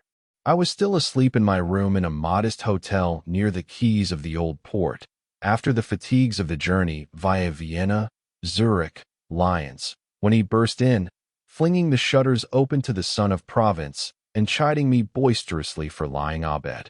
How pleasantly he startled me by his noisy objurgations to be up and off instantly for a 3 years' campaign in the South Seas. Oh, magic words! Un campagne de 3 ans dans les mers du Sud. That is the French for a 3 years' deep-water voyage. He gave me a delightful waking, and his friendliness was unwearied, but I fear he did not enter upon the quest for a ship for me in a very solemn spirit. He had been at sea himself, but had left off at the age of 25, finding he could earn his living on shore in a much more agreeable manner. He was related to an incredible number of Marseille's well-to-do families of a certain class. One of his uncles was a shipbroker of good standing, with a large connection among English ships. Other relatives of his dealt in ship stores, owned sail lofts, sold chains and anchors, were master stevedores, caulkers, shipwrights. His grandfather, I think, was a dignitary of a kind, the syndic of the pilots. I made acquaintances among these people, but mainly among the pilots. The very first whole day I ever spent on salt water was by invitation, in a big half-decked pilot boat, cruising under close reefs on the lookout, in misty, blowing weather, for the sails of ships and the smoke of steamers rising out there, beyond the slim and tall plainier lighthouse cutting the line of the wind-swept horizon with a white perpendicular stroke. They were hospitable souls, these sturdy Provençal seamen. Under the general designation of Le Petit Ami de Baptistin, I was made the guest of the Corporation of Pilots, and had the freedom of their boats night or day. And many a day and a night, too, did I spend cruising with these rough, kindly men, under whose auspices my intimacy with the sea began. Many a time, the little friend of Baptistin had the hooded cloak of the Mediterranean sailor thrown over him by their honest hands while dodging at night under the lee of chateaux, daft on the watch for the lights of ships. Their sea-tanned faces, whiskered or shaved, lean or full, with the intent, wrinkled sea eyes of the pilot breed, and here and there a thin gold hoop at the lobe of a hairy ear, bent over my sea infancy. The first operation of seamanship I had an opportunity of observing was the boarding of ships at sea, at all times, in all states of the weather. They gave it to me to the full, and I have been invited to sit in more than one tall, dark house of the old town at their hospitable board, had the bouillabaisse ladled out into a thick plate by their high-voiced, broad-browed wives, talked to their daughters, thick-set girls, with pure profiles, glorious masses of black hair arranged with complicated art, dark eyes, and dazzlingly white teeth. I had also other acquaintances of quite a different sort. One of them, Madame de Lestang, an imperious, handsome lady in a statuesque style, would carry me off now and then on the front seat of her carriage to the Prado, at the hour of fashionable airing. She belonged to one of the old aristocratic families in the South. In her haughty weariness, she used to make me think of Lady Dedlock in Dickens's Bleak House, a work of the master for which I have such an admiration, or rather such an intense and unreasoning affection, dating from the days of my childhood, that its very weaknesses are more precious to me than the strength of other men's work. I have read it innumerable times, both in Polish and in English. I have read it only the other day, and by a not very surprising inversion, the Lady Dedlock of the book reminded me strongly of the belle Madame de Lestang. Her husband, as I sat facing them both, with his thin, bony nose and a perfectly bloodless, narrow physiognomy clamped together, as it were, by short, formal side whiskers, had nothing of Sir Leicester Dedlock's grand air and courtly solemnity. He belonged to the haute bourgeoisie only, and was a banker, with whom a modest credit had been opened for my needs. He was such an ardent, such a frozen-up, mummified royalist that he used in current conversation turns of speech contemporary, I should say, with the good Henri Cotter, and when talking of money matters, reckoned not in francs, like the common, godless herd of post-revolutionary Frenchmen, but in obsolete and forgotten écus of all money units in the world. As though Louis XIV were still promenading in royal splendor the gardens of Versailles, and Monsieur de Colbert busy with the direction of maritime affairs. You must admit that in a banker of the 19th century, it was a quaint idiosyncrasy. Luckily, in the counting-house, it occupied part of the ground floor of the de Lestang town residence, in a silent, shady street. The accounts were kept in modern money, so that I never had any difficulty in making my wants known to the grave, low-voiced, decorous, legitimist, I suppose, clerks, sitting in the perpetual gloom of heavily barred windows behind the somber, ancient counters, beneath lofty ceilings with heavily molded cornices.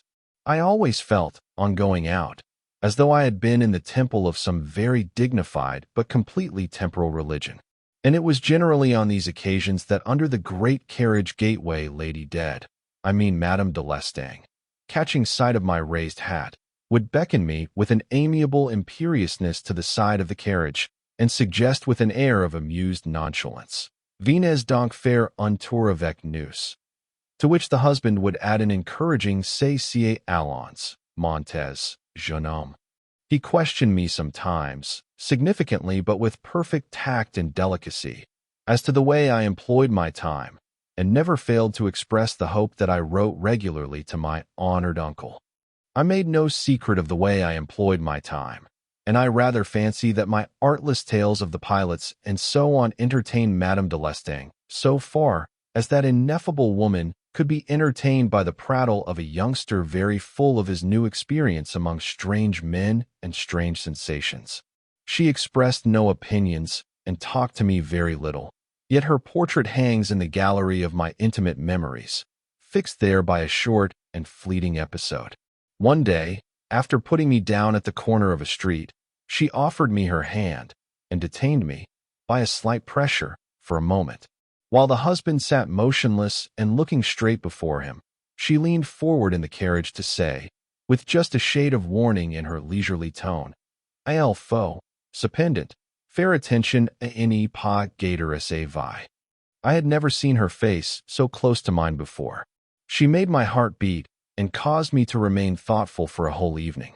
Certainly one must, after all, take care not to spoil one's life. But she did not know. Nobody could know how impossible that danger seemed to me. Chapter 7. Can the transports of first love be calmed, checked, turned to a cold suspicion of the future by a grave quotation from a work on political economy? I ask, is it conceivable? Is it possible? Would it be right? With my feet on the very shores of the sea and about to embrace my blue-eyed dream, what could a good-natured warning as to spoiling one's life mean to my youthful passion? It was the most unexpected and the last, too, of the many warnings I had received.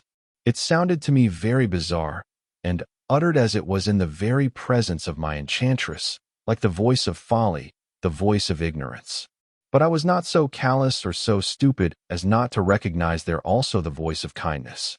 And then the vagueness of the warning, because what can be the meaning of the phrase, to spoil one's life, arrested one's attention by its air of wise profundity. At any rate, as I have said before, the words of La Belle Madame de Lestang made me thoughtful for a whole evening. I tried to understand and tried in vain, not having any notion of life as an enterprise that could be mismanaged.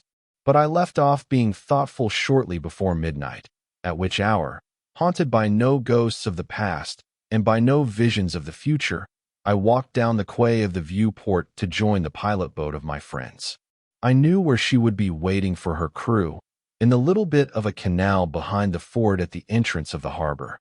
The deserted quays looked very white and dry in the moonlight, and as if frostbound in the sharp air of that December night. A prowler or two slunk by noiselessly. A custom-house guard, soldier-like, a sword by his side, paced close under the bowsprits of the long row of ships' moored bows on opposite the long, slightly curved, continuous flat wall of the tall houses that seemed to be one immense abandoned building with innumerable windows shuttered closely. Only here and there a small, dingy cafe for sailors cast a yellow gleam on the bluish sheen of the flagstones. Passing by, one heard a deep murmur of voices inside, nothing more. How quiet everything was at the end of the quays on the last night on which I went out for a service cruise as a guest of the Marseilles pilots.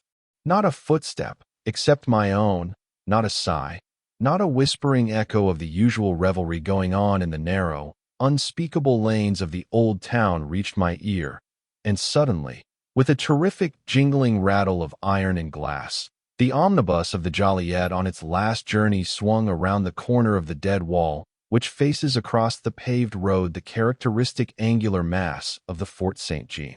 3 horses trotted abreast, with the clatter of hoofs on the granite setts, and the yellow, uproarious machine jolted violently behind them. Fantastic, lighted up, perfectly empty, and with the driver apparently asleep on his swaying perch above that amazing racket. I flattened myself against the wall and gasped. It was a stunning experience. Then, after staggering on a few paces in the shadow of the fort, casting a darkness more intense than that of a clouded night upon the canal, I saw the tiny light of a lantern standing on the quay, and became aware of muffled figures making toward it from various directions. Pilots of the third company hastening to embark. Too sleepy to be talkative, they step on board in silence. But a few low grunts and an enormous yawn are heard. Somebody even ejaculates, coquin de sort, and sighs wearily at his hard fate. The patron of the third company, there were 5 companies of pilots at that time, I believe, is the brother-in-law of my friend Solari, Baptistin, a broad-shouldered, deep-chested man of 40, with a keen, frank glance which always seeks your eyes. He greets me by a low, hearty "He el ami," comment va. With his clipped mustache and massive, open face, energetic and at the same time placid in expression, he is a fine specimen of the southerner of the calm type.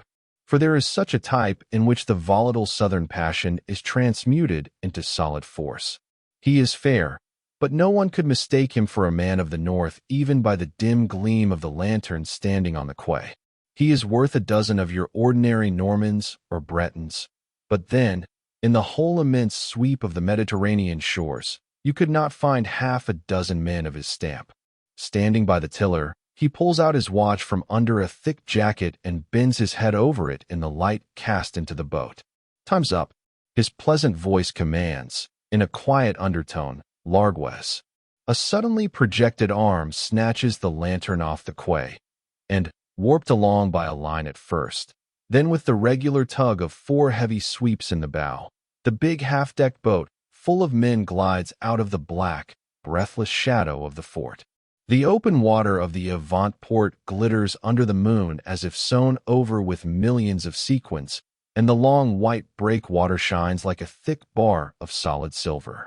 With a quick rattle of blocks and one single silky swish, the sail is filled by a little breeze keen enough to have come straight down from the frozen moon, and the boat, after the clatter of the Haldan sweeps, seems to stand at rest, surrounded by a mysterious whispering so faint and unearthly that it may be the rustling of the brilliant, overpowering moon rays breaking like a rain shower upon the hard, smooth, shadowless sea. I may well remember that last night spent with the pilots of the third company. I have known the spell of moonlight since, on various seas and coasts of forests, of rocks, of sand dunes, but no magic so perfect in its revelation of unsuspected character, as though one were allowed to look upon the mystic nature of material things. For hours I suppose no word was spoken in that boat. The pilots, seated in 2 rows facing each other, dozed, with their arms folded and their chins resting upon their breasts. They displayed a great variety of caps, cloth, wool, leather, peaks, ear flaps, tassels, with a picturesque round beret or 2 pulled down over the brows, and one grandfather, with a shaved, bony face and a great beak of a nose, had a cloak with a hood which made him look in our midst like a cowled monk being carried off goodness knows where by that silent company of seamen, quiet enough to be dead. My fingers itched for the tiller, and in due course my friend, the patron, surrendered it to me in the same spirit in which the family coachman lets a boy hold the reins on an easy bit of road. There was a great solitude around us. The islets ahead, Monte Cristo and the Chateau d'Aft in full light, seemed to float toward us. So steady, so imperceptible was the progress of our boat. "Keep her in the furrow of the moon," the patron directed me, in a quiet murmur, sitting down ponderously in the stern sheets and reaching for his pipe. The pilot station in weather like this was only a mile or 2 to the westward of the islets, and presently, as we approached the spot, the boat we were going to relieve swam into our view suddenly, on her way home, cutting black and sinister into the wake of the moon under a sable wing, while to them our sail must have been a vision of white and dazzling radiance. Without altering the course a hair's breadth, we slipped by each other within an oar's length. A drawling, sardonic hail came out of her. Instantly, as if by magic, our dozing pilots got on their feet in a body. An incredible babble of bantering shouts burst out, a jocular, passionate, voluble chatter, which lasted till the boats were stern to stern. "There's all bright now," and, with a shining sail to our eyes, we turned all black to their vision, and drew away from them under a sable wing. That extraordinary uproar died away almost as suddenly as it had begun. First one had enough of it and sat down, then another, then 3 or 4 together. And when all had left off with mutters and growling half-laughs, the sound of hearty chuckling became audible, persistent, unnoticed. The cowled grandfather was very much entertained somewhere within his hood. He had not joined in the shouting of jokes, neither had he moved the least bit. He had remained quietly in his place against the foot of the mast. I had been given to understand long before that he had the rating of a second-class able seaman, Matelot Ledger, in the fleet which sailed from Toulon for the conquest of Algeria in the year of grace 1830. And indeed, I had seen and examined one of the buttons of his old brown, patched coat, the only brass button of the miscellaneous lot, flat and thin, with the words Equipages de Ligne engraved on it. That sort of button, I believe, went out with the last of the French Bourbons. I preserved it from the time of my Navy service, he explained, nodding rapidly his frail, vulture-like head. It was not very likely that he had picked up that relic in the street. He looked certainly old enough to have fought at Trafalgar, or, at any rate, to have played his little part there as a powder monkey. Shortly after we had been introduced, he had informed me in a Franco-Provençal jargon, mumbling tremulously with his toothless jaws, that when he was a shaver no higher than that, he had seen the Emperor Napoleon returning from Elba. It was at night, he narrated vaguely, without animation, at a spot between Fréjus and Antibes, in the open country. A big fire had been lit at the side of the crossroads. The population from several villages had collected there, old and young, down to the very children in arms, because the women had refused to stay at home. Tall soldiers wearing high, hairy caps stood in a circle, facing the people silently, and their stern eyes and big mustaches were enough to make everybody keep at a distance.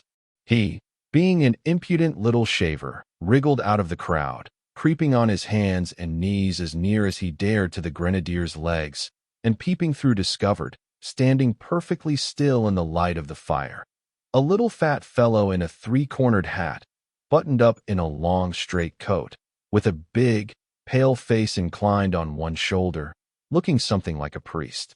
His hands were clasped behind his back. It appears that this was the emperor, the ancient commented, with a faint sigh. He was staring from the ground with all his might, when my poor father, who had been searching for his boy frantically everywhere, pounced upon him and hauled him away by the ear. The tale seems an authentic recollection. He related it to me many times, using the very same words. The grandfather honored me by a special and somewhat embarrassing predilection. Extremes touch. He was the oldest member by a long way in that company, and I was, if I may say so, its temporarily adopted baby. He had been a pilot longer than any man in the boat could remember, 30, 40 years. He did not seem certain himself, but it could be found out, he suggested, in the archives of the pilot office. He had been pensioned off years before, but he went out from force of habit, and, as my friend the patron of the company once confided to me in a whisper, the old chap did no harm. He was not in the way. They treated him with rough deference. One and another would address some insignificant remark to him now and again, but nobody really took any notice of what he had to say. He had survived his strength, his usefulness, his very wisdom. He wore long, green, worsted stockings pulled up above the knee over his trousers, a sort of woolen nightcap on his hairless cranium, and wooden clogs on his feet. Without his hooded cloak, he looked like a peasant.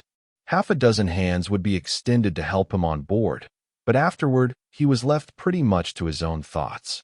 Of course he never did any work, except, perhaps, to cast off some rope when hailed. He, l'ancien, let go the halyards there, at your hand, or some such request of an easy kind. No one took notice in any way of the chuckling within the shadow of the hood. He kept it up for a long time with intense enjoyment. Obviously, he had preserved intact the innocence of mind, which is easily amused. But when his hilarity had exhausted itself, he made a professional remark in a self-assertive but quavering voice. Can't expect much work on a night like this. No one took it up. It was a mere truism. Nothing under canvas could be expected to make a port on such an idle night of dreamy splendor and spiritual stillness. We would have to glide idly to and fro, keeping our station within the appointed bearings. And, unless a fresh breeze sprang up with the dawn, we would land before sunrise on a small islet that, within 2 miles of us, shone like a lump of frozen moonlight, to break a crust and take a pull at the wine bottle. I was familiar with the procedure. The stout boat, emptied of her crowd, would nestle her buoyant, capable side against the very rock. Such is the perfectly smooth amenity of the classic sea when in a gentle mood. The crust broken and the mouthful of wine swallowed. It was literally no more than that with this abstemious race. The pilots would pass the time stamping their feet on the slabs of sea-salted stone and blowing into their nipped fingers. 1 or 2 misanthropists would sit apart, perched on boulders like manlike seafowl of solitary habits. The sociably disposed would gossip scandalously in little gesticulating knots, and there would be perpetually one or another of my hosts taking aim at the empty horizon with the long, brass tube of the telescope, a heavy, murderous-looking piece of collective property, everlastingly changing hands with brandishing and leveling movements. Then about noon, it was a short turn of duty. The long turn lasted 24 hours. Another boatful of pilots would relieve us, and we should steer for the old Phoenician port, dominated, watched over from the ridge of a dust-gray, arid hill by the red and white striped pile of the Notre Dame de la Garde. All this came to pass as I had foreseen in the fullness of my very recent experience. But also something not foreseen by me did happen, something which causes me to remember my last outing with the pilots. It was on this occasion that my hand touched, for the first time, the side of an English ship. No fresh breeze had come with the dawn.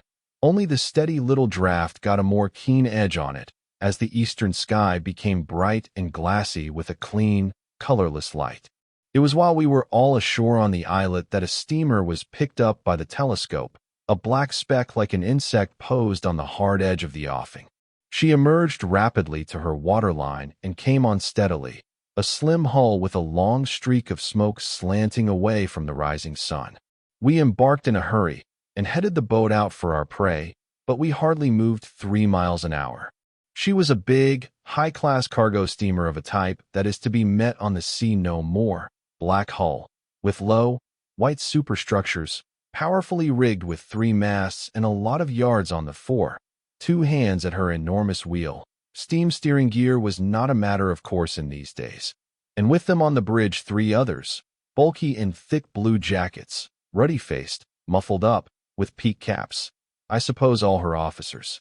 There are ships I have met more than once and known well by sight whose names I have forgotten, but the name of that ship seen once so many years ago in the clear flush of a cold, pale sunrise I have not forgotten.